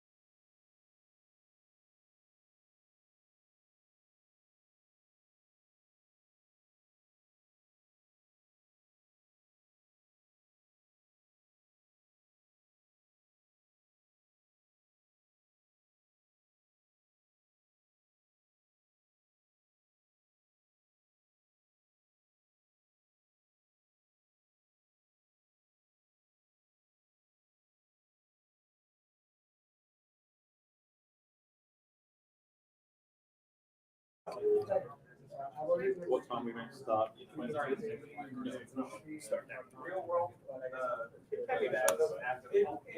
All right, everyone. We're going to continue now.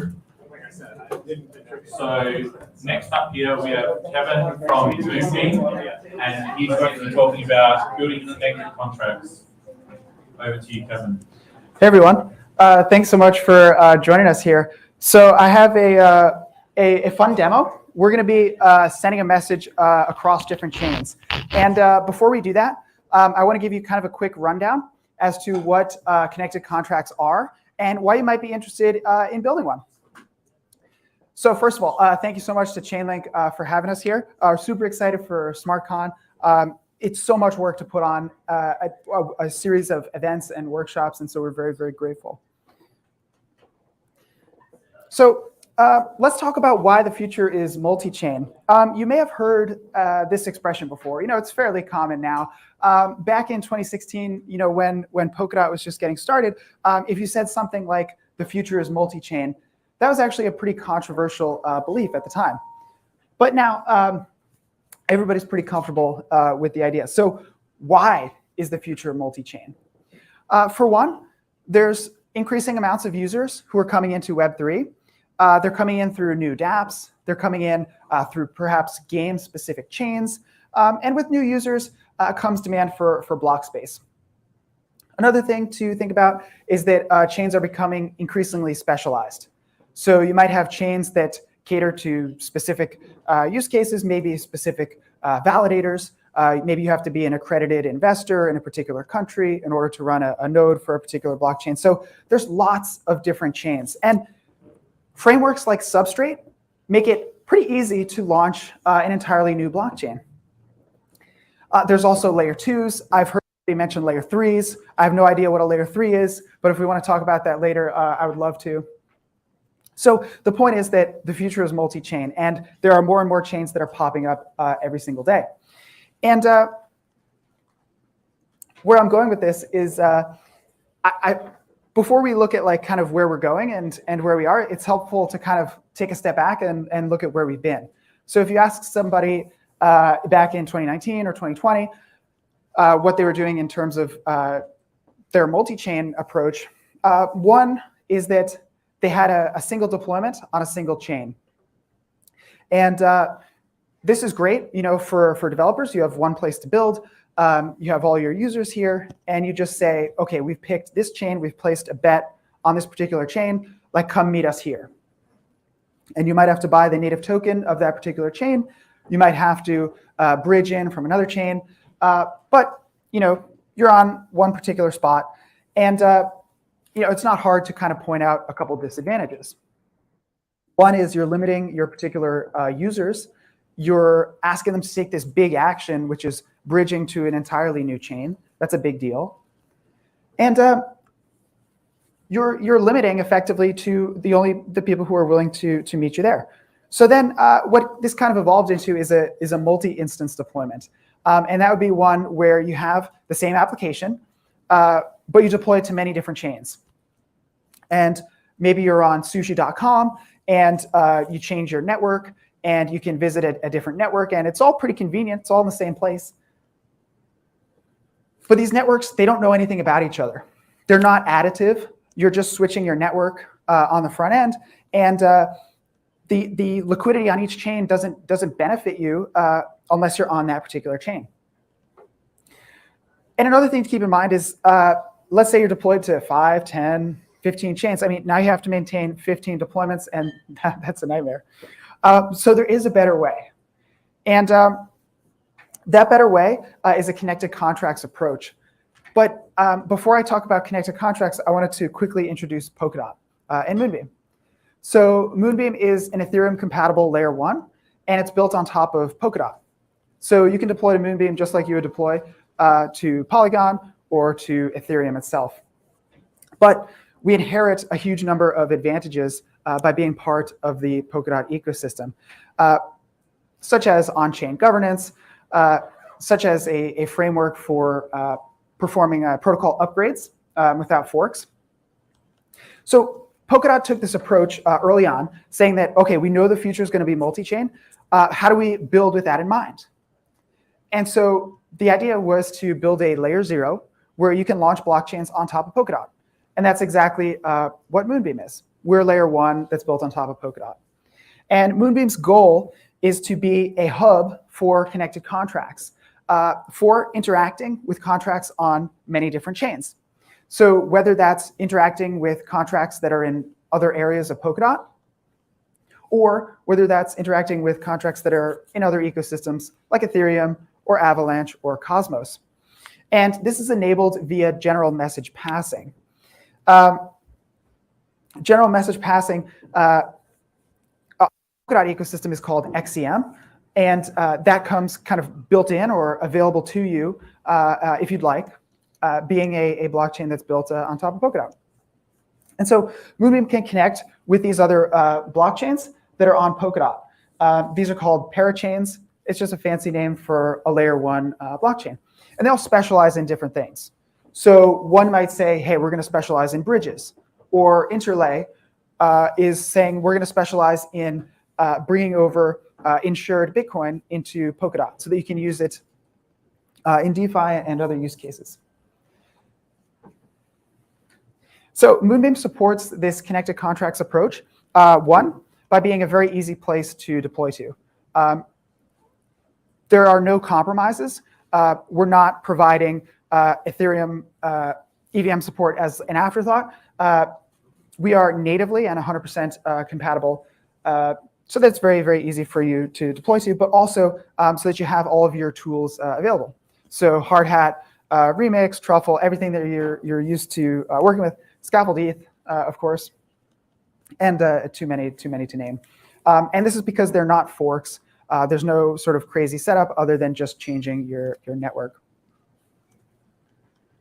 And another thing to keep in mind is that Moonbeam is a layer 1 blockchain, but Polkadot provides you with resources to scale.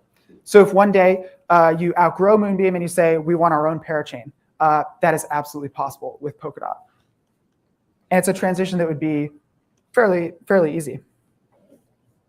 So I brought up this idea of general message passing, and this is what allows you to send messages between chains. It's a very secure protocol, and it's a protocol where the other blockchains can understand exactly what you're saying.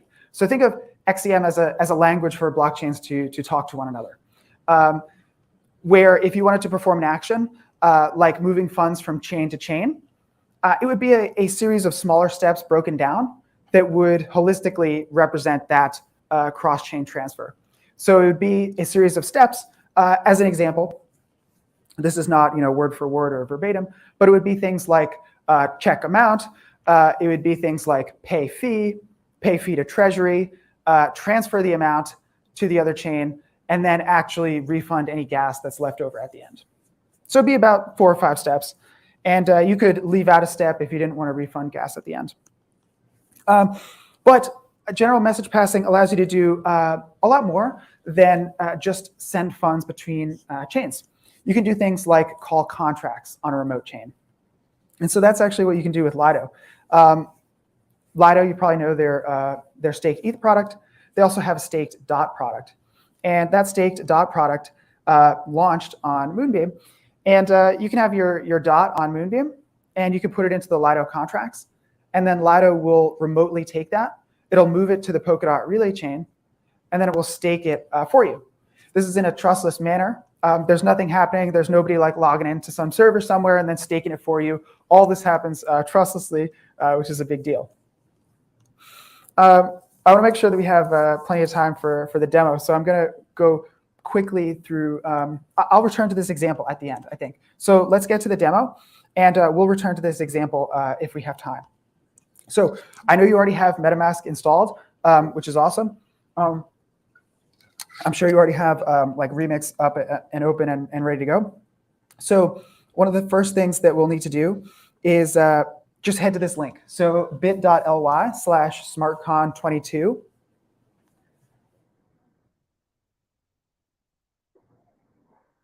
So this has not really a step-by-step, but more like all the links that I'm going to be talking about.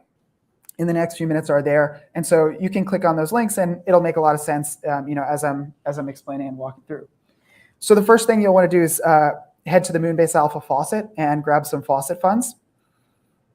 And we turned off the IP address blocking, so everybody should be able to request funds here at the same time. Hopefully I have a backup plan. Which network should we be connected to? Oh, we're gonna get to that. So if you could go to the next one is the Moonbase Alpha testnet. So to get there, you can just click on the second link, and you see at the top of the page, there's a Connect MetaMask button, and all you have to do is click that for Moonbase Alpha, and we'll get our MetaMask connected. Cool. So we've got our faucet funds. We're going to be sending a message from one testnet to another. And so I picked, we'll be sending it from Moonbase Alpha to the Avalanche testnet. And so if you don't mind, you can also get some testnet funds here for the Avalanche testnet. So we'll go ahead and request funds. Oh, too many requests on this IP. Okay, that's okay. We can go to the Phantom testnet as well. Let's try that. Let's do Phantom instead.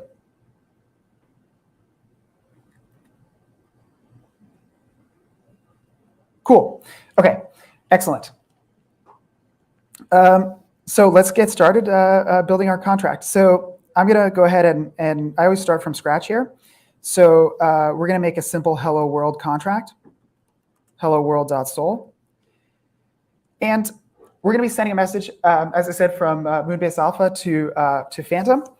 We're going to deploy a simple hello world contract, the identical one, on both chains.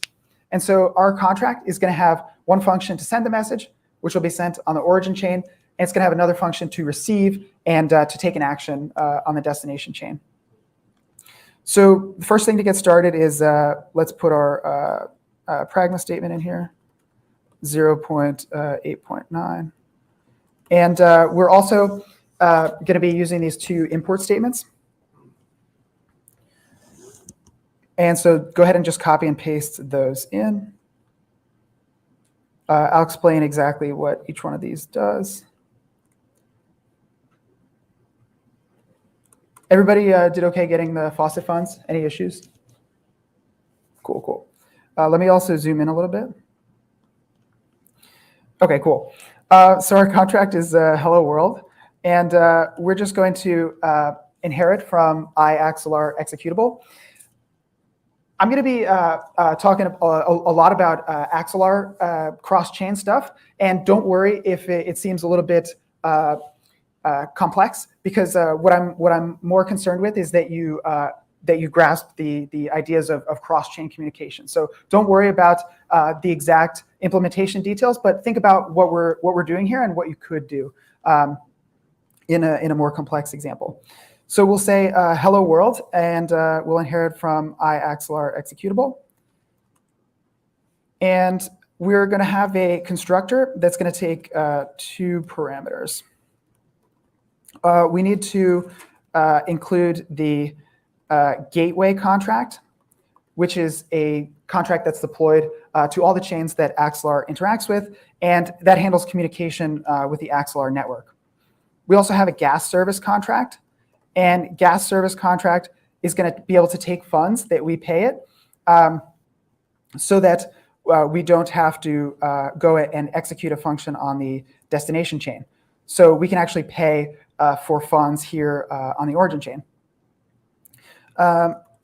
So moving right along, we are going to say, this also takes a gateway parameter. It's a little tricky for me with the zoom. If it's not too, is that too hard to see? Cool, cool. Okay, thank you.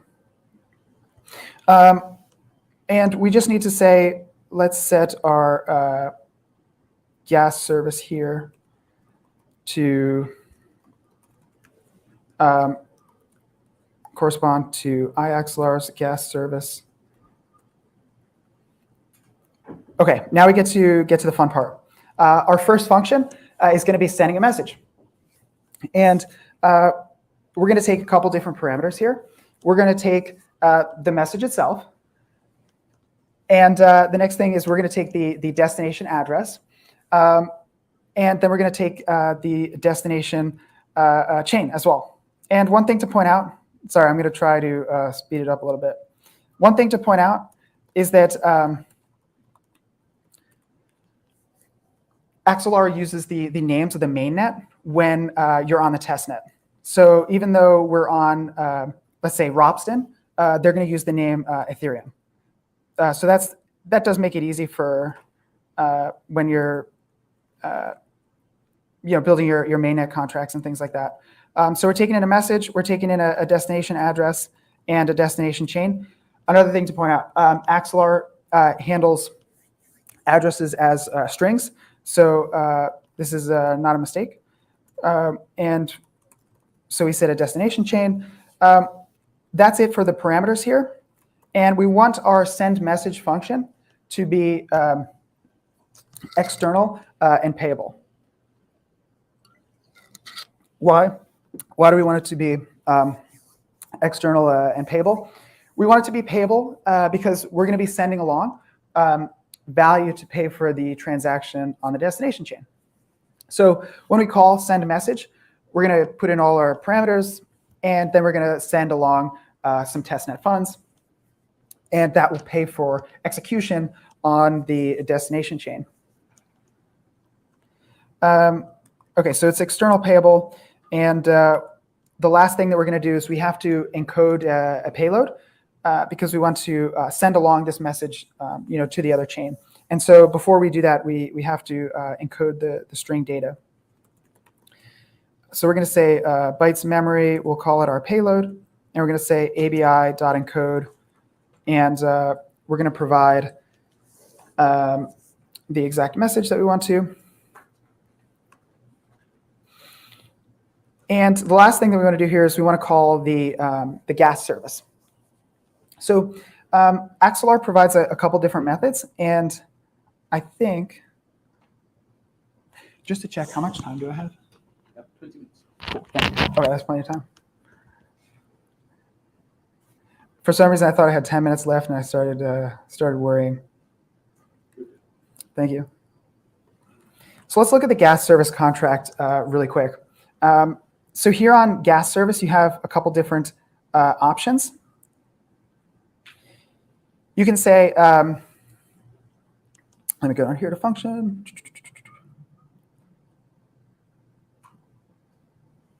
Okay, you can have pay gas for a contract call, and you can use any token that Axelar supports in order to pay for gas. So you can see here that in this one, in pay gas, let's say in the first one, pay gas for a contract call, you need to provide an address of the gas token that you want to use. It can't be anything. It has to be a specific one that Axelar supports. But you'll also see a method that's pay native gas for contract call. That's what we're going to be doing. We're going to be using the native Moonbase Alpha dev tokens. You'll also see another function which I want to explain. Pay gas for contract call with token. This is actually not what it sounds like.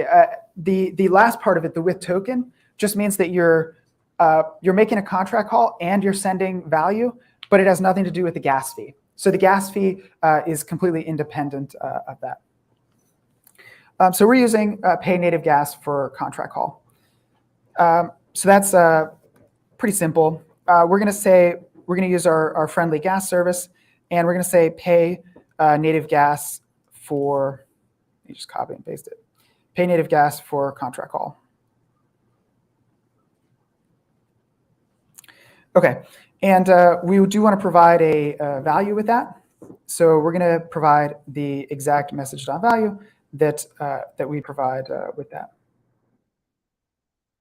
And we do need a few more parameters here. So you can see the exact ones here. We need to specify a sender.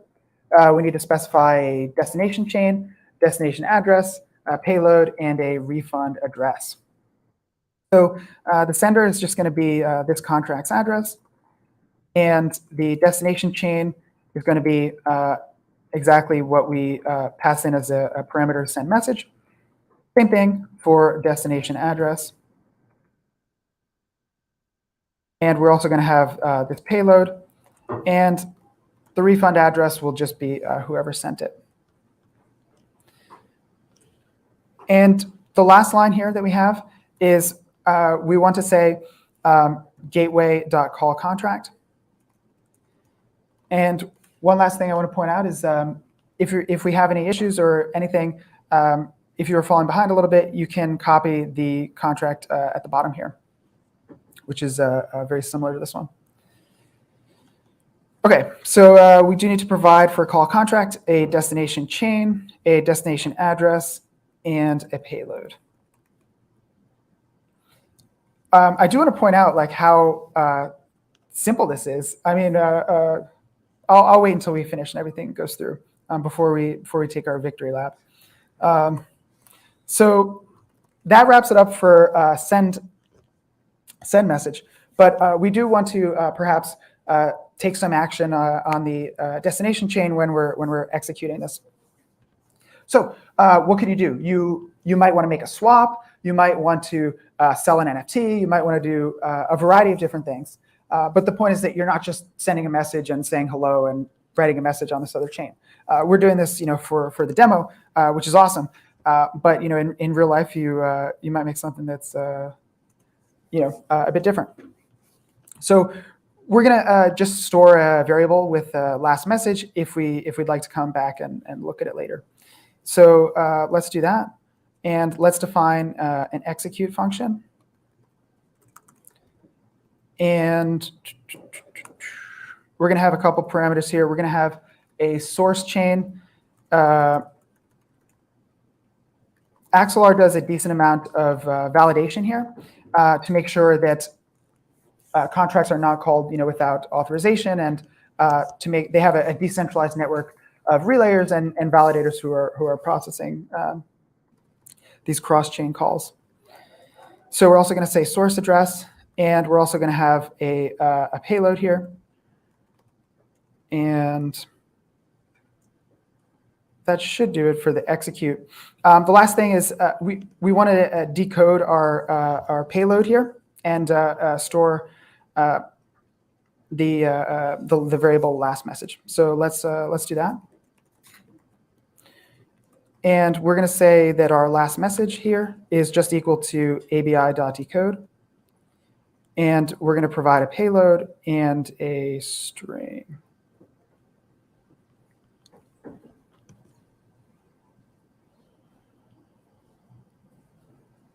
Let's compile, see if we missed anything.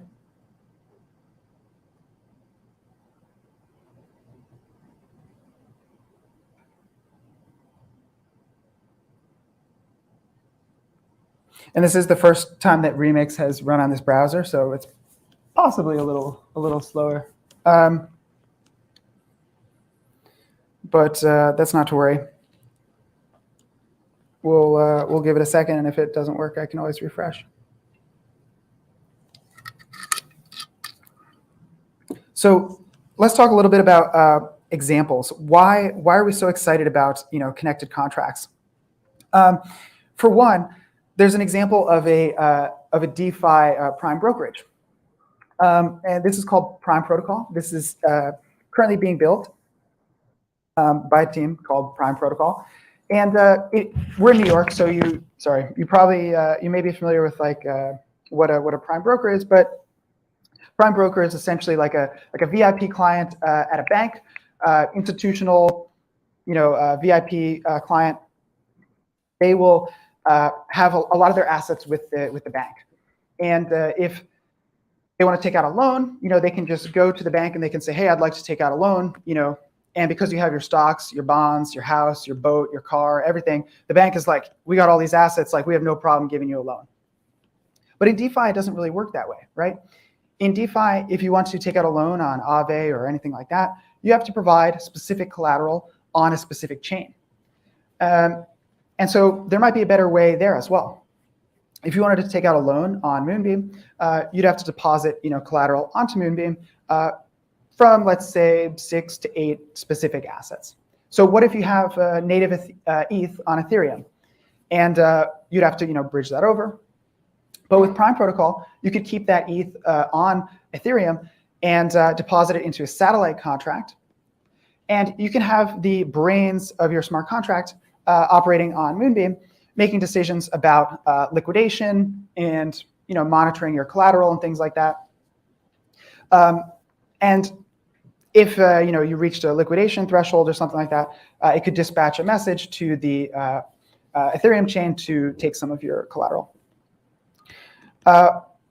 It's very powerful in a number of different ways, and we could definitely talk a little bit more about that. But okay, let's see. Where did I have a typo? So gas service. I don't think there's anything wrong with gas service. Did I not define it at the top? I always forget that. Okay. We need to define, we need to instantiate our gas service here. So let's say iAxelar gas service, and we'll call it gas service. Let's compile it again.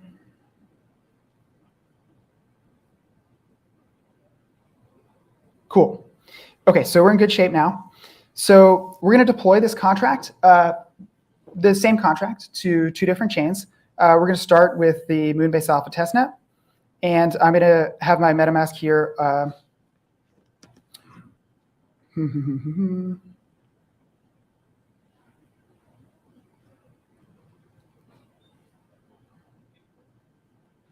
It wants me to refresh the page. It's a nerve-wracking moment. All right.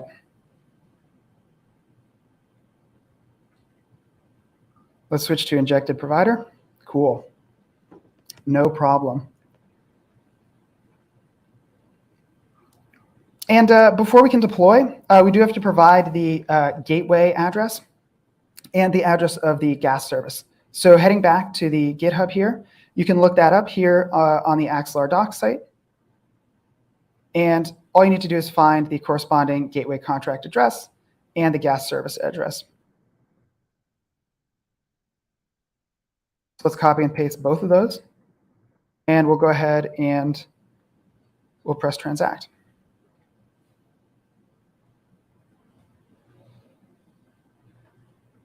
This will confirm in just a few moments. And then we're going to do the same on Phantom. We're going to deploy the exact same contract. And just a heads up, the gateway contract is slightly different on Phantom. So let's see, the gas service address is the same, but the gateway contract is different. So we just have to remember that. I'm going to copy this address here, and I'm just going to put it in the comments down here. So address on Moonbase Alpha. And I recommend doing the same. I don't think I actually added the Phantom testnet to my MetaMask. So let me do that.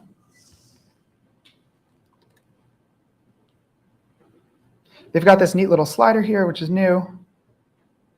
If the Phantom testnet is missing, then you know to push that slider. And if you haven't yet added the Moonbase Alpha testnet, you can also do it from here on Chainlist. So let's see here. We're on the Phantom testnet. Everything's looking good. And I'm going to go ahead and make sure that I'm connected to the Phantom testnet. I can see 5 Ether here, so it knows that I'm there. I'm just going to switch out the gateway contract address. Let me make sure I copy the Phantom one. It ends in 1.4, and the gas service contract is the same. So let's go ahead and press transact. We'll confirm it in MetaMask.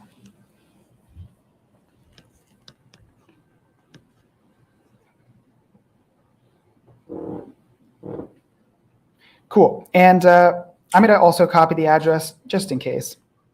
Well, I recommend copying it regardless, because we're going to need to provide it as a parameter. So address Phantom testnet.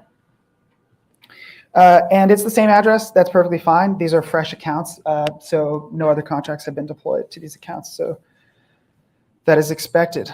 And let's switch back to Moonbase Alpha. So, and then we can send our message. So this was the function that we created, the send message function. And we can say anything that we'd like here. So we can say, hello, SmartCon 2022. And for our destination address, we're going to be providing this contract that we deployed on Phantom. So let's provide that there. And for our destination chain, we're just going to provide a string. So we'll say Phantom. If you're unsure of the chain names, because sometimes, is it Robson? Is it Ethereum? What's the exact name? Axelar has a convenient listing right here. So these are the names that you should use. So for Moonbeam, even though we call our testnet Moonbase, we still use the mainnet name here in Axelar. Okay, so there is one more last thing that we need to do. And remember, we said that this was a payable function. We need to provide the gas to execute the action on the destination chain. So let's do that. The exact amounts in Way you can calculate with the Axelar SDK. They do change frequently, and imagine like trying to calculate the units of figuring out what somebody's testnet and this, and you use this many units. It's kind of like the SDK is great, but you can also just provide like a huge overestimate. So for here, I have the exact amounts in Way. And if for some reason you get like an insufficient fee, like if this is 1 day old, and if it's outdated or something, we can provide a larger value here. So let's provide this amount here in Way. I selected the amount for Phantom, but you can always just provide a huge amount. Let's take a look. Everything looks good, and let's press send.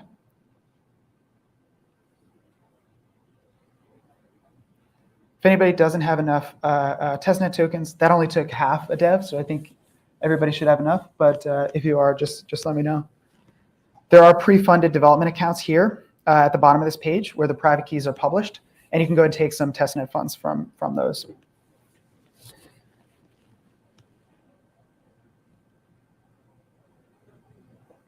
So this will go through in just a second, and to get ready for it, I want to open up Moonbase, Moonscan, and so we can take a look. So let's open up send message. We have the transaction hash here. And the next thing that I want to do is I want to open up the testnet.axelar scan. And this is a cross-chain explorer to tell you about the the status of your cross-chain transaction. So let's open that up. You can paste in the transaction hash here. And it'll load up in just a second with the status of the message. So I can kind of walk you through a couple of the steps here. So we have the contract call on Moonbase Alpha. We see that the gas was paid on Moonbase Alpha. I mentioned that Axelar has a decentralized network of validators, and they also have relayers who will go ahead and actually drop this transaction onto, drop is the wrong word. Drop sounds like getting rid of, but who will ensure that the transaction takes place on the destination chain. As you're testing this, and if you provide like not enough funds for gas or things like that, you'll see things like insufficient fee or other things like that. But let's get back to the fun about use cases and why are we so excited about this? So I mentioned Prime Protocol, and I didn't mention all the benefits yet. So one of the major benefits is that when you have more collateral, you're a safer borrower, and a safer borrower can get a better rate because finance. No, so it's a better deal for everybody involved. And not only that, but it's a better user experience. When you don't have to bridge your funds from chain to chain, instead you can stay on one home base chain and you can interact with many different chains. And one of the reasons that we're so excited about this connected contracts approach is that it solves fragmentation issues that are inherent with these kind of multi-instance approaches of yesteryear. So instead of bridging from chain to chain to chain, getting new tokens, moving those wrap tokens, things like that, you can instead stay on a couple different chains or one particular chain, and you can access apps, or you can use functionality from other chains. So what do I mean by that? Let's say you have an NFT that's on Ethereum, and this NFT on Ethereum is very valuable in a game on Moonbeam. Well, previously, what I would typically do if I were developing it is I might rely on an NFT bridge, where I'd put my NFT into a bridge on Ethereum, I get an IOU on Moonbeam, and then you can move that around and do things with it. But what if you didn't have to bridge that NFT to Moonbeam? Instead, you could just keep it on Ethereum. This type of approach, we're talking about it technically now, but this type of approach, a lot of the details would be abstracted away from the user, so that all this infrastructural complexity is hidden, and that the user has this wonderful experience, but they may not be concerned with exactly what happened on which chain. They just know that their transaction went through quickly and they're having a good time. They may not, worry too much about how the message is getting sent to the other chain and things like that. Okay, so checking in on the status of our transaction, we can see that it was successful. And the last thing that I want to do is I just want to show you the payload here. We should be able to, let me see, transaction hash. Let's take a look at this. Let's view the input as, here we go. So we can see our message here, hello SmartCon 2022. So yeah, we achieved our demo, and I do want to make sure that you have the bit.ly/SmartCon22. If you have any questions, you can reach out to us in, well, I'll be here, but you could also reach out to us in discord.gg/Moonbeam. We always want to talk about connected contracts and things like that. So thank you so much for your attention.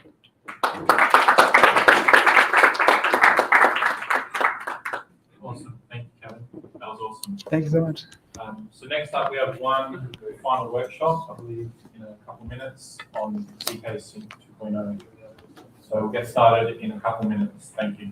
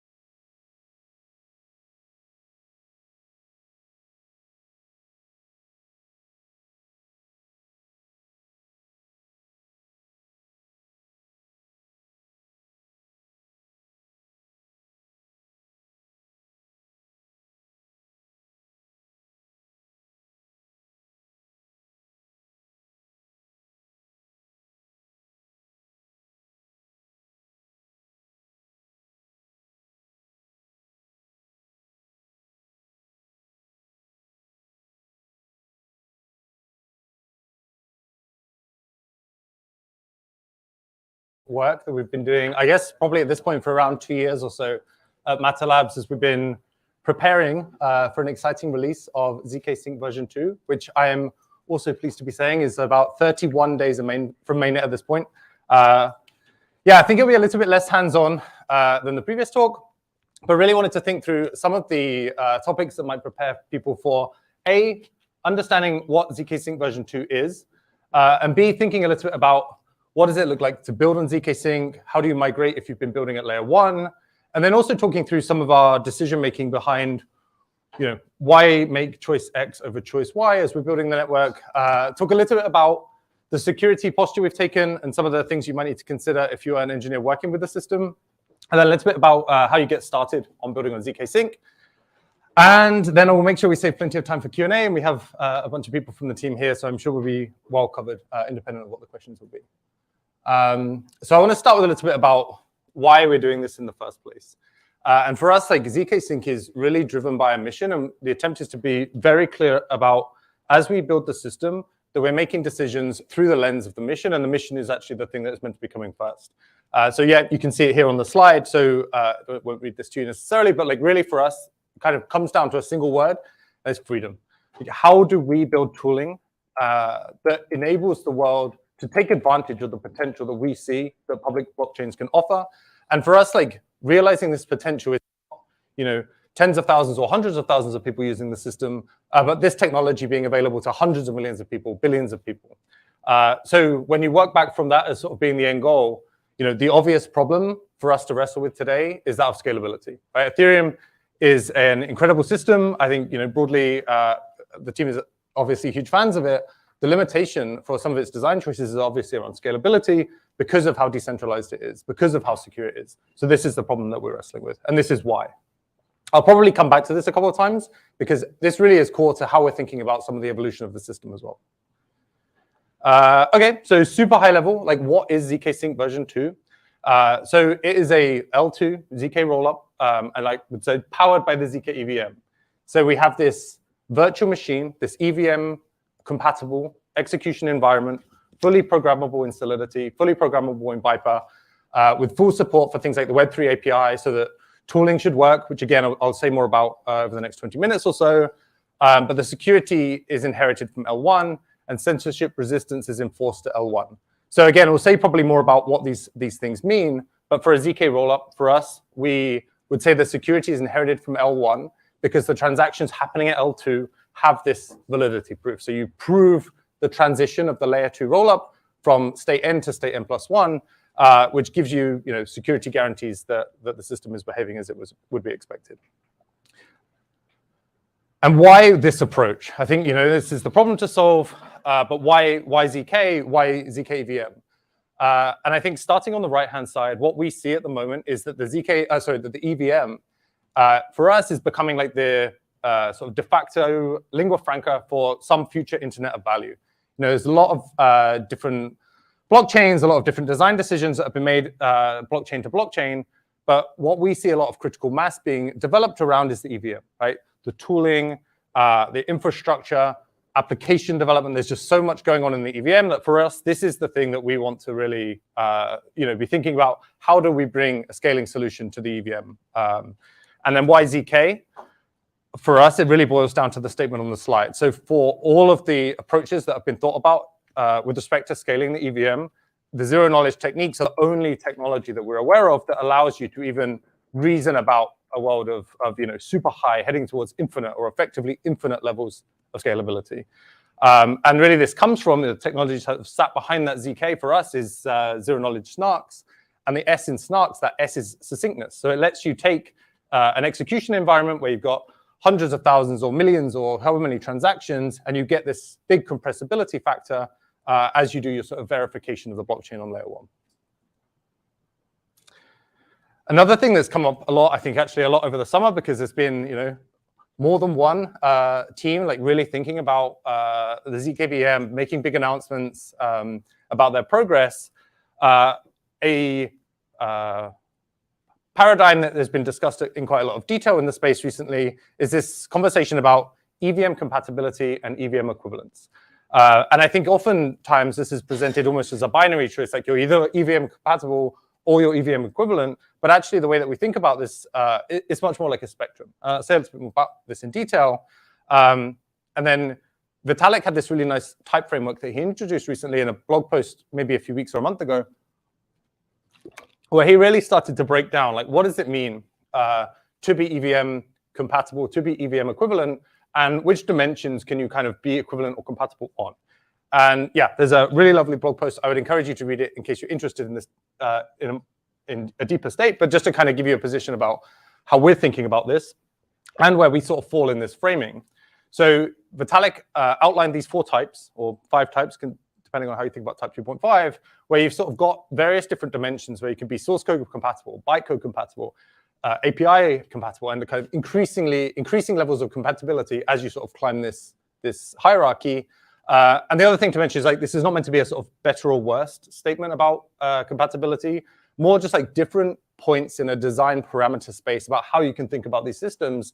And engineers building these systems can make trades, right? Like you can be more compatible at the expense of X, less compatible in order to buy Y. How we are thinking about this at the moment is that we've taken a principled design decision with respect to building zkSync version 2, such that we're really optimizing for performance, right? If you come back all the way to the mission statement, where we are saying we want to build a system that in some future can, power applications supporting hundreds of millions of people, like, performance will matter. So the system that we've optimized for, it's a virtual machine that is designed with ZK in mind, like designed to be more easily provable in zero knowledge.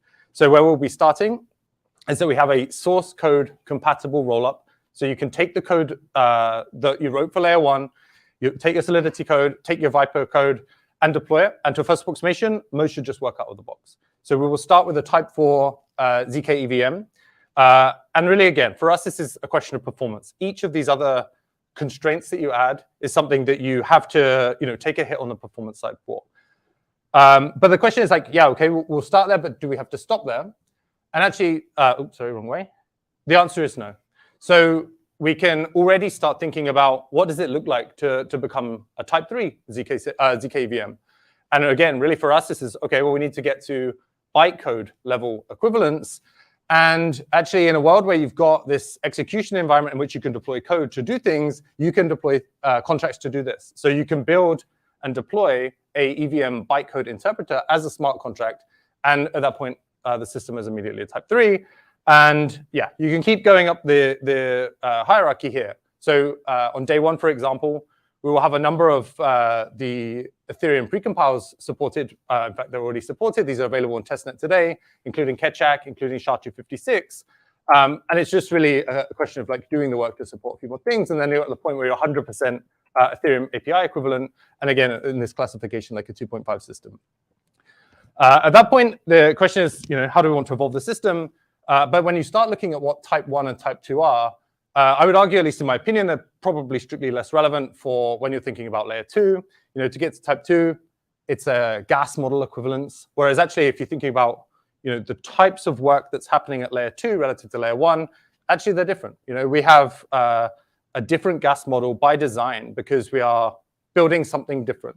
For us, the gas equivalent, which is a thing we call ergs, which are terms kind of come from physics, measuring work, is really trying to capture, like, how much for anyone using the layer 2 system, like, what is the transaction compute cost on one half, and then what's their layer 1 data footprint on the other half. So our model is different by design. So at least for us, we will start as a type 4 system. Relatively quickly, we will sort of move up towards being a type 2.5 system in Vitalik's classification framework. But for us, we're really trying to build a system optimized for ZK, optimized for performance. But at least this is kind of how we're thinking about these things at the moment. To say a few words about maybe like the ethos behind what we're doing. So we really want this to be a protocol for which we are one contributor of many. So as we deploy the system to mainnet, we're 31 or so days away from being live on mainnet, we'll be open sourcing the code. We have a very permissive license, so we really want to get to a point where the network is owned and governed by the community, where we are one contributor of many, and you won't have to collaborate with Matter Labs to work on zkSync or to like recommend a change for the protocol. And we've been moving towards a very open model, permissive license for open source, and really encouraging teams to help us evolve the protocol as a function of time, and as we aspire towards increasing scale, increasing security, and all of the things that we plan in the fullness of time. Cool. I would like to say a few words about some of the design decisions and the features that are available to engineers in particular on zkSync and building on the network. And one thing to start is that we've really biased for building a system which is highly toolchain compatible. So we know that as engineers, there's a lot of friction if you have to go and learn a new language to go work with a system, if you have to go and drop all of the tools that you've been using as part of your development toolkit for however long ago, learn a bunch of other tools. So for us, the question is like, how do we get to a point where we're building a system on which engineers can migrate frictionlessly? Like, we really want to build and are working to build an amazing developer experience. So things like MetaMask, things like Hardhat, the tools that people are used to using should just work and should just work out of the box. And also for users, right? For users using their wallets, these wallets should integrate natively into zkSync, and it should be trivially easy to move from, say, layer 1 to layer 2. There's an ecosystem page linked here where you can go and see a wall of logos for teams that are already actively building on the system or deployed on testnet already. But for us, again, like this comes back to how do we have an amazing developer experience, and how do we give developers the tools to have an amazing user experience be provided at the application layer. One other thing that I won't say too much about in this talk, but I'll touch on briefly, this thing could be a talk in and of itself, is that what actually we have at zkSync is sort of two halves to the ecosystem. So on one half, you have the accounts that I think mostly I'll be talking about today, which I would say are like the rollup accounts. So this is the accounts for which you inherit full security of Ethereum for. But the design of the system is such that we also have this other half of the account, or other half of the rollup essentially, which we've called zk Porter. And really what this does is it lets users trade sort of between I would say like cost and scalability on one half and security model on the other half. So you can provide users with an account which is still has very, very strong guarantees, but slightly weaker guarantees, but at the benefit of orders of magnitude cheaper transaction, and just like, much, much more, coming back again to the mission of how do we get hundreds of millions of people, like things should get cheaper. And there are many use cases that probably don't require the full security guarantees of the rollup side, and they can use the Porter side. The beautiful thing about the design of this system is that these are seamlessly interoperable. So you can have on one half of the system the systems or the contracts that require this roll-up level security, the DeFi applications. You can imagine Uniswap being deployed in this half, and then the users who maybe have opted for the Porter account can still interact with contracts on the other side, just as if it was. It's native to the layer 2. There are a couple other, I would say, opinionated decisions we've made as we've been designing the system. And a big one that I think a lot of our development teams that we're partnering with and we've had early conversations with that are excited about is account abstraction. So this is a feature that I think has been desired at the layer 1 level for a long time. I'm not exactly sure how many EIPs have been presented. I think it's like 4 or 5 with people trying to introduce this to Ethereum, but actually we'll start with this from day 1. And the reason for this is that it gives, again, like development teams, particularly those building wallets, but actually more broadly, the ability to start to build a much better user experience than I think we see today at layer 1. So you can start to imagine, development of smart contract wallets where you don't have to do like seed phrase recovery. You can start talking about social recovery. You can also build different payment interfaces at the application layer. So protocols have got more flexibility with respect to tokens they might want to adopt, their payment schemes, so maybe they want to pay the gas fees for their users under certain conditions. But again, this is like a developer-first choice built to give flexibility to engineering teams building on zkSync version 2. Strongly related is this sort of concept of meta transactions, but essentially this lets you leverage this paymaster feature to handle, to have a lot of flexibility at the application layer for how you want to handle payments.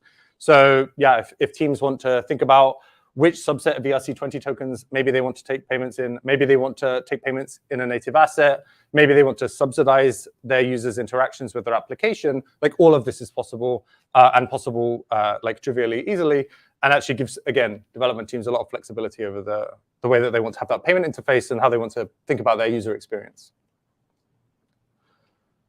Cool. So what does it look like to port an application or to build an application on zkSync today? So one of the nice things, again, coming back to that source code compatibility early on in the talk, was that you really, to a first approximation, are not going to have to make changes to your Solidity code or your Viper code. So I think we support today Solidity down to version 0.411. Viper is already live on testnet. So today the experience should be as simple as recompiling your code and redeploying your code. And to a first approximation, it should just work. There's a few caveats I'll mention in a moment, but this should be the majority experience for people who are building for Ethereum. To give you a very almost like boring example because of just to highlight how trivial this is. So you can see a code snippet on the left-hand side with somebody leveraging the Ethers.js package. This is essentially a very simple contract you could imagine writing with Ethers, and what it looks like to use the zkSync SDK on the right-hand side. So line for line, the code is equivalent.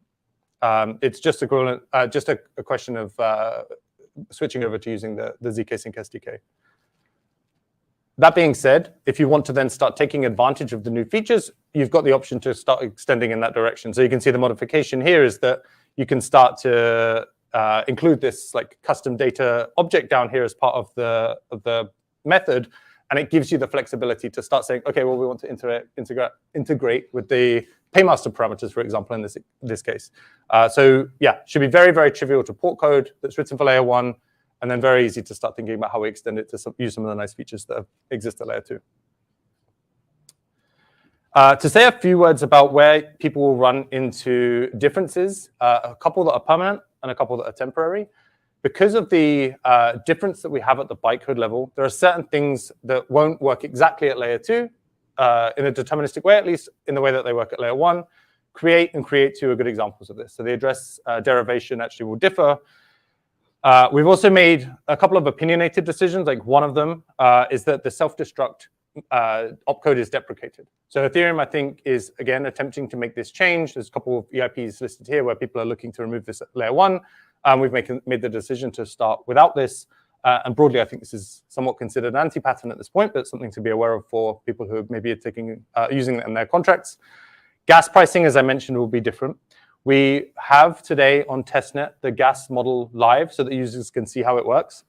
And essentially, like I think I mentioned, you have sort of 2 halves to it. What's the price of compute and the price of like your contribution to generating the zero knowledge proof to proof the state transition, and then the price of the data footprint on layer 1. The gas pricing is different. Should be orders of magnitude cheaper to use the system. So yeah, this is like one of the perks. There are a few things that are not supported today or won't be supported on day 1 when we go live, but will quickly be included in part of the system. There are some Open Zeppelin libraries that aren't going to work out of the box. We are doing some work, and I think some external teams are doing some work to mitigate these already. As we look to increase our ability to integrate with tooling across the ecosystem, some of it just takes time. We're actively working on many of these things, and again, partnering with many teams to do so.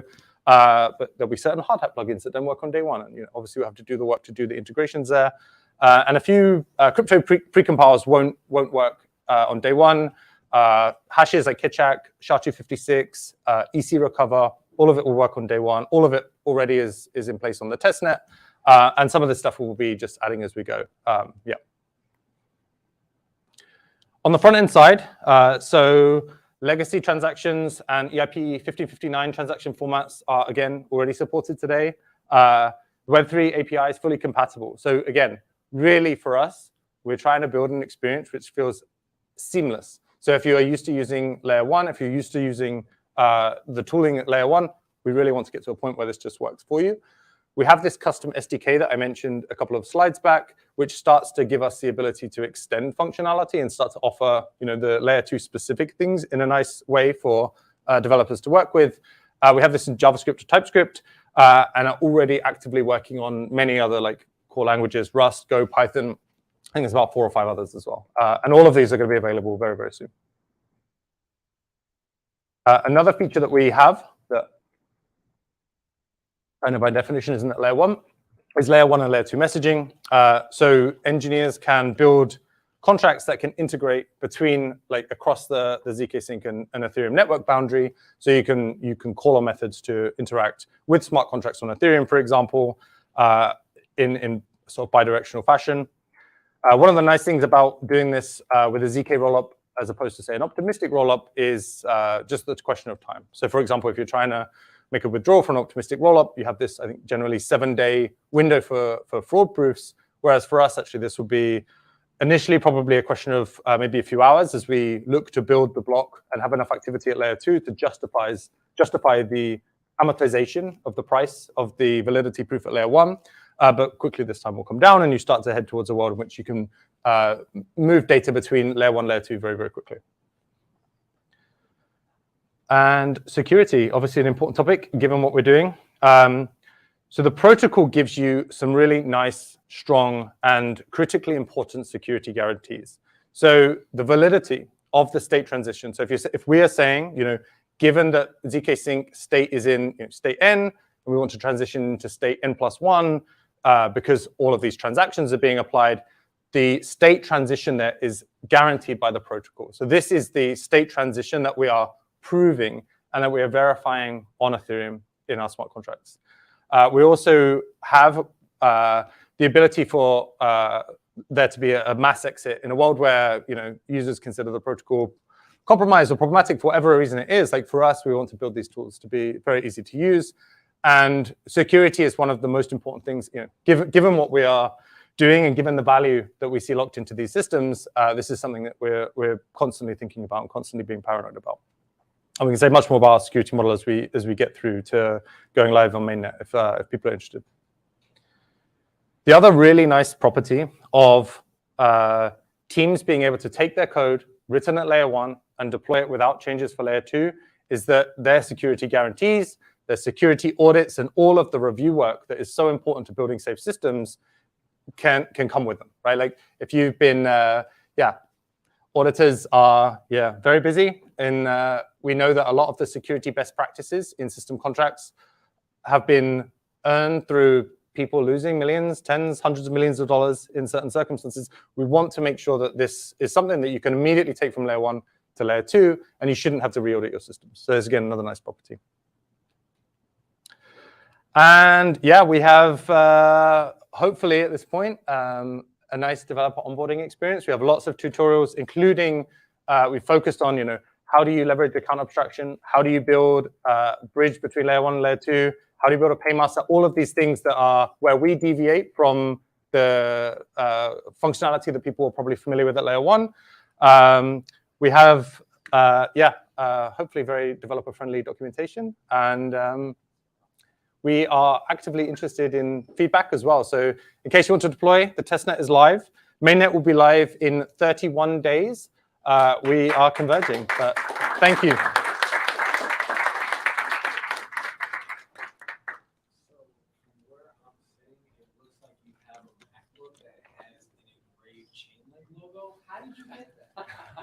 I turned up without my laptop, and someone here very kindly put theirs in place. Like, it's a sticker. All right. Right in the middle. So I'm like, what's all right? It's hiding the Apple logo. All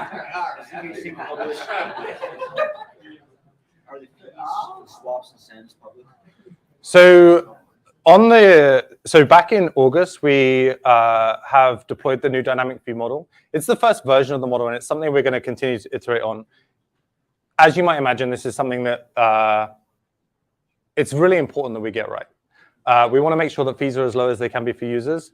In terms of whether they're public today, I mean, they're public in the sense that you can use the system and see what it costs. I do think that the first version of the model will not be the last, and we've written extensively about this in the blog post. Actually, in case we've published exactly like how we're computing the fees for everything. So testnet is representative. You're obviously able to like go and see what it looks like today, and mainnet will be there very soon, and we'll obviously continue to improve the model as we go. zkSync version 1, in case you're not familiar, is public and has been public for a very long time, and all of these fees are super low. I think in the fullness of time, I do think zkSync version 2 will be cheaper. Sure, but will it be like smashing? I mean, for example, some optimistic rollups are crushing the zk world. Yeah, good question. I would say that actually on day one, represented by a clown dog in the slide, but are we actually competitive? on day one, we are not going to be like when you take a step back. This system is super hard to build, as probably is not a surprise to anyone to hear. And we've taken the approach of it's important for us to get the system live in an alpha state, and we want to get feedback for the users. You know, coming back, we want feedback from people. We want to build it publicly and all of this stuff. So we have a huge backlog of things that we know we can do to continue to optimize things. So on day one, it won't be optimized. It will be optimized for its existence and its security. Then for performance, for feature completeness, and for cost optimization, these are all things we'll continue to do. We want to get the system out of alpha. There's lots to do to get there. But for us, it's super important that the thing exists and people can start to use with it. And, you know, I think you build a better product if you build it publicly and you don't just try and stay heads down and, yeah, never come live with it. Appreciate the answer. Thank you. Can you pay fees with non-native currency? Yes. So we have, instead of us making that be our decision about how you should have your users pay your fees, this is really up to the application themselves. So the application can leverage this paymaster feature and they can essentially decide.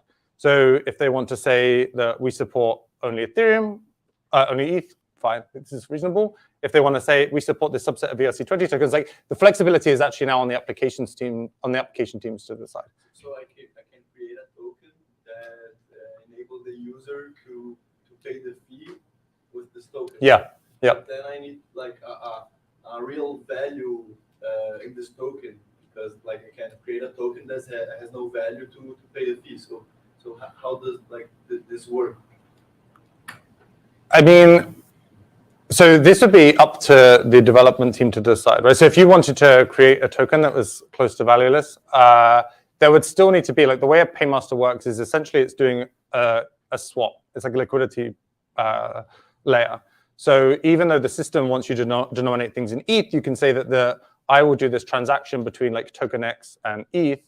The value of token X to ETH will still need to be, like, your fees aren't, okay, well, we want to set it as like one of this artificial token I've just created. Like the fee will be set in ETH, and then you have to pay the fee, the like corresponding number of these fake tokens that actually get you to the point of like paying the real transaction fee for using the system. Yeah, because the validator actually wants the real, like the native token, right? Correct. So you need to like give this liquidity to pay the validator. Correct. So you would need a paymaster which is willing to exchange token X for ETH at some value.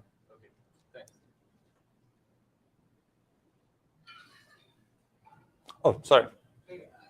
I'm not sure if I got this right. You said it was backwards compatible to version 4.11. I think it's 4.11. There are versions of Solidity earlier than that. There are some breaking changes, I think, with respect to how it compiles to UL, that I think meant that it's very difficult to go earlier than that without putting a lot of hacks into your compiler. Yeah, this is the point, right? Like, maybe like some fraction of 1%.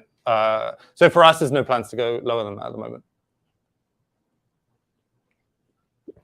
How many dApps are currently on zkSync v1? What kind of TVL? And how long do you think the migration is? So V1 is a different thing in the sense that it's not like a general purpose execution environment where you can go and build arbitrary code. V1, or version 1 of the system, is a application-specific rollup, really for payments. So you can, it's much more about the sort of like, I want to send value, or I want to mint an NFT, I want to do a swap, and I want to do it in a way that's much cheaper than at layer 1. For V2, this is sort of a very different beast. It's more, how do we give you a general purpose execution environment where you can build arbitrary systems in leveraging, much lower transaction fees, much faster TPS, and so on. So it's a whole new beast.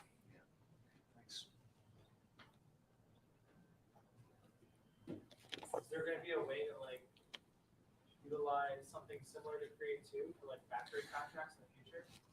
This is something like with Create 2 and with teams that do want that. You can imagine a use case where a protocol wants to have the same address across networks. This is definitely an active area of discussion and something we're thinking about. It's not something we will have implemented on day 1, but it is something that we would like to figure out. And yeah, Alex, I don't know if you've given that more thoughts. everything works. It works in Ethereum. Just the address derivation has a slightly different scheme. But like you can totally create kind of virtual contracts and deploy them the moment you need them. You just like you will know what the address of the contract is based on your code and the sender. Yeah, it's just that the address will be different if you're doing it layer 1 or layer 2 on like today. Just our bytecode diverges from the bytecode. Yeah. So obviously the fingerprint, like the address will just hashes.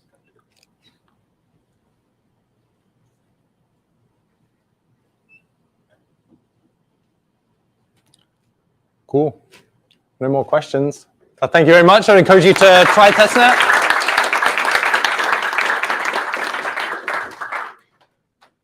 Everyone, well, thank you very much for coming today. That concludes the workshop. We hope to see you at the many events going on tonight. And SmartCon starts tomorrow. Hey, thank you.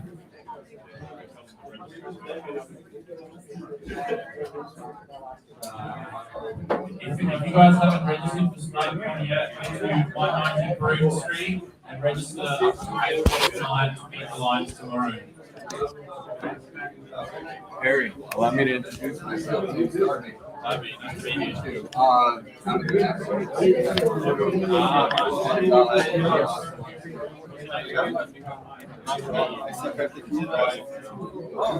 I'm sorry. No, I meant to help you with all that No, stuff. it's fine. I feel like a bit time with yeah, great stuff, man. Very exciting. So yeah, it's exciting time. Look forward to hanging in a few weeks. Cool. Thanks. Australia. Yeah.